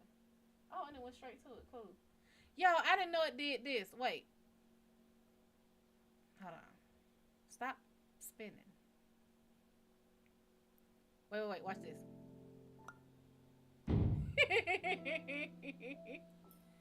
um, the one with the guy. He made a beat. No, I'm not playing that damn game. Fuck that game. Nah, fuck that. I don't that I don't know what the fuck it is about that game, but that shit is it creeps it hell no. That's a hell no. That's a hell no there, good buddy. That's the biggest of hell no's. Oh, you know what? I could just do it in here. I did turn the audio down some, right? Yeah. Okay. Let's see. Let's see if we can. You told me that's the point. No. Damn it. Okay. So this is the only one that I'm still missing one on, but we at the end of it. So let's see if we can finish it.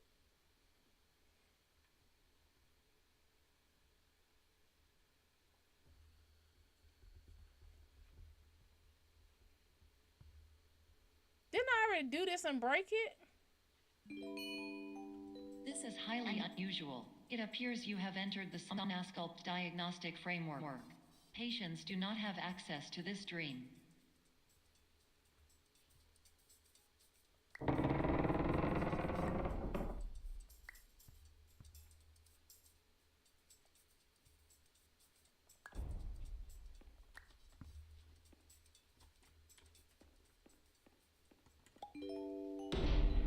Diagnostic warning. Unrealistic use of dream objects may result in dream integrity fail states.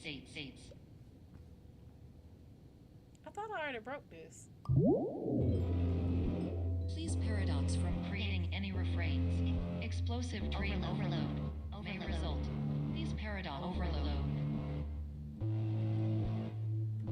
I mean, they like they got a real shipping label. Please La La Lane Bungalow. Jupiter. Christopher Floyd, really?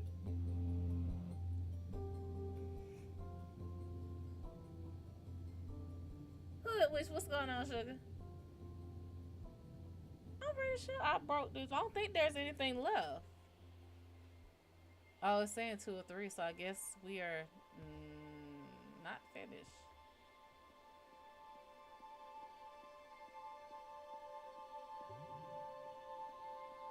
This is so pretty. I mean, this is so pretty. You can go over here. Can you get lost? Shh.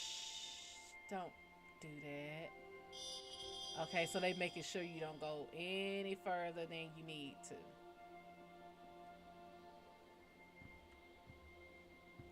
And when I get done with this, I'm gonna show y'all something because I had to go back and I went back and looked up.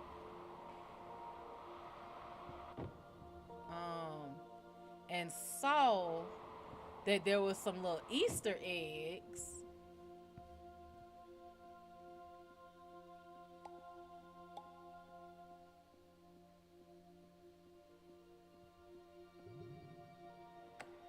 Hello, my name is Dr. Glenn Pierce, and many years ago, I had a dream.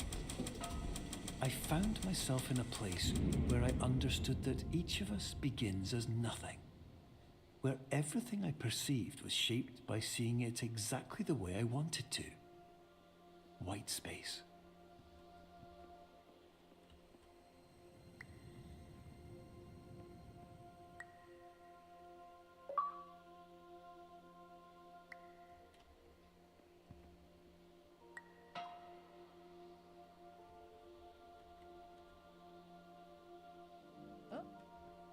Can't get that.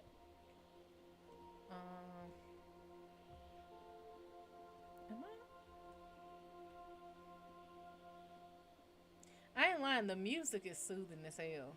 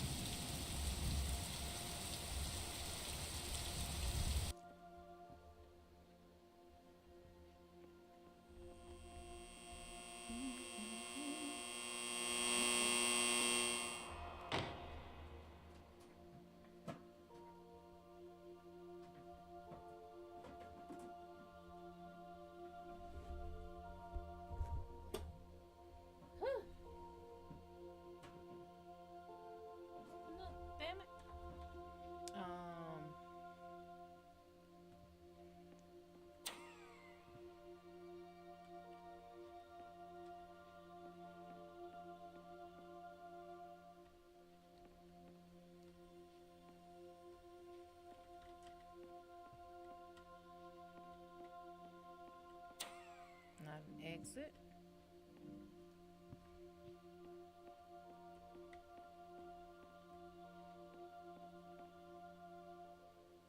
That's that board that is outside the room you come out of.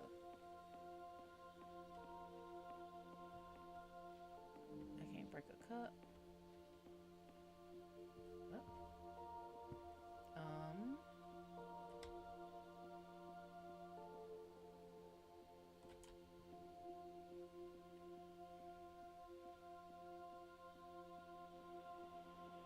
Oh.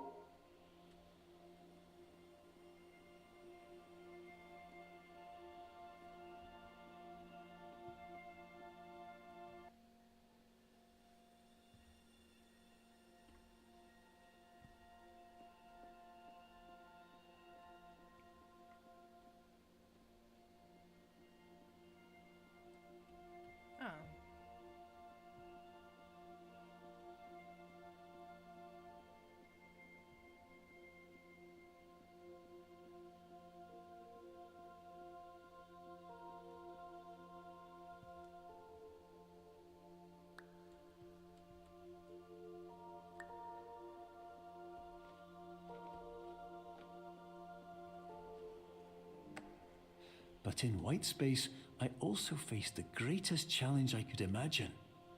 Because with a lifetime of life itself behind me, and all of the weight that it carried, I realized Is that that a seeing cigarette or a things the way pencil? I wanted to was not as easy as it used to be.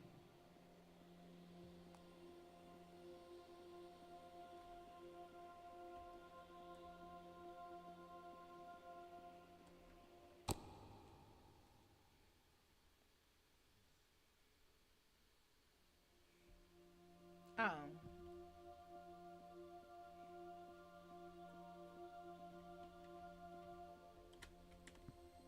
Yeah, I did this. I could have swore I did all this. Because I didn't get to the nauseous part. It's one part that makes me nauseous as fuck. I wonder if they're French. I think that's the French flag.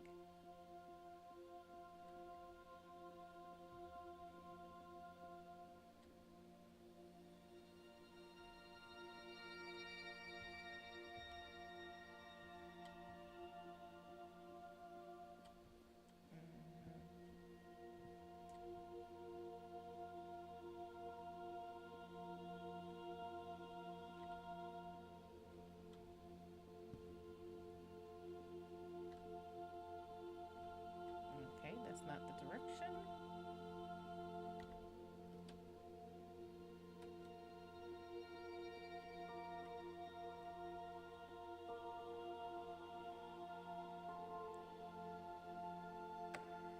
You're well beyond dreaming now, and further out than anyone has ever come back from.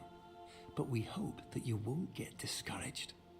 After all, if this is a place of pure perspective, isn't it also a place where a different point of view could make anything possible? I did all this. Isn't that why you came here? But you know what I will say? This game has a really, really good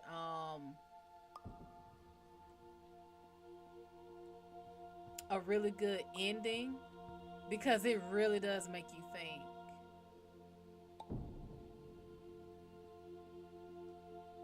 Oh, damn it!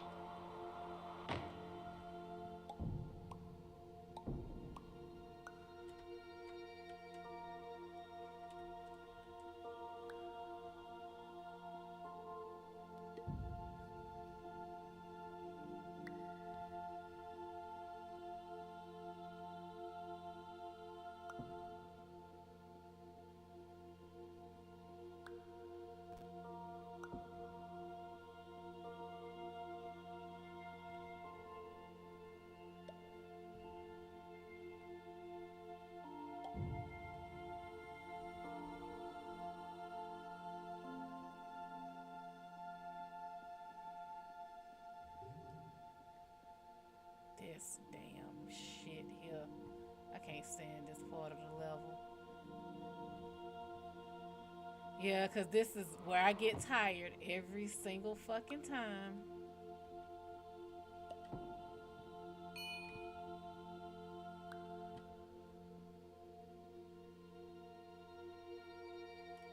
No.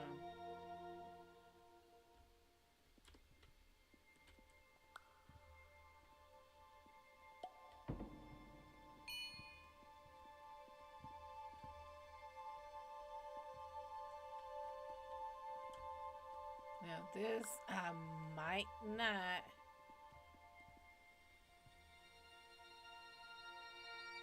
be able to do.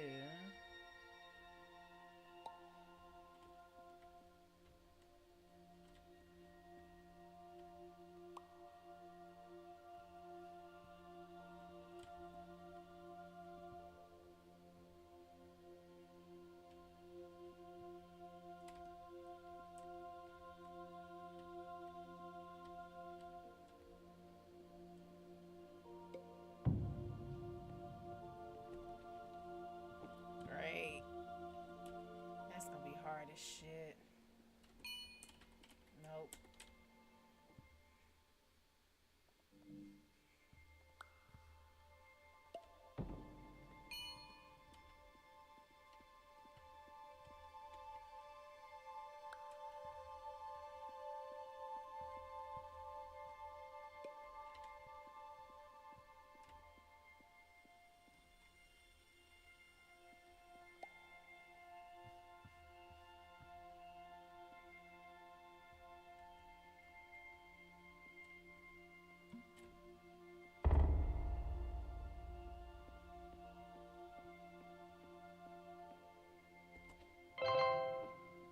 Oh, did it. Is it loud? Why did I just do that? Well, I done beat it now, so.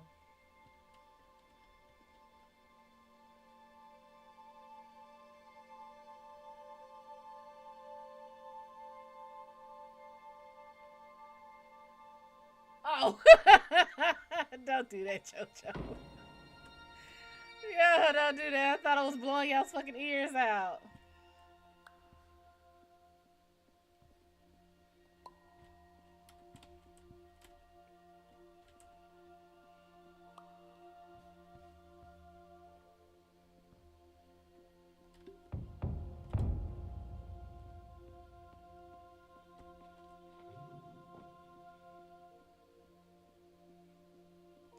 Okay, this is the part that made me nauseous last time.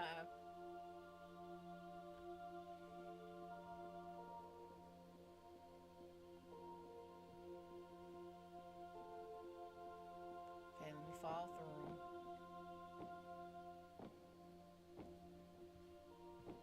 And I'm literally looking away so it doesn't trigger a migraine for me.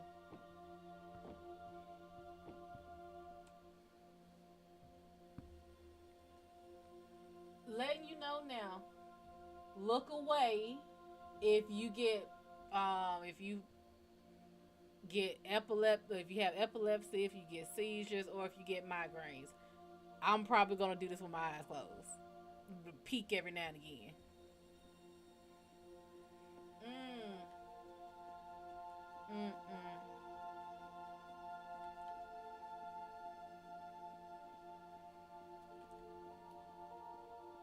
Am I walking? I'm assuming I was.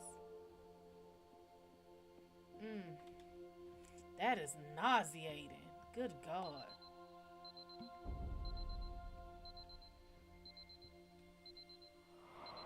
$7.59?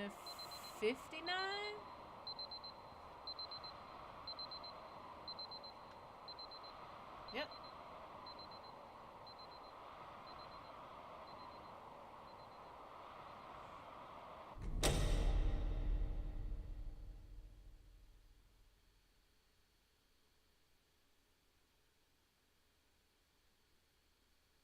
Okay. So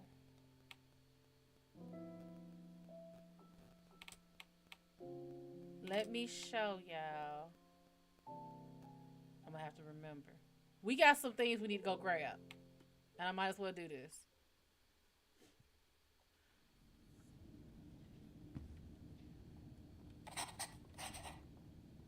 Yeah, we done basically almost beat all the challenges except for the very fucking first one.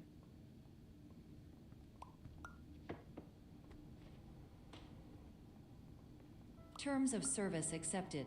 Congratulations on falling asleep. Welcome to Somnasculpt. Your progress may be monitored by qualified specialists. This orientation will adapt you to eyelids, our interactive, lucid induction dream state in which The you jump is retain so full big. consciousness and control. Where was it? I can't bring you.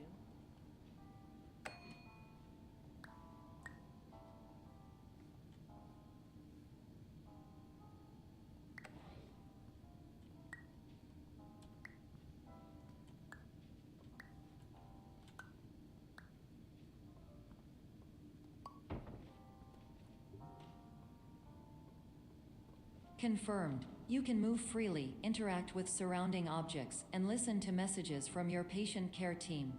Please note that I am the standard orientation protocol and that my voice has been explicitly chosen to remind you that I am not a part of your patient care team. I do not care. I'm not crazy. That shit was different. Remember, this was the post I had so much fucking hell with, and it had a box here and glass here, and you had to put this bitch so it fell over. I wasn't fucking crazy. They do change it.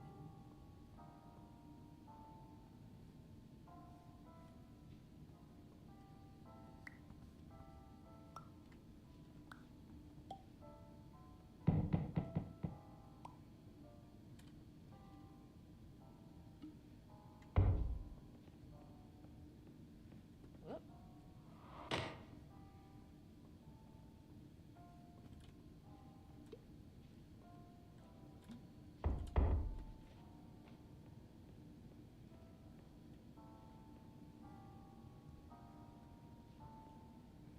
It's not there. Ah, you damn fucking. Ah!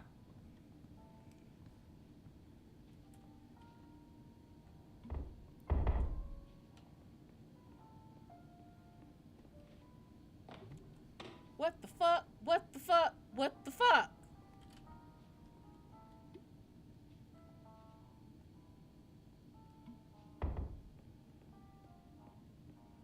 He's literally right here at the fucking During door. eyelids, you will lose the ability to awaken suddenly due to realizing that this is a dream.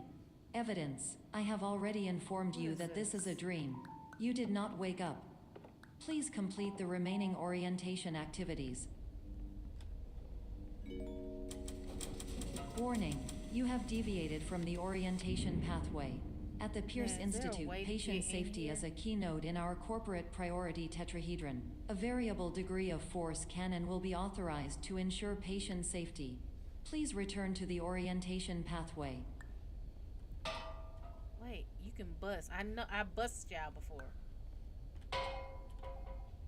I know what I've done. Why won't you bust?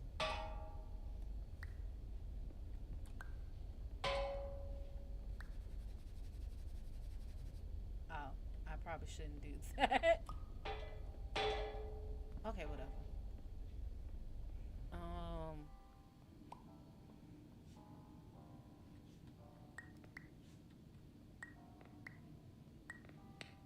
There we go.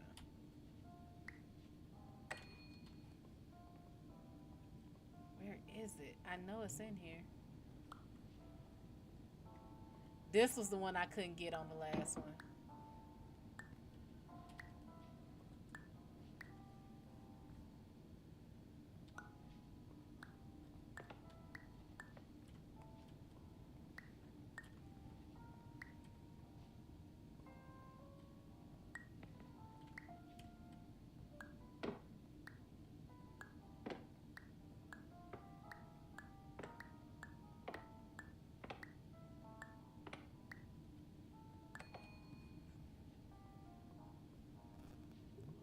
All environments perceived during eyelids should reflect a typical mental I'm not state. dealing with you, If you JoJo. believe your mental state was compromised by Somnasculpt, please provide a comprehensive, rational explanation in your post-procedural survey.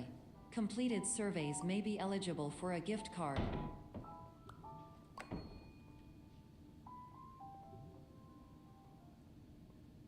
Because I can't remember where all of them are. And it just leads you in looping hallways.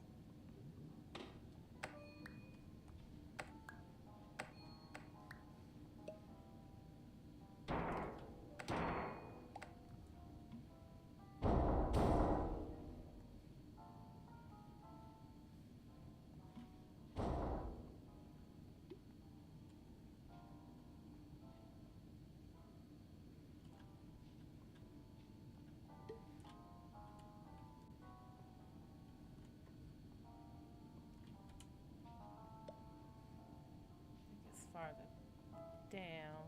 Might just skip through them.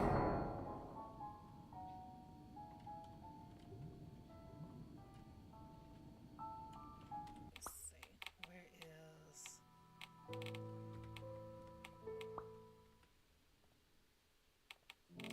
It is...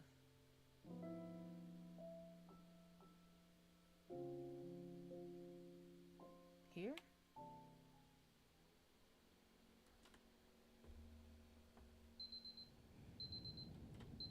Yeah, it was at the beep beeps.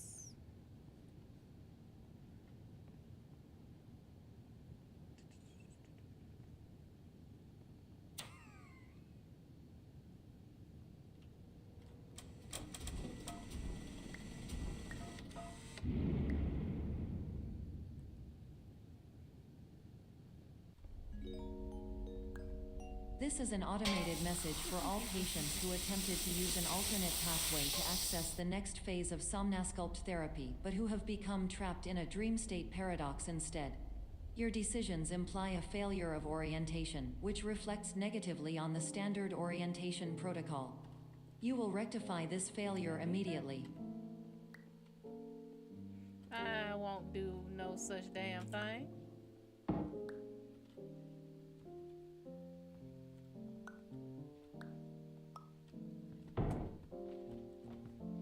Why?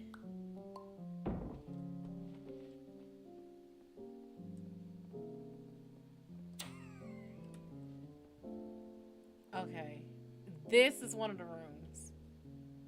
Now, you see that up there?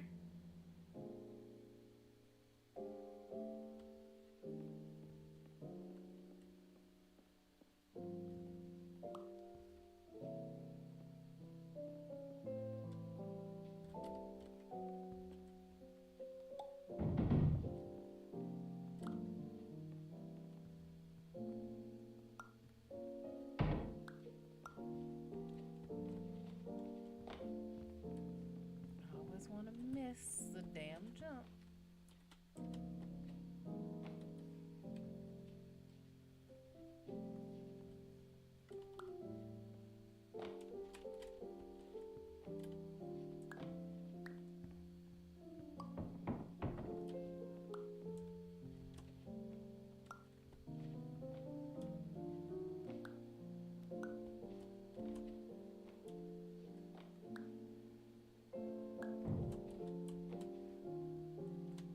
I don't know what it is.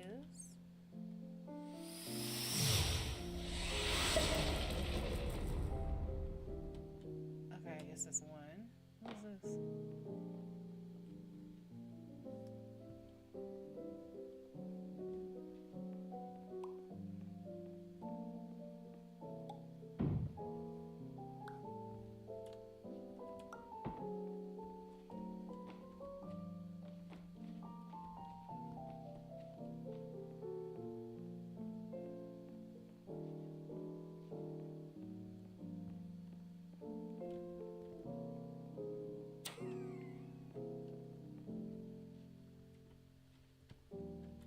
And I know where the other one is.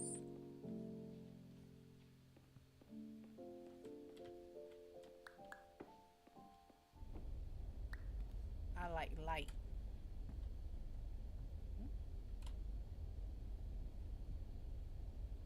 What is that? What is that? Did I need this? It's pretty. I'll put you there. Why did I need that? Did I need the golden thing? Professional tip: the average adult can only withstand 3 to 5 dreams per night. Once this threshold is eclipsed by entering more dreams, your mind will suffer an explosive mental overload, reorienting you for the emergency exit protocol. Please subject yourself to explosive mental overload.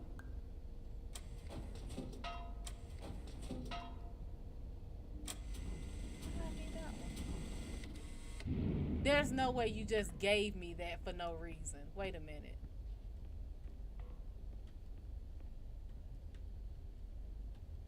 Why would it? Why would it give me a random gold bishop?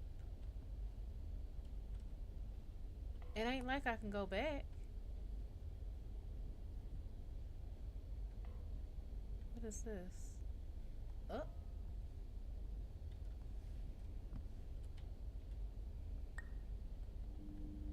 Why is this so different?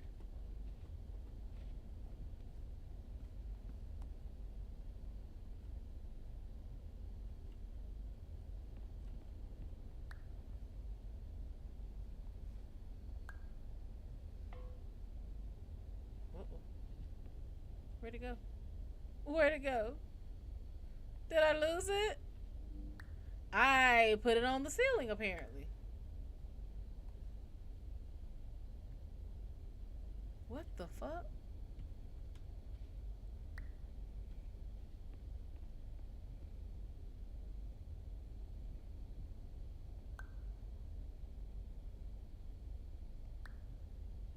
Nothing? Why does it fall so slow? What is it with that? Why is that a thing? Put it on the board.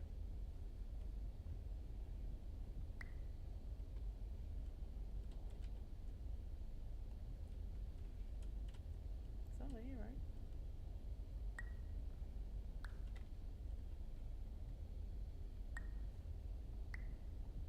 Oh, I done shrunk the light. Wait a minute. I need more light. Hold on. What the fuck?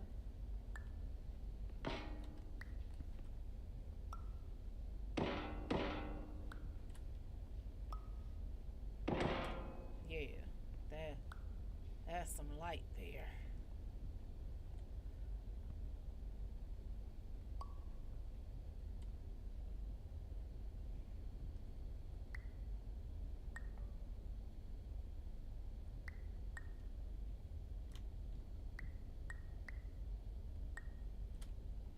I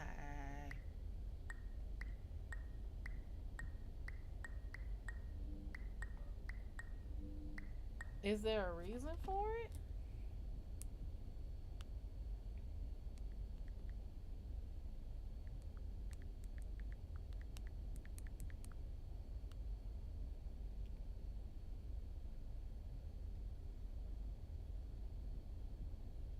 Yeah.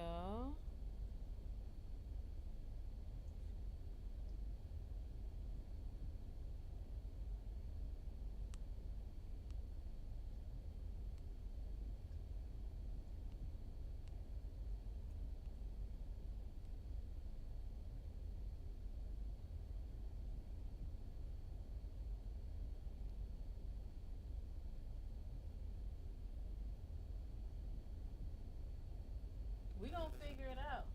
Like,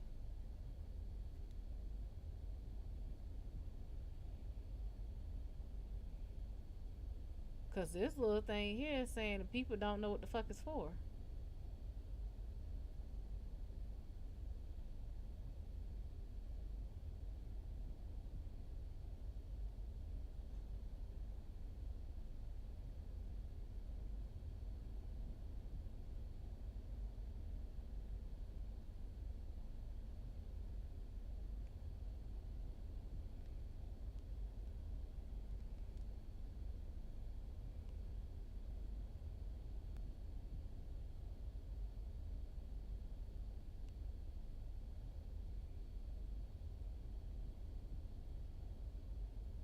No.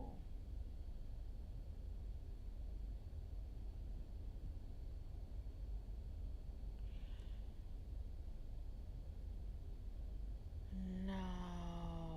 Okay. This is No, it's not being nice. I'm gonna tell you what it is.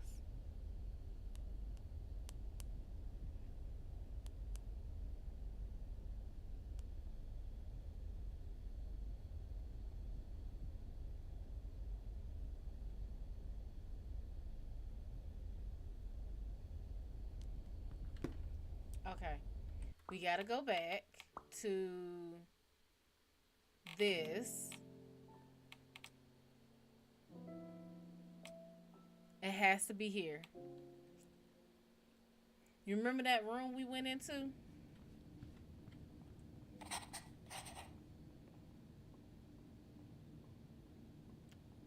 The one where well, hell, I'm about to be at it in a minute. Terms of service accepted. Congratulations on falling asleep. Welcome to Somnasculpt. Your progress may be monitored by qualified specialists. This orientation will adapt you to eyelids, our interactive, lucid induction dream state in which you retain full consciousness and control.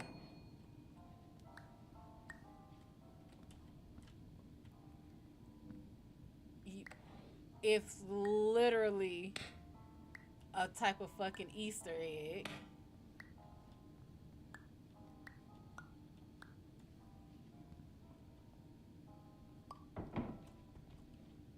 You gotta go in this room.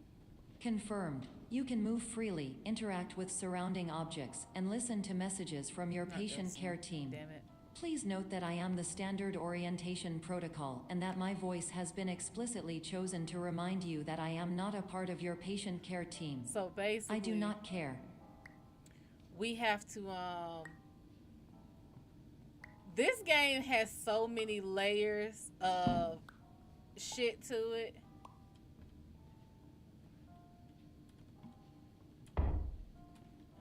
That look like it ain't close enough. During eyelids, you will lose the ability to awaken suddenly due to realizing that this is a dream. Evidence: I have already informed you that this is a dream. You did not wake up. Please complete the remaining orientation activities.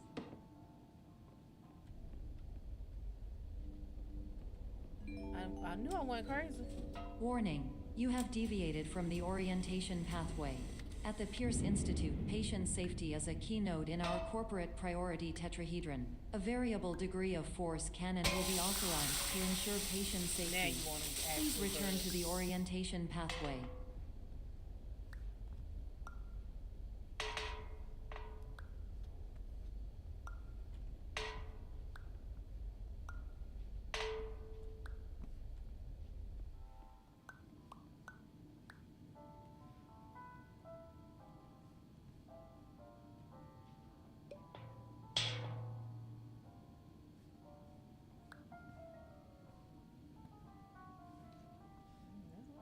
Something like that.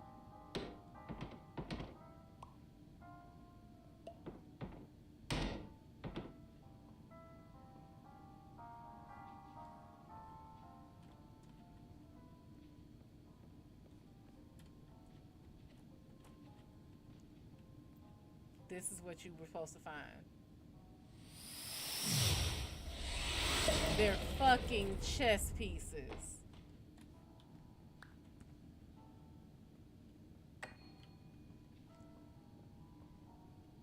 Even when you think the game is being straightforward, it's not.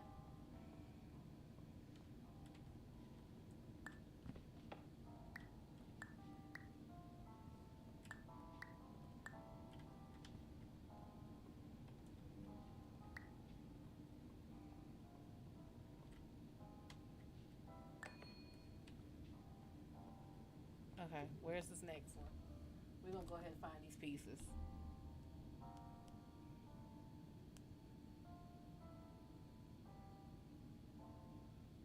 What?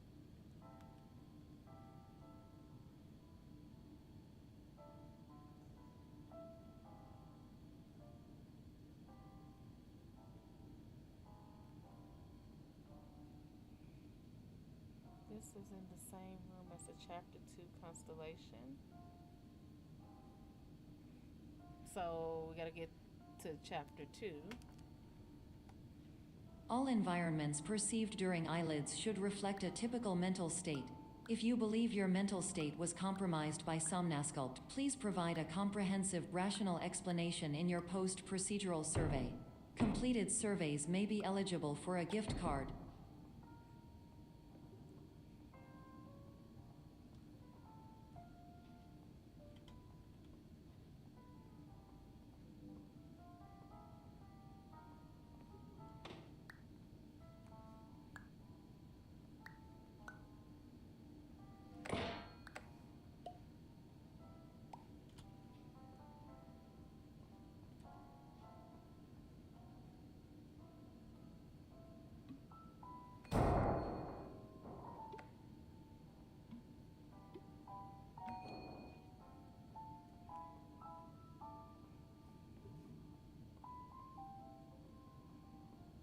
Please stand by for polite recognition on your completion of the Somnasculpt orientation.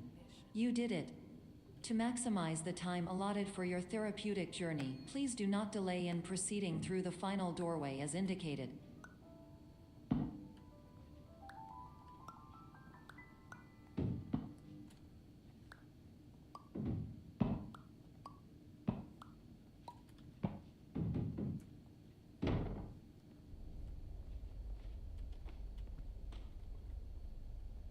Is this it?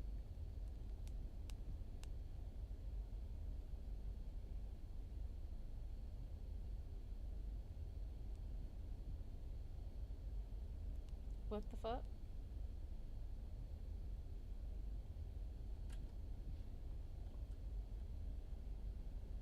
In the room with the yellow metal stairs on the right. So this is not this room. Okay, not this one.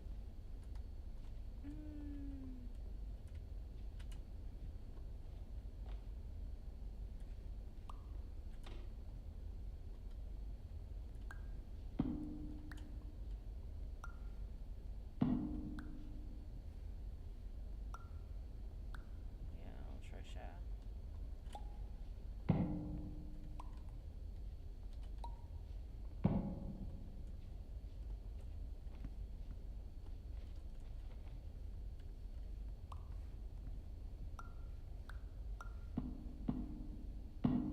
Guess not. It looks like this one.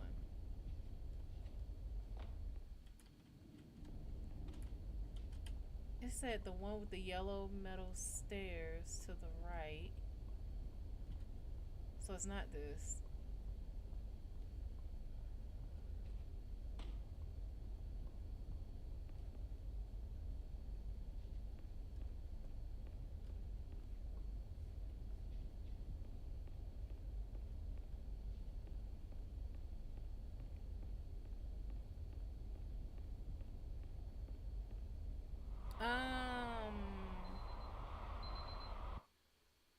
Oh yeah, you had to go to chapter 2. Okay.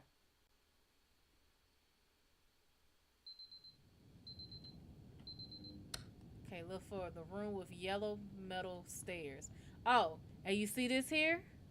These are those fucking blueprints that I was finding. So I found 2.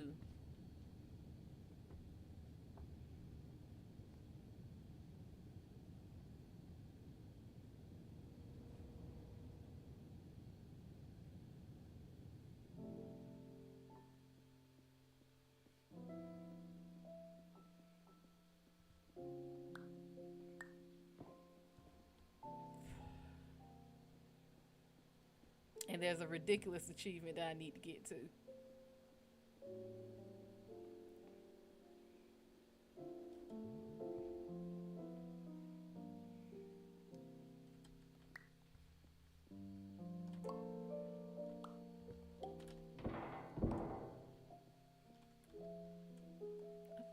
I've been up there. I think.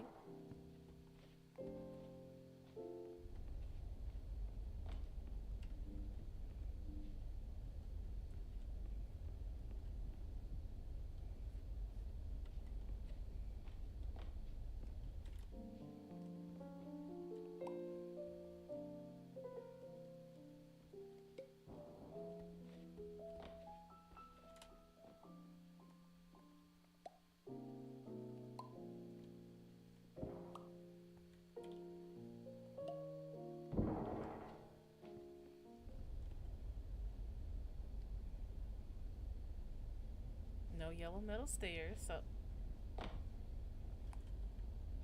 wait a minute. She unplugs your phone when you leave. Nah, you dealing with a whole ass damn narcissist, baby. That's not normal. No, that's not normal. That is literally someone trying to isolate you. Hello, my That's name not is Dr. normal. Glenn Pierce, and I'd like to talk to you about being special. So special, in fact, that we have no idea where you are. But not to worry, we're working on it.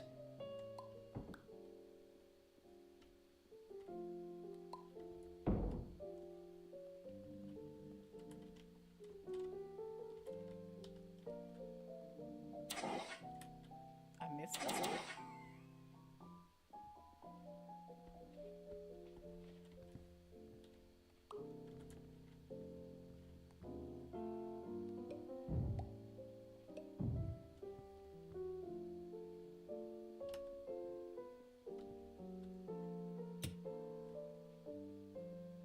How did I miss those? I thought I got all of them.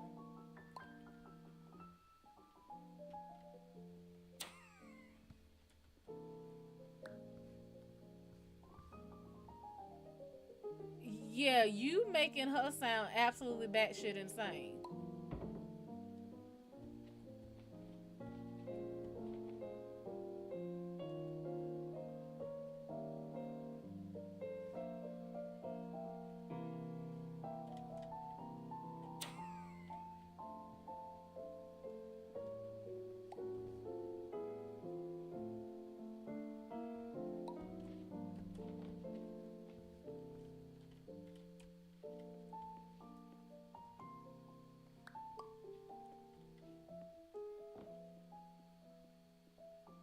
She said she didn't want to cause a fire.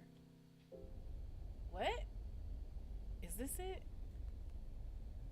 Uh-huh. Okay.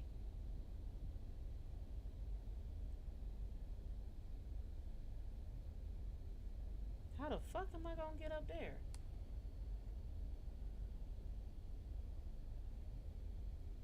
What? Wait a minute.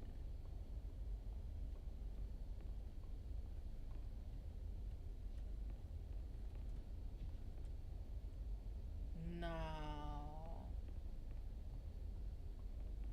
Watch this shit here. I don't know how the fuck I'm gonna do it.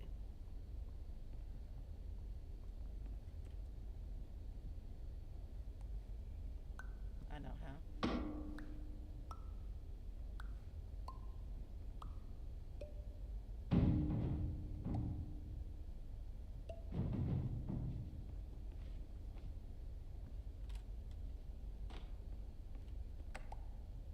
Hello. See it glowing. My name is Dr. Glenn Pierce, and I'm just popping in to give you a quick update on where you are.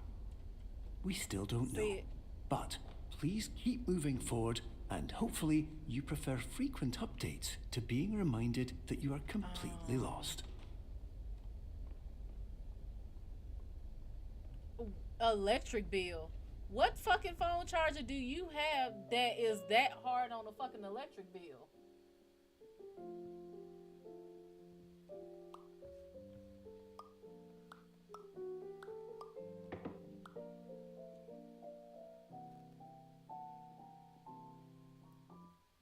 I can't see where I'm going, but I'ma find my way.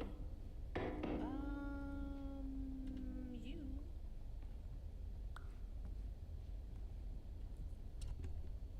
Ugh. Oh. And now you.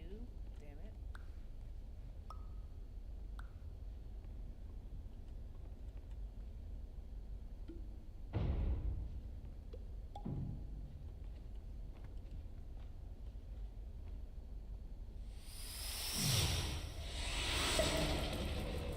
Whoever made this shit need help. It does sound like Charlie Brown Christmas. Okay. This is the please use other door achievement. Please use other door. Use the cube. Okay, I know what this one is. Think. I think I know which one this is. Should be here. Yep. Okay. Oh, can't grab that. Okay, so this one is here somewhere.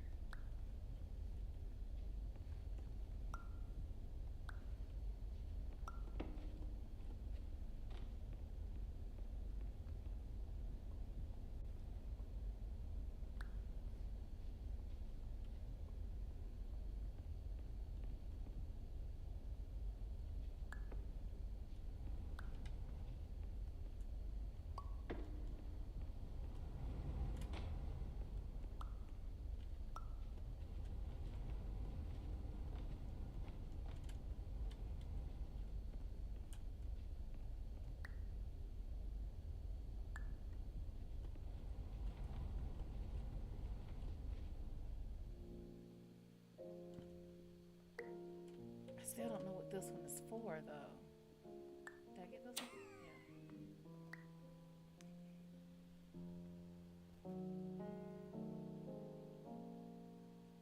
Oh my damn.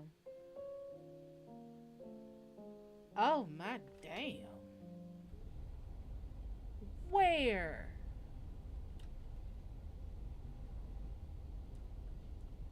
What if? Hold up. Wait.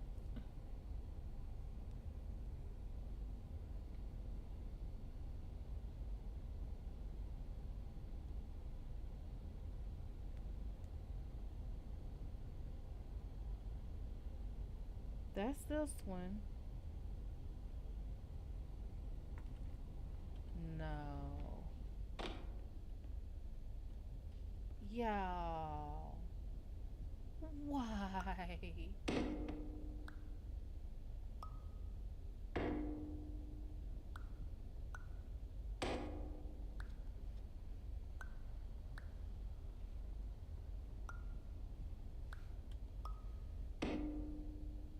Now I know your ass can get bigger than that.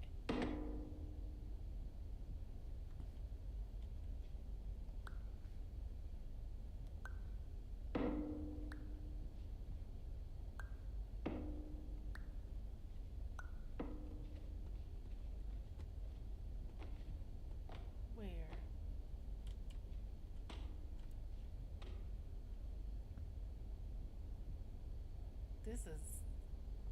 This is so fucked up.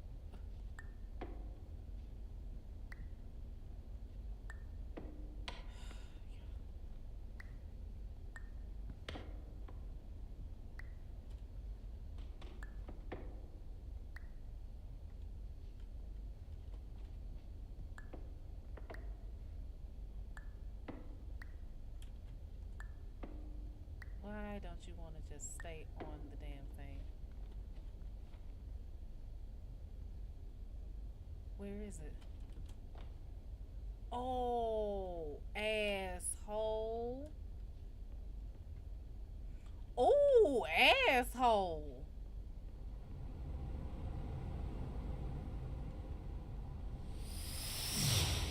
Oh, asshole.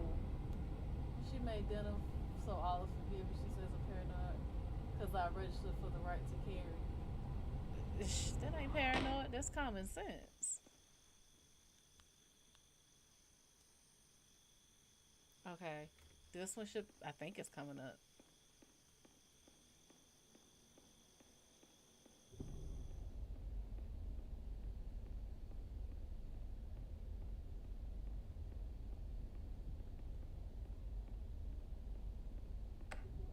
Hello, my name is Dr. Glenn Pierce, and we still can't find you.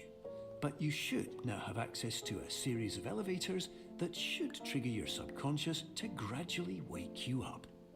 You should also find a variety of emergency exit signs that should lead you to them. Will all of this work? Absolutely. That sounds like a hot lie.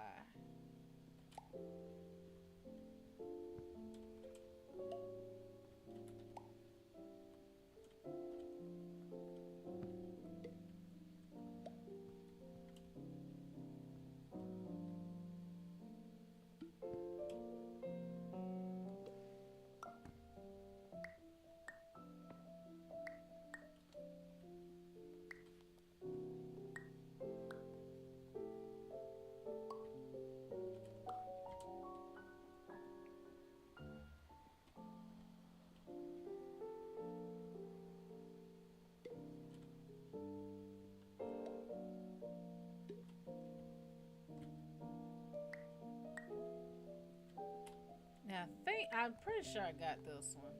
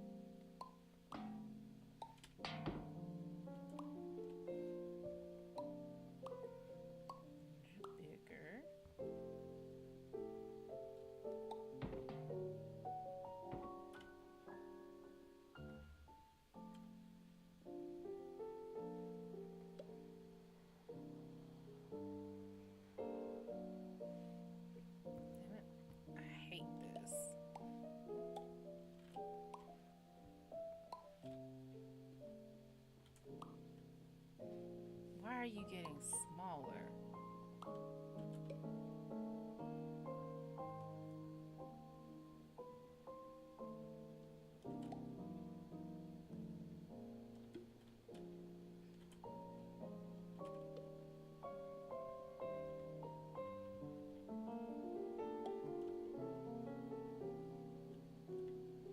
And you're still not up there.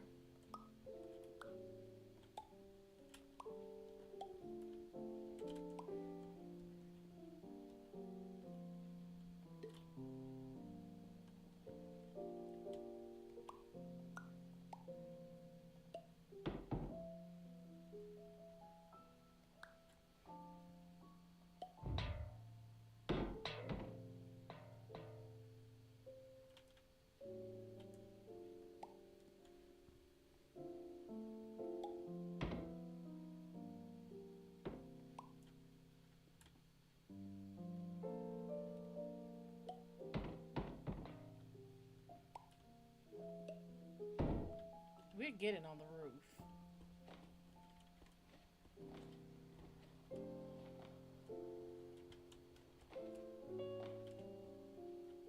Yo ass sit over there.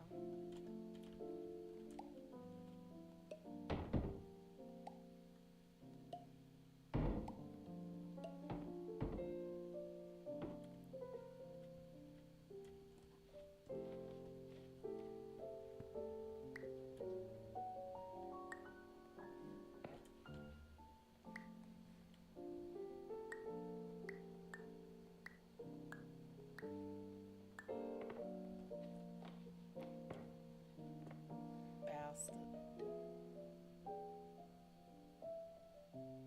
You're the only fucking thing that actually floats.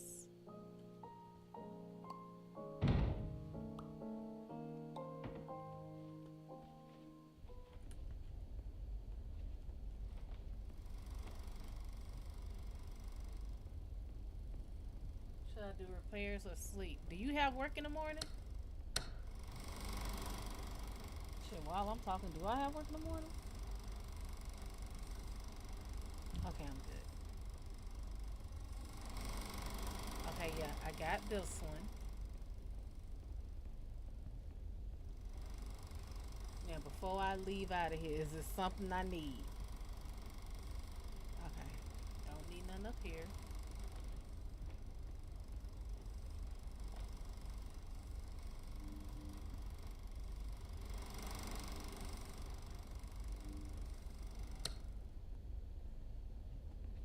I literally just turned the sky off. Wait a minute. Did it just turn back on?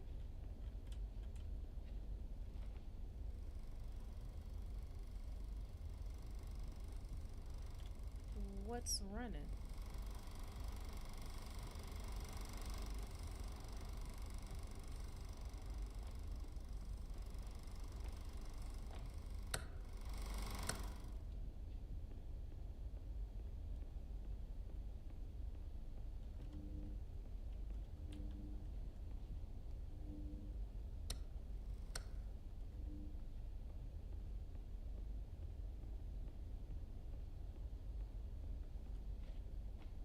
Okay, I guess. What in the hell?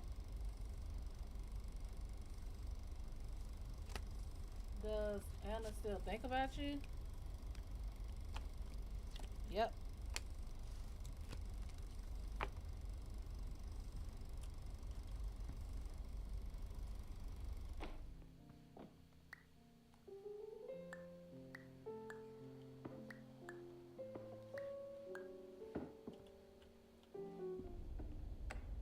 Hello, my name is Dr. Glenn Pierce. Okay.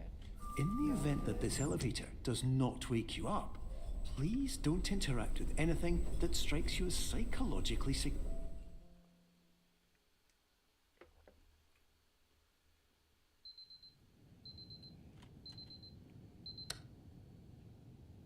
Where you getting the John Hopkins?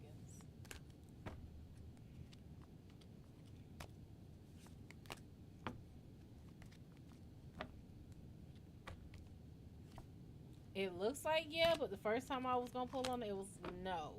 So I think you won't get in on the first try.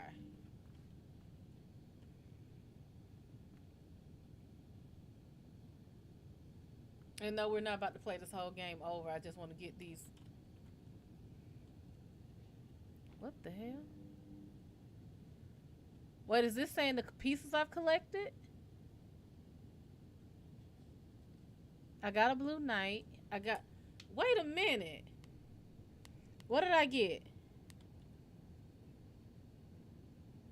I got a blue pawn. I got a red castle. I got a blue knight, and I got the red bishop. So I got the king.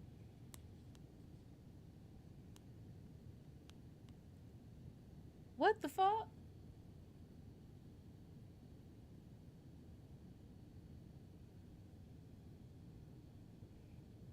Did I get that one? I don't know if I got that one yet.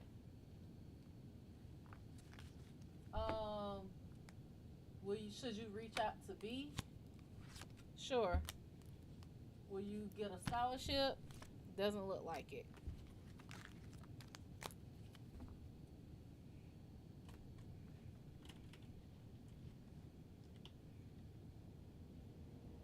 Wait. Where's the room with the sliding boxes? This is an automated message for all patients who attempted to use an alternate pathway to access the next phase of Somnasculpt therapy but who have become trapped in a dream state paradox instead. Your decisions imply a failure of orientation, which reflects negatively on the standard orientation protocol. You will rectify this failure immediately.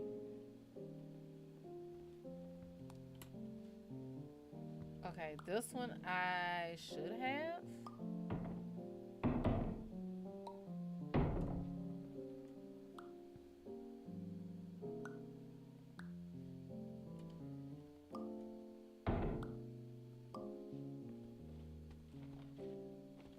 Yeah, that one's gone.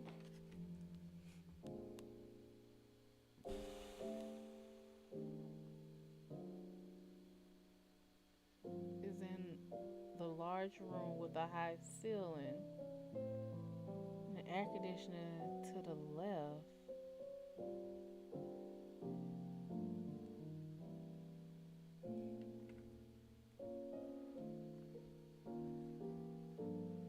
Don't look like it. Look like I got it right. Oh, it's just I saw depth perception in this game was shit.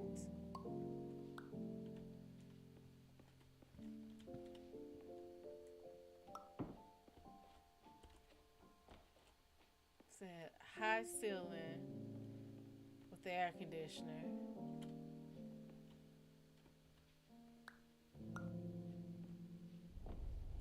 Now, are y'all sure?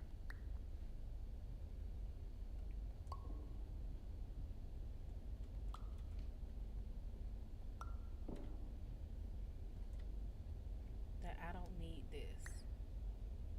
Because I really hate to not have this.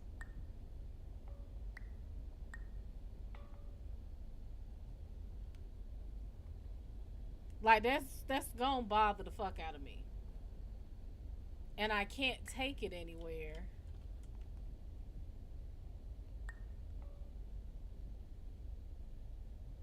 Okay, it's something that falls slow. It's not like I can. There's no.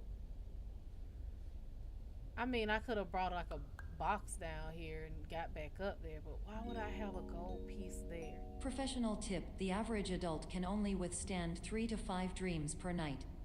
Once this threshold is eclipsed by entering more dreams, your mind will suffer an explosive mental overload, reorienting you for the emergency exit protocol. Please subject yourself to explosive mental overload.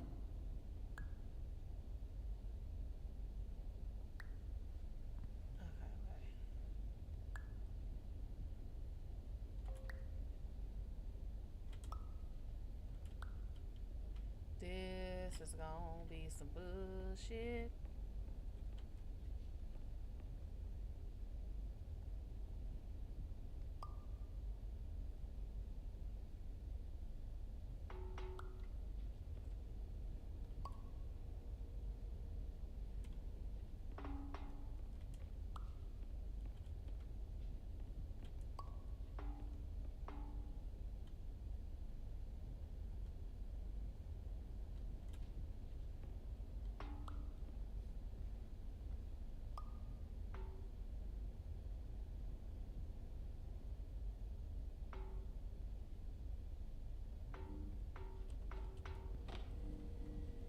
Give me a key.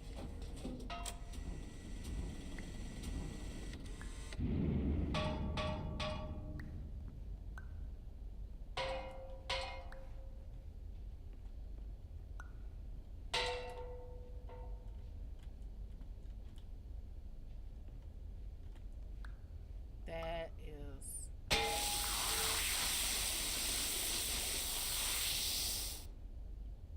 12 fluid ounces.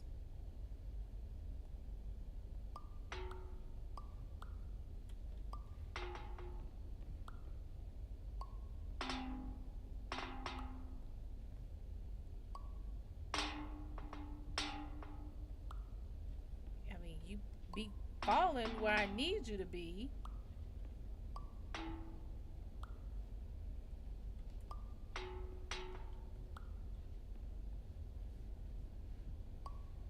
Yeah, you be wanting to be an asshole.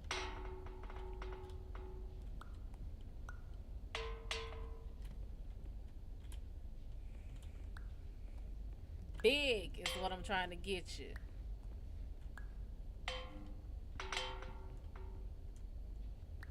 Shit is so fucking annoying.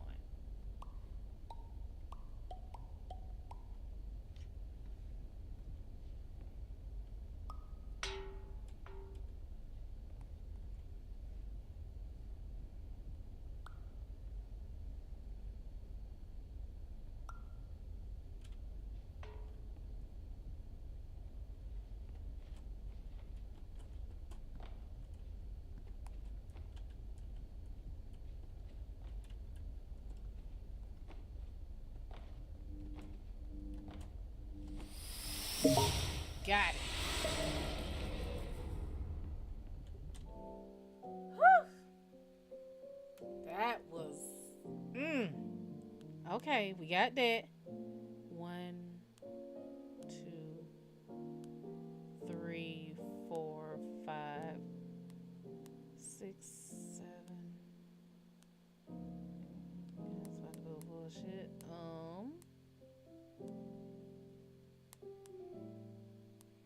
This is in the bloody room.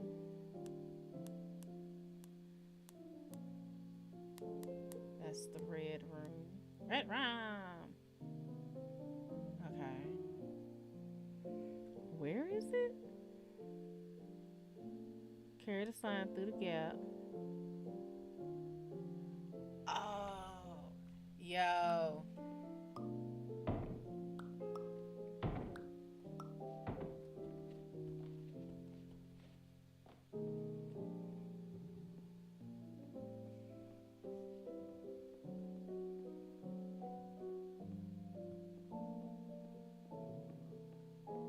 This is what I needed for this.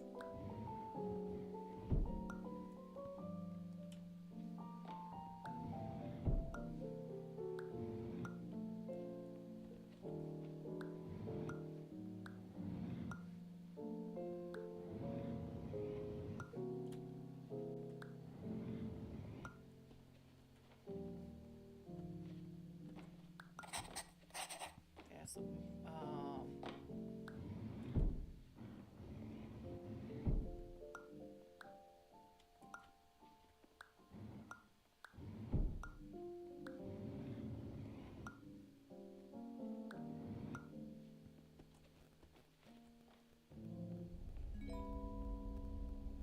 Please note that a reluctance to volunteer for the risks associated with explosive mental overload implies a misunderstanding of all other solutions, all of which are far more traumatic and likelier to result in catastrophe. I am not capable of suboptimal suggestions. Please exit this dream as soon as possible. Wherever that key. Fuck. God damn.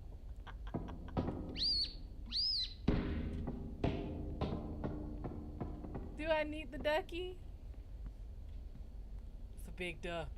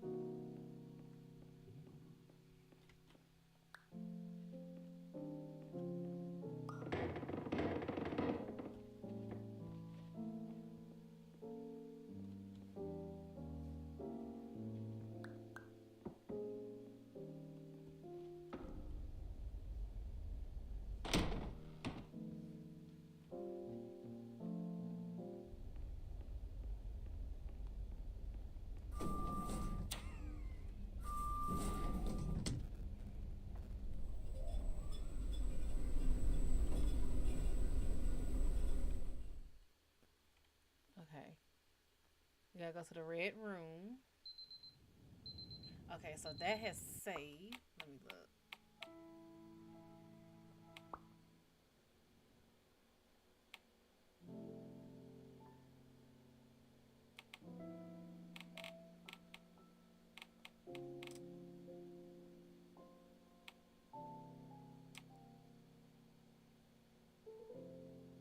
It's not dollhouse, so it would be here.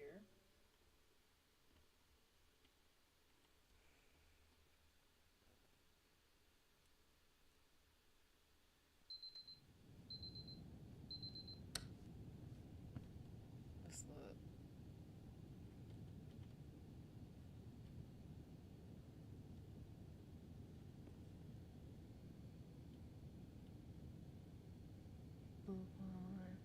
So we're missing 1, 2, 3, 4, 5, 6, 7, 8, 9 pieces.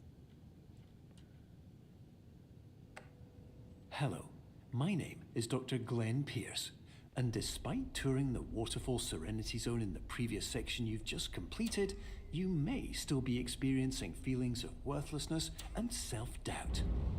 Why do I feel like everything is going wrong, even when the sun is shining?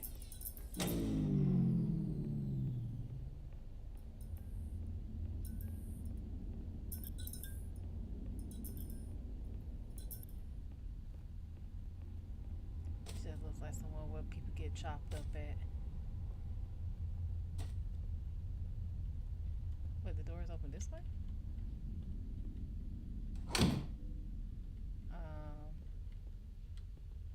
Lucky too?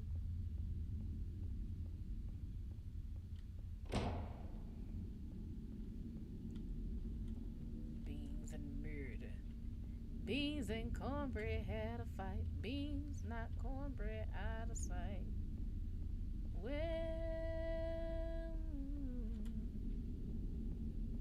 okay.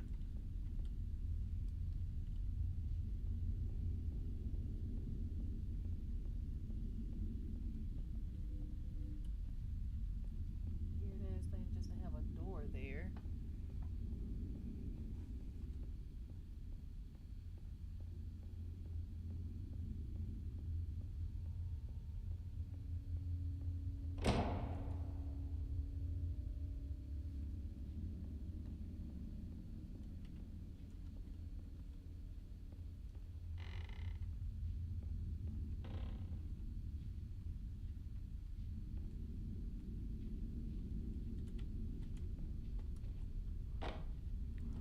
Are you serious? I'll just jump it.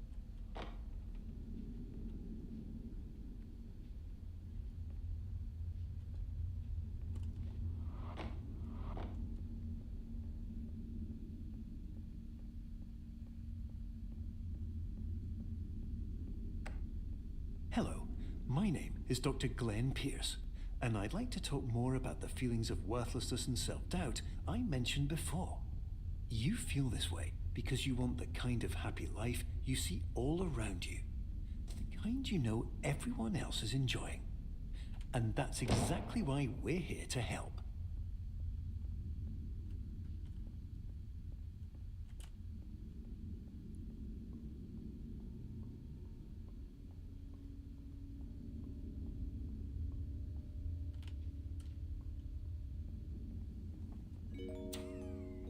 Warning. You were advised to subject yourself to explosive mental overload by descending into additional dreams, but have now descended into a dream within a dream instead, disorienting yourself even further.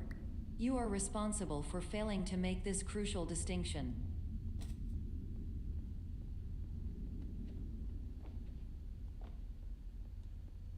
Where is it?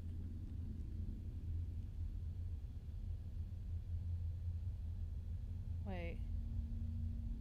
Get there, carry the sign through the gap. Okay.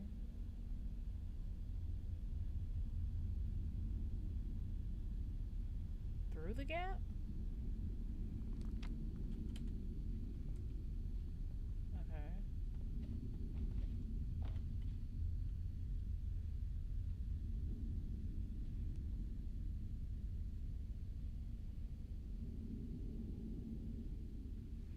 Okay.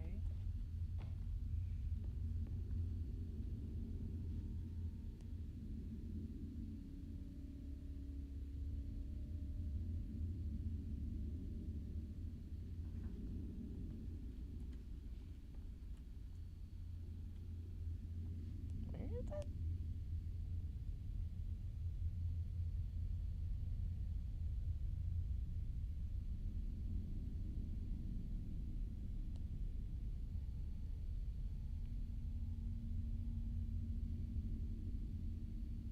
Through the gap.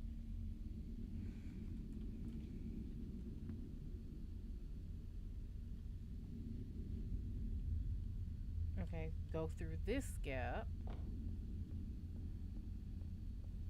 They're literally giving pictures, but it is so...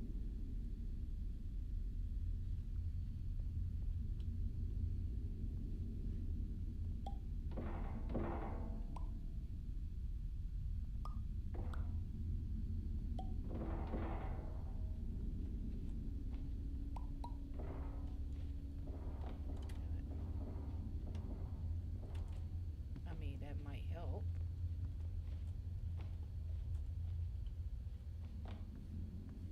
I have no idea where the fuck I am.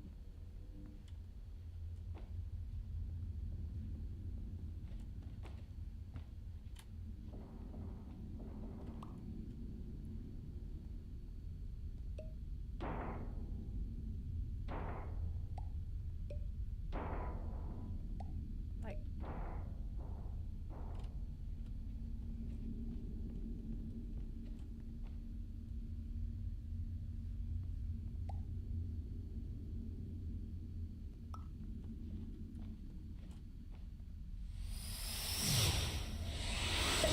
bruh. Basically, they found some old naughty photos. Ew.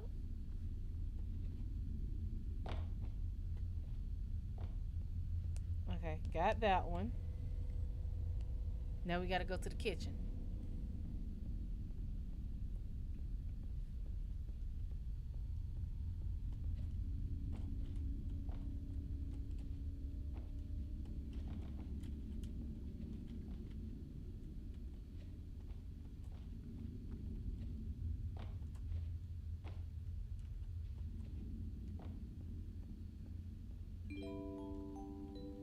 Did you know that unintentional multi-dream layering occurs in less than 1% of patients? This correlates strongly with the 99% of patients who are able to follow simple instructions from the standard orientation protocol.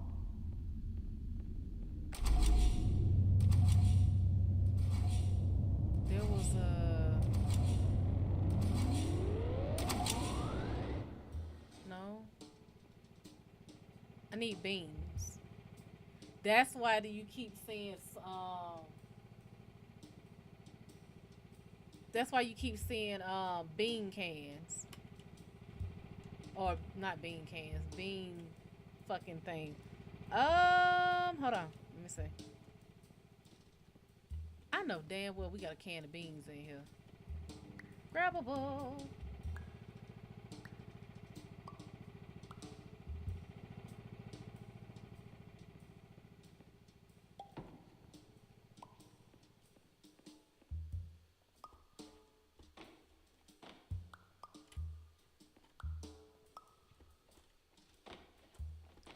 You can get your ass up there.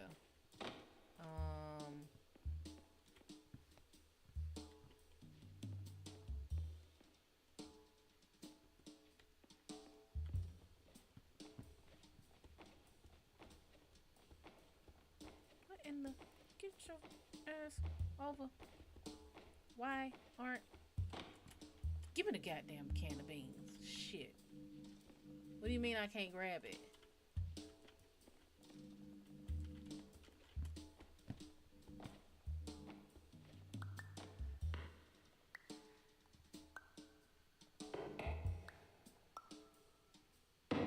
Damn.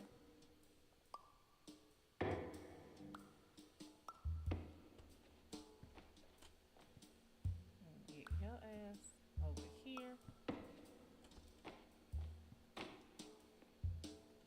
Map.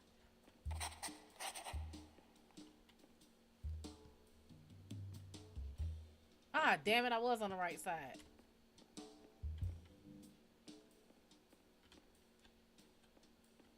Let me see.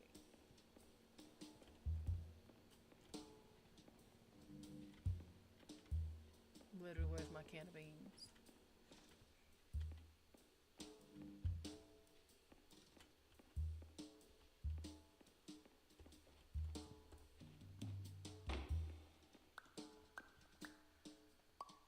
Nope, you gonna fall behind.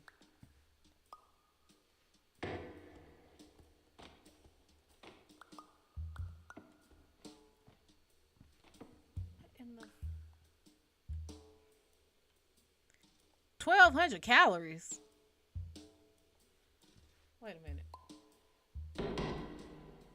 Yeah, 1,200 2019 fat. The fuck kind of beans are these? 90 grams dietary fiber. The serving size is 5 watts. What the fuck? Based on recipe for 2 watts. So now you know when you need to cook beans, you cook them in watts.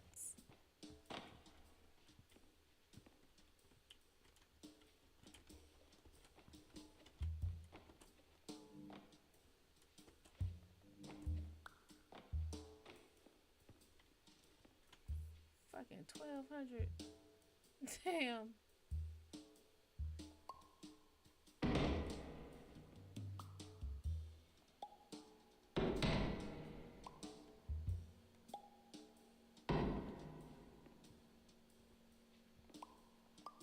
I was making it that damn big, knowing I have to get up here first. You gonna actually make me go outside.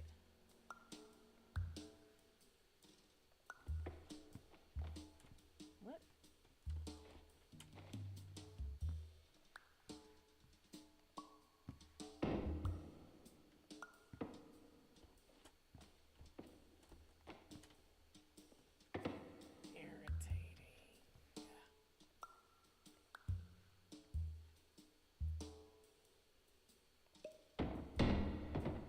Make it that damn gigantorous.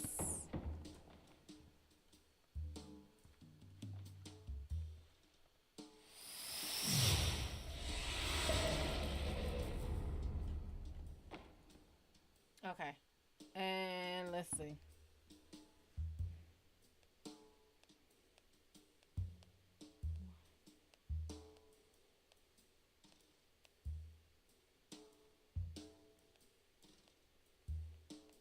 You might as well go to bed, JoJo. You might as well go to bed. Cause we got 8 left. Literally about to play this whole damn game over to find these damn pieces because I want to know what they do.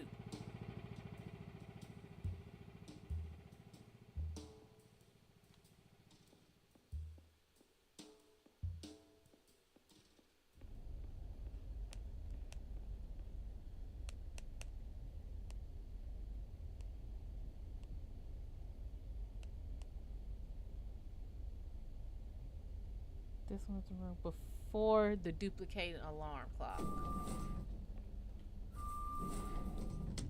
You're up.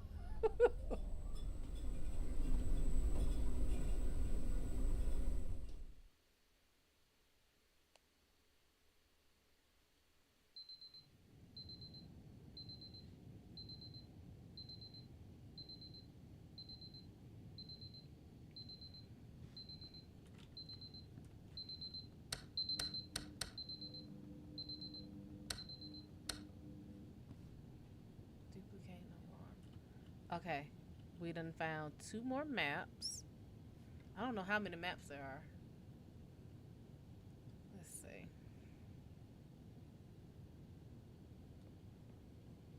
1. I want to say those are 2, 4, 6, 8. Yeah.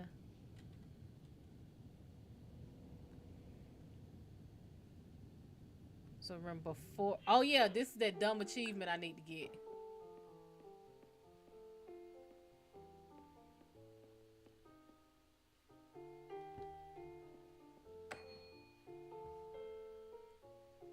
What did I put here before? The door, I think.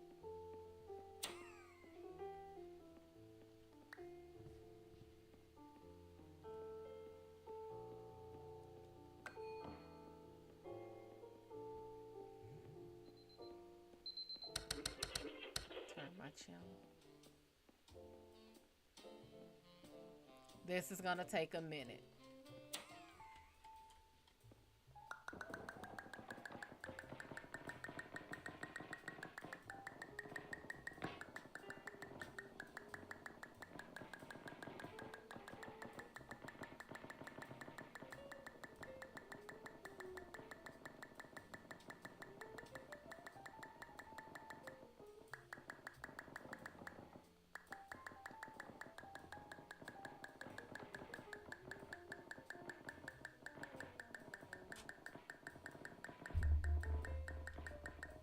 Now, I have tried this before, but I didn't have the patience for it. But I was right. Keep clicking. What? That's it. Maybe I did get that achievement before.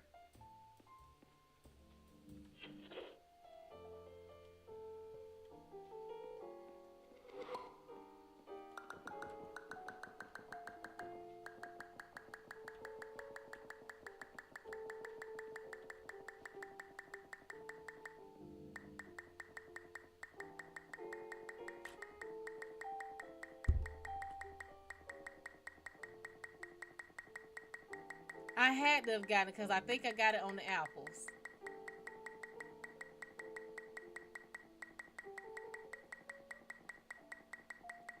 Look at them falling. Look at that shit.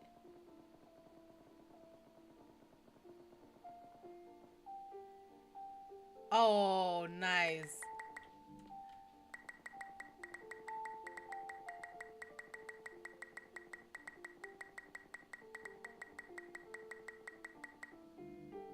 Yep, that's it.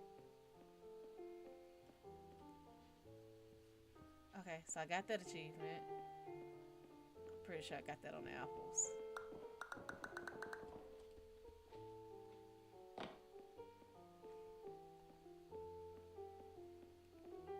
Okay, before the damn alarm clock. Attention. Dr. Here. Pierce requires you to note Somewhere the here. following risks of dream overexposure. Significant memory loss, both Oh my quantitative and God. qualitative.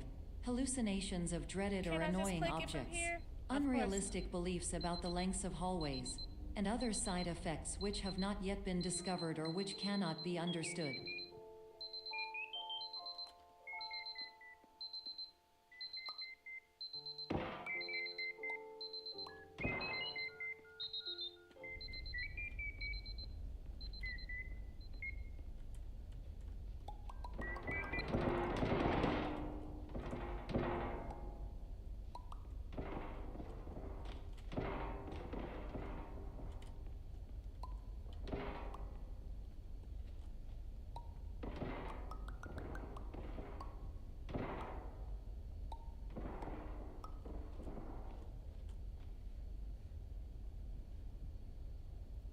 touch it? No.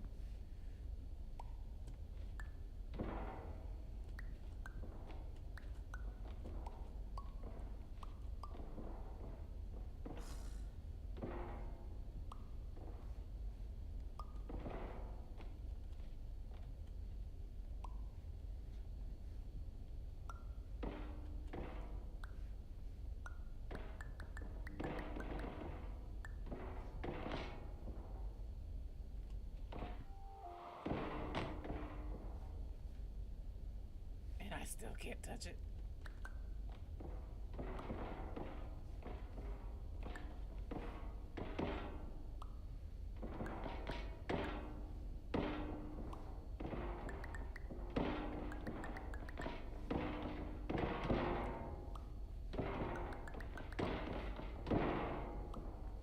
Why are y'all not piling up is the question. Like, I don't get why y'all are not piling. That's how objects work.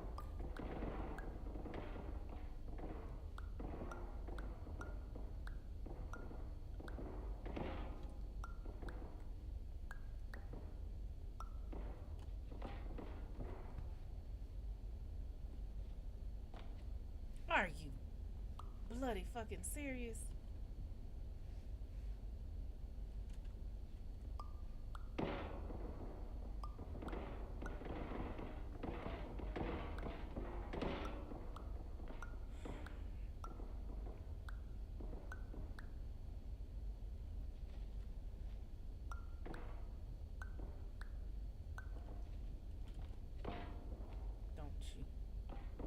I'm plenty fucking close.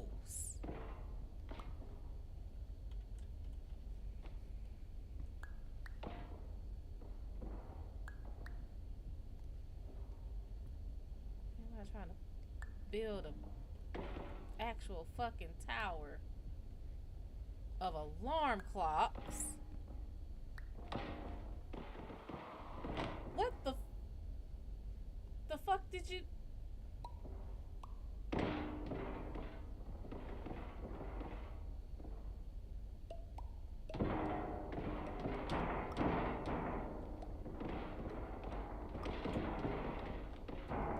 No, because you should be able.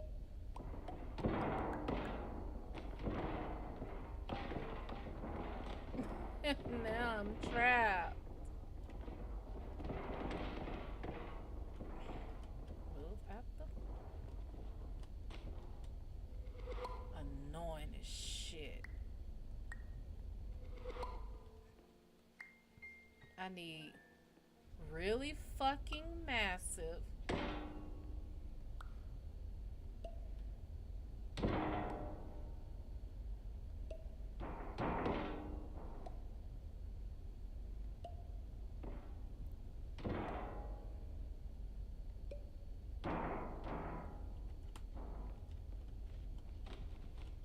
Over the fucking clock.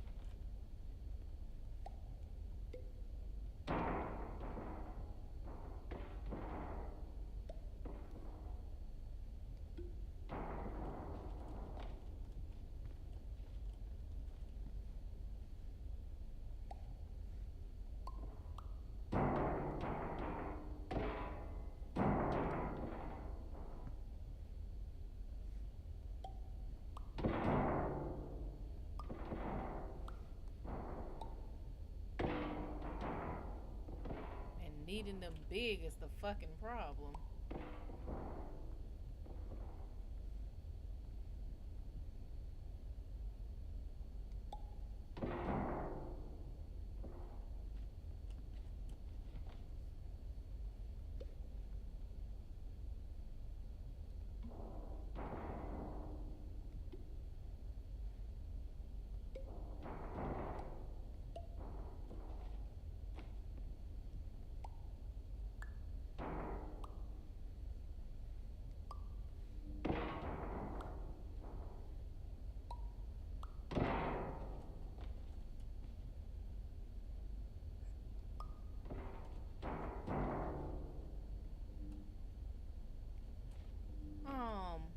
I'm right here on Where's the damn dot?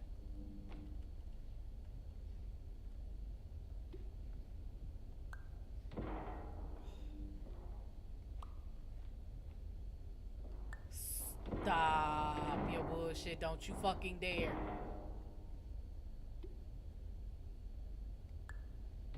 Why are they getting...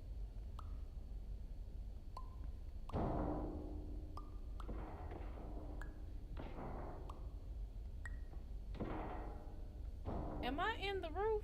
Am I in the ceiling?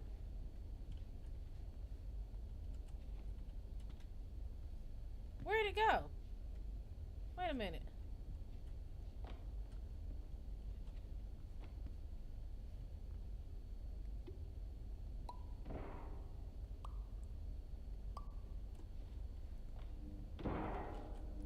I'm literally here on the fucking thing.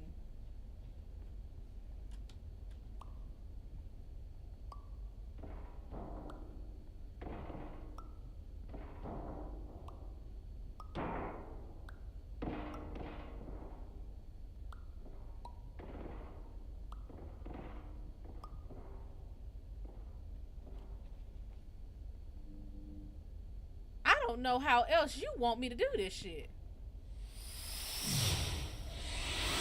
I know damn well you did not need to have me up here on the fucking level. Ooh, bitch.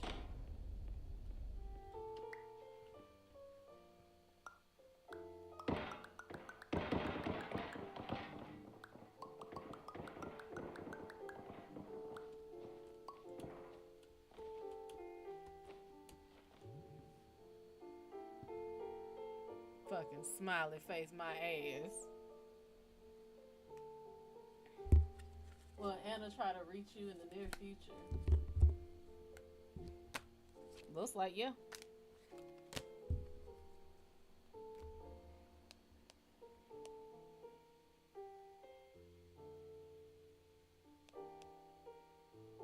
What is this?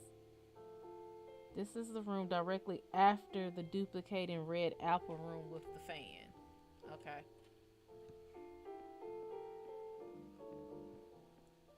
Is there a reason for the smiley face?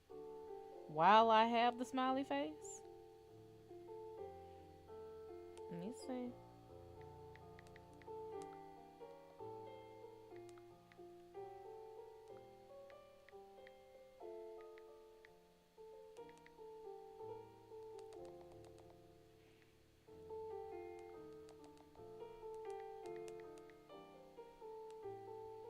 What are you supposed to put it on? I know you got to put it on something.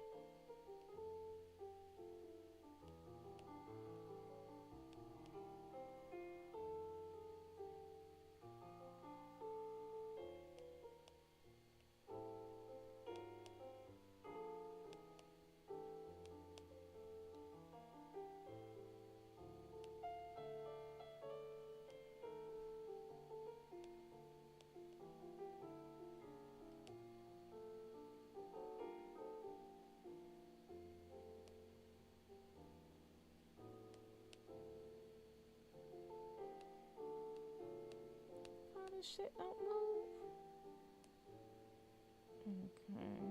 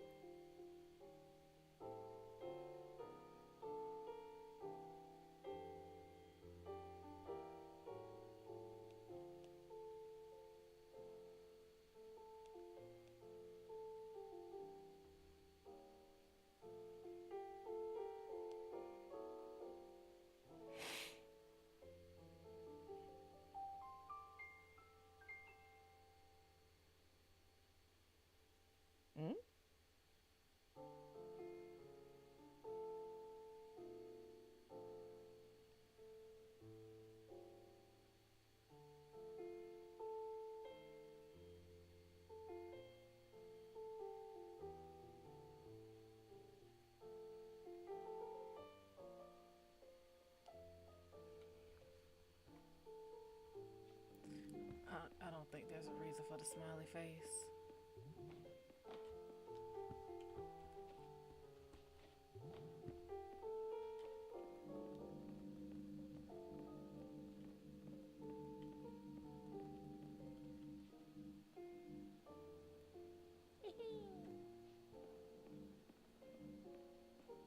Well, why does it go away right here? What's here?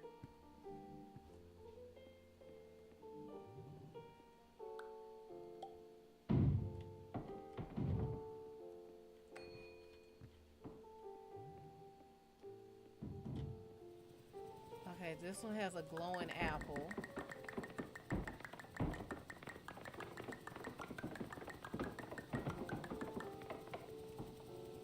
Is that it?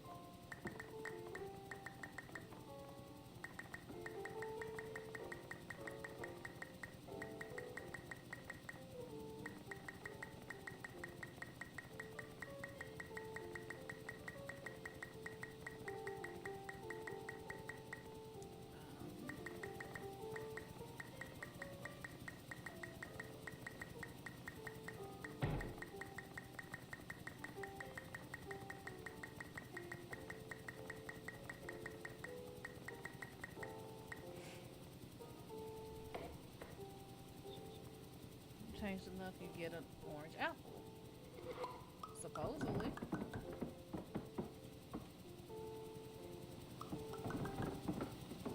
So this one worked on that one. You.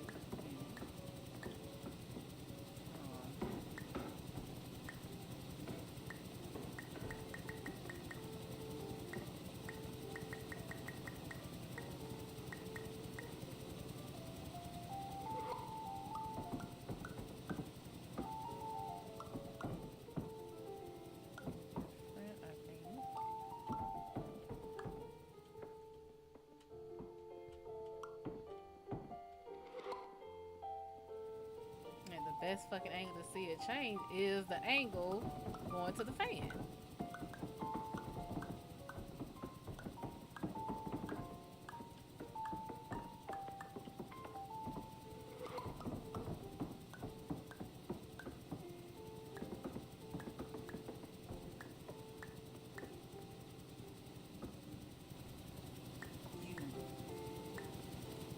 You stop.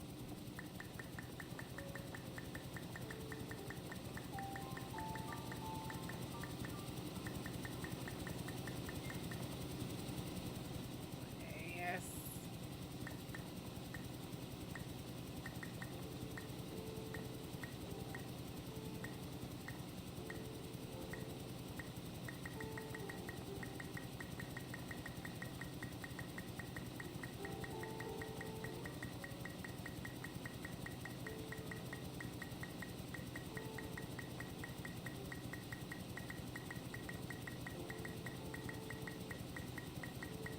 You know these apples gotta be sour as hell.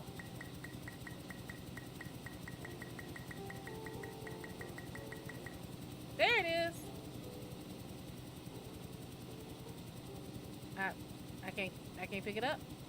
I did all this damn work and I can't pick it up. I can't has it. Okay. Ask your question.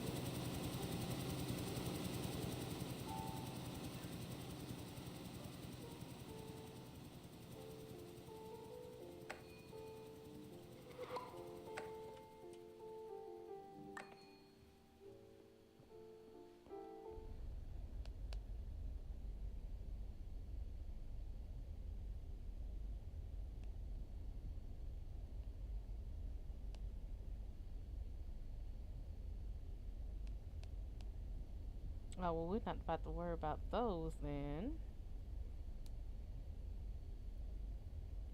There are 15 blueprints. Yeah, we're not about to worry about the blueprints either. I just want to find these,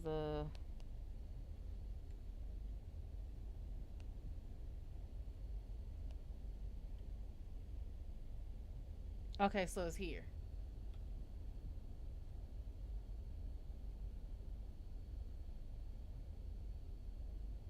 was wondering if M would end up initiating more. Stop hoping that people will do something and tell them what you need. Will M end up initiating more? No. And that's because M doesn't know M needs to. Because V won't tell him.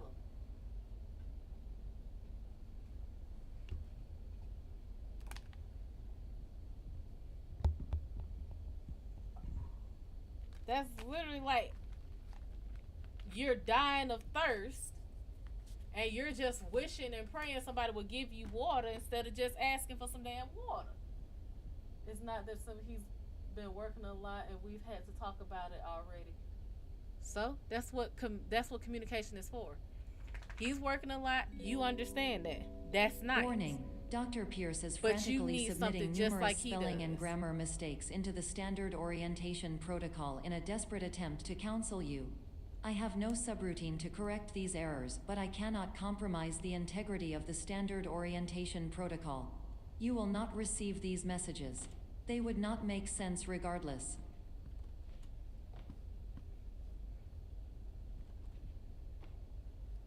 He's working. You need affection. Y'all gonna have to talk. It's just that simple.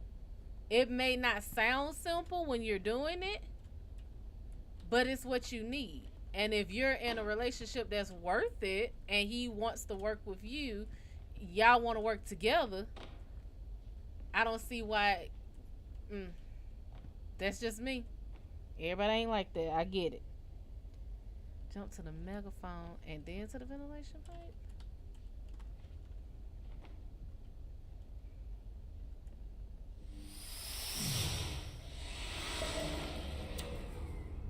Yes, I know. I'm saying we have spoken, but was wondering if it was something he'd figure out soon.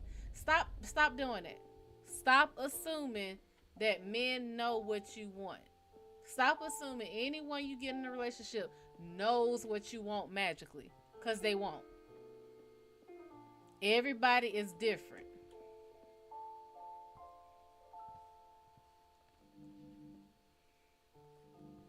Everybody, every person, everyone is different. Everyone needs something different. Talk about he hasn't had much time lately. I don't think you're understanding what I'm saying. I get you spoke and you said, yeah, we talked about it and I know, and he knows that I need this. I get that. But it's the hoping and wishing and thinking he's just gonna magically do it. You will disappoint yourself every single time with that. Just be open and honest and say, hey, this is what I need.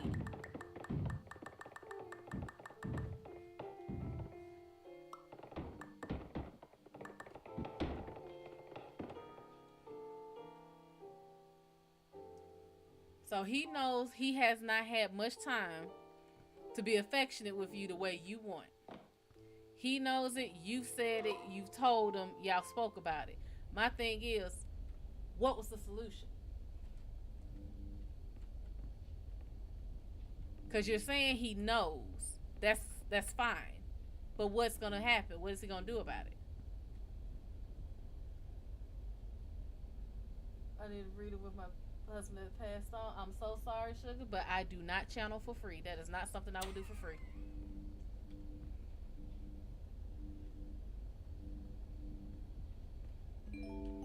Now, if you just trying to... Attention. Dr. Pierce continues to just trying to input see if he significant alright, I errors. can find that out. I will interpret his basic ideas. Hello, my introductions are redundant. I am a real doctor who went to doctor school. VR has never been a mistake. I can help you, but I also do not know how. Transmission ends.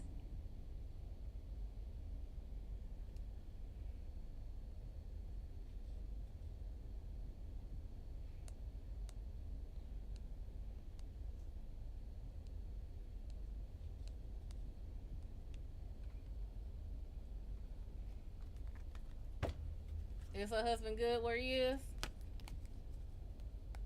I don't think you get no clearer than that.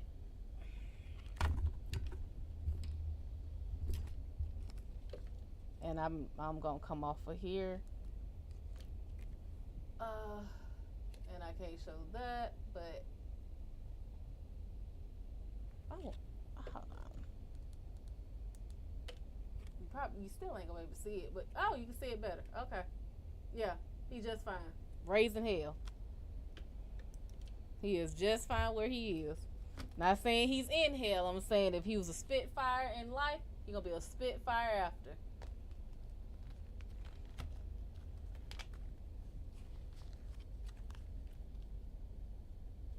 That's why I was wondering if I should hold a door open for it.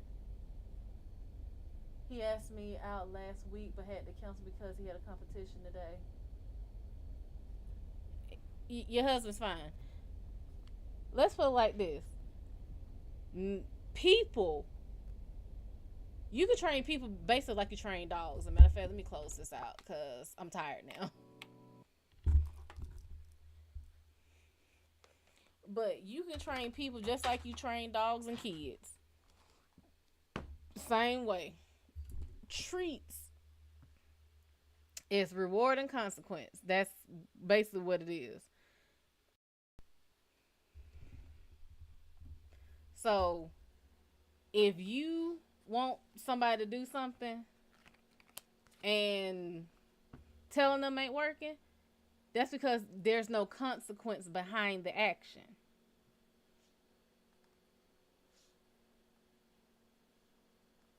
If you put a consequence behind the action saying, hey, I need more time. If you told him you need more time, you need more intimacy, and he's not doing it, guess what? Somebody else will. Or rather, let him know, okay, I'm telling you what I need and I'm feeling neglected. If you can't meet my needs, I need to find somebody who can. You ain't even got to verbalize it. Stop being so open. Stop being so available to him. Is Ray in the saying gonna call? Look like it, yeah. Is your mom good? No, it looks like she's worried about your relationship. Is he mad at you? It looks like he is upset with you. I don't know what you done did. But I'm going to go ahead and I'm going to get on out of here. So get your last questions in because I'm at the door.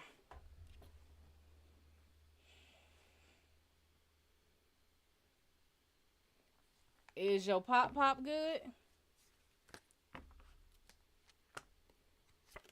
Did your pop drink beer? Because he's sitting back drinking beer.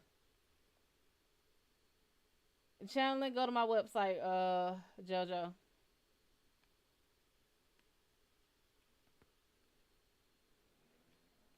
He's a beer drinker. And did he fish? Why did I never see that on that man before? Then tell him you love him. Y'all do realize y'all don't need people like me to do it. You know that, right? You don't need a medium, large, small. You don't need a psychic. You don't need someone to be able to do that. I know he's dead, baby. You wouldn't ask me to try to reach him if he wasn't. What I'm saying is, you don't need somebody like me to tell them that. Just tell them. They can still hear. Because you're not moving on. That's why. He's mad because you wanted his life ended, not yours. He would not want you to sit here and wallow. You will see him when it's your time to see him, and not a second before that. You can't sit here worrying about, no. Once they over there, they got their own shit they gotta learn. They got lessons they gotta do. They gotta do all of that. If he was upset in life, guess what? I have someone who me and them didn't click when he was alive. You slapped him before he died?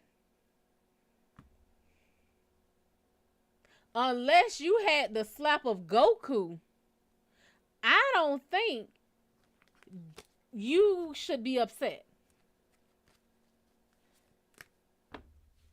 So what I'm telling you is, I get he's gone, but he wouldn't want you to sit here and live no type of life because he's not alive. Just tell him you love him.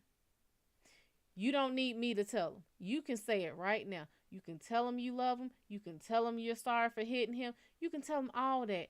You don't need me. And please do not let that type of desperation make you reach out to some of these folks that are very, very unsavory. Just say it. That's it. You don't need me to do it. Would I be able to ask if he realized he isn't meeting? Does he know he's not doing enough? No. Tell him. He does not know he's not doing enough for you.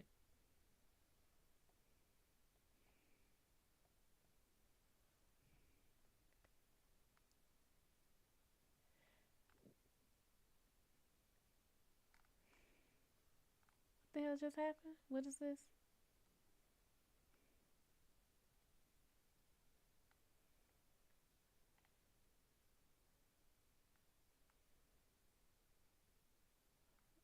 Oh, it scrolled all the way up. Damn. Okay. Hold on.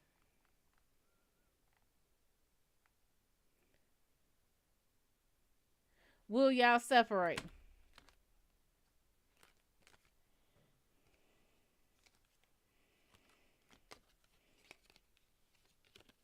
Yeah. Both of y'all ready to call it quits. Yeah. Y'all gonna part ways. Yes, y'all are. Good. Now, this comment here that you got using his whole name, I'm deleting that.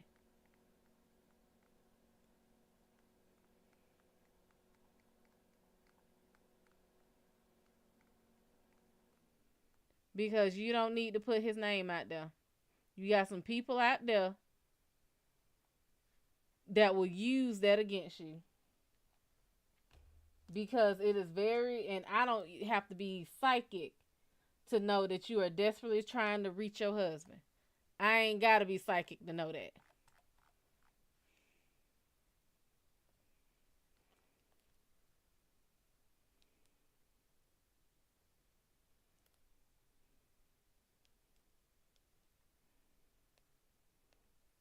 You got plenty of folks in here that will do people dirty just because they can, and to try to get money out of folks.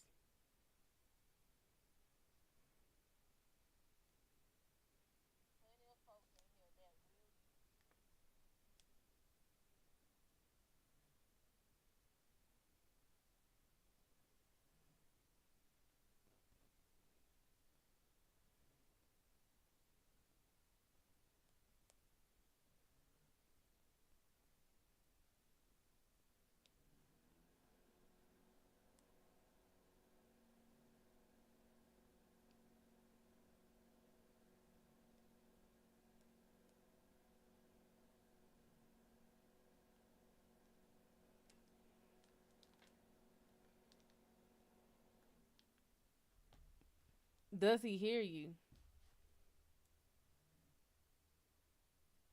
You don't need, I'm telling you. Exactly. They hear us. The closer they were connected to us in life, they still hear us. They still hear us. You think that man lived his life being your husband and he ain't gonna hear you call him when he's on the other side? Trust me, he still hear you. A slap ain't enough to make him not hear you.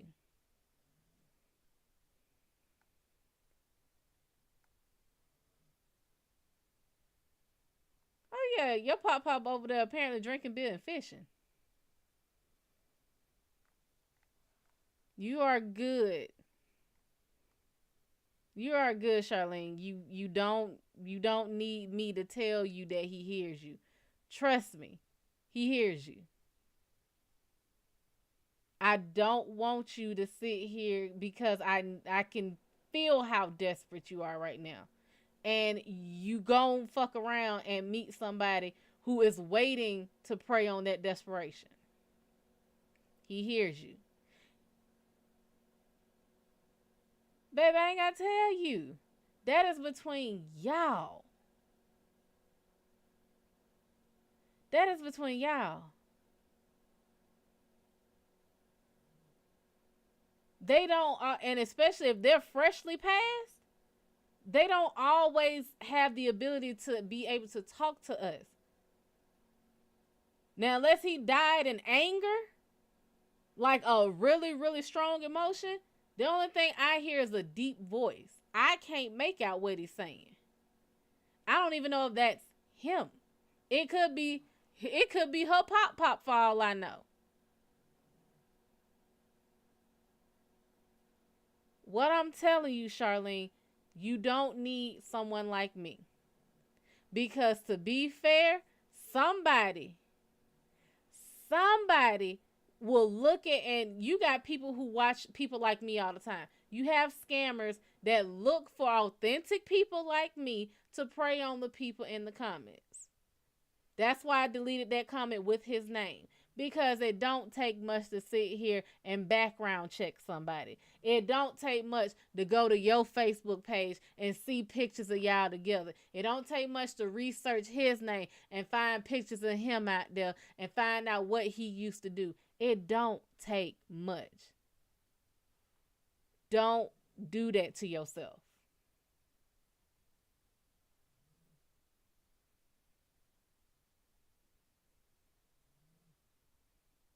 Don't do that to yourself. And I feel like this is a habit that you had in life. I feel like when he was here, this is something he had to do with you a lot. You get real caught up real fast. You know those wives that buy a whole bunch of shit and try to hide it? Like you just cannot help the compulsion. It's damn near like you have it's like you have a compulsion issue. You can't help. Once you feel something, you gotta act on it. Don't do that. Does he have a message for you? No. He ain't got time to have messages right now. Is he fresh? Did he recently pass over? Because if so, he got work he got to do. He in school right now.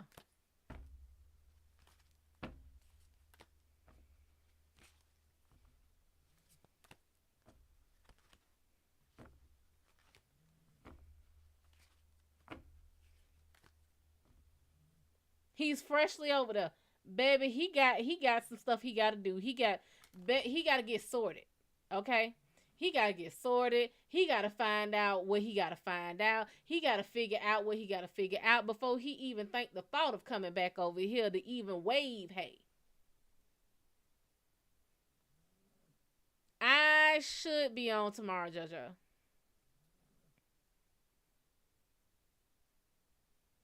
So don't do that to yourself, Charlene. Just trust it. Just trust it. When it's time, when he is able to, he will reach out to you. And yes, they reach out in dreams a lot. That is the easiest way, especially for someone who is freshly over there.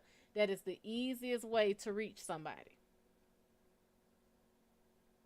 If you have had dreams of him, it's probably not your memories of him. If you suddenly smell his scent, if you suddenly smell his cigar, if you suddenly smell something he loved. Silver suit. Your daddy was a pimp. Your granddaddy was a pimp. But if you start feeling him around, that's just him. Can I do a cooking stream? I could.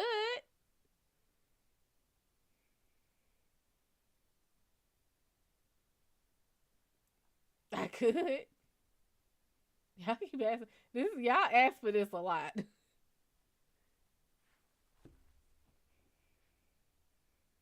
My brother met me and my brother at the same time.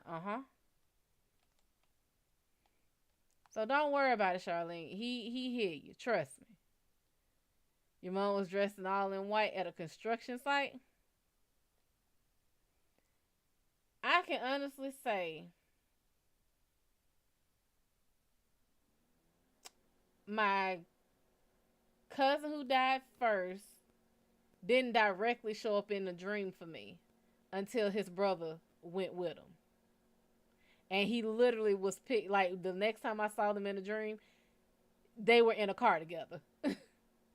So I know he came and got him. But this particular cousin has a phone and showed it to me. So I know I can call him at any time. And that was the cousin that we had a fight before he died.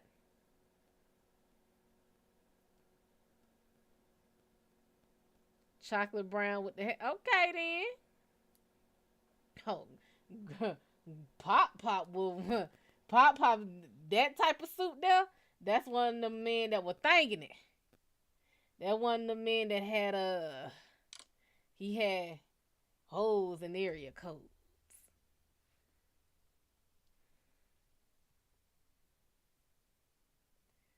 Old Pop sound like he was one of them smooth talkers. Walker real smooth, like he don't want to play with the young things, but he like looking at them. My mom about an old passed over co-worker who passed after she passed said, "I found your friend." They don't change a lot when they go over. Like the way we remember them is usually the way they are. That's just the last form they were in. Sometimes you see them when they were younger, sometimes you don't. Typically you see them the way you remember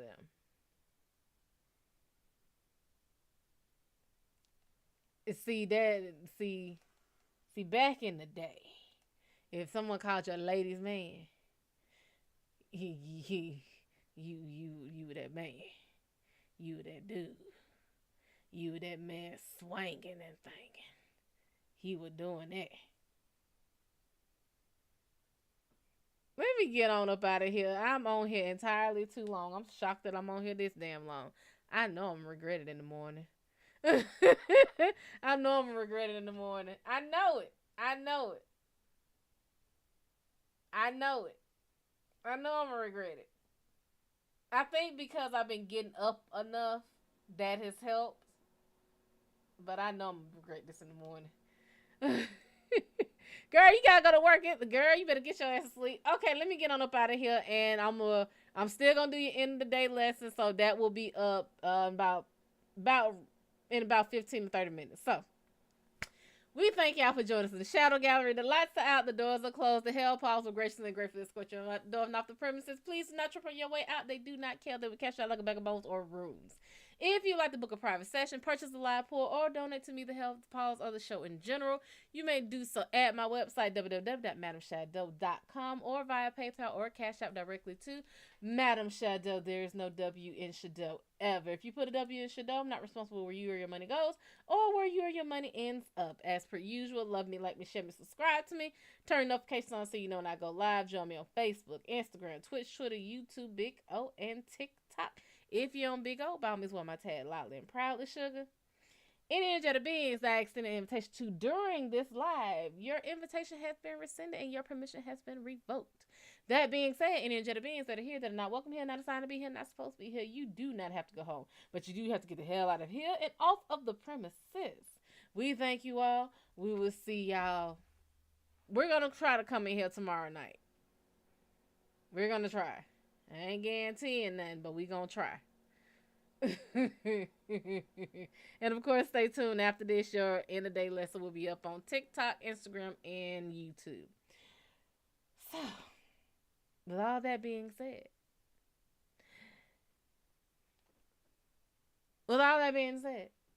y'all take care now, but by then, and we will hopefully see y'all tomorrow. Get y'all asses in bed, get some sleep. Some of y'all got work in the morning. And make sure if you gotta go to work, get something to eat. Put something on your stomach. They mad at me. Okay, let me get out of here. I see y'all later.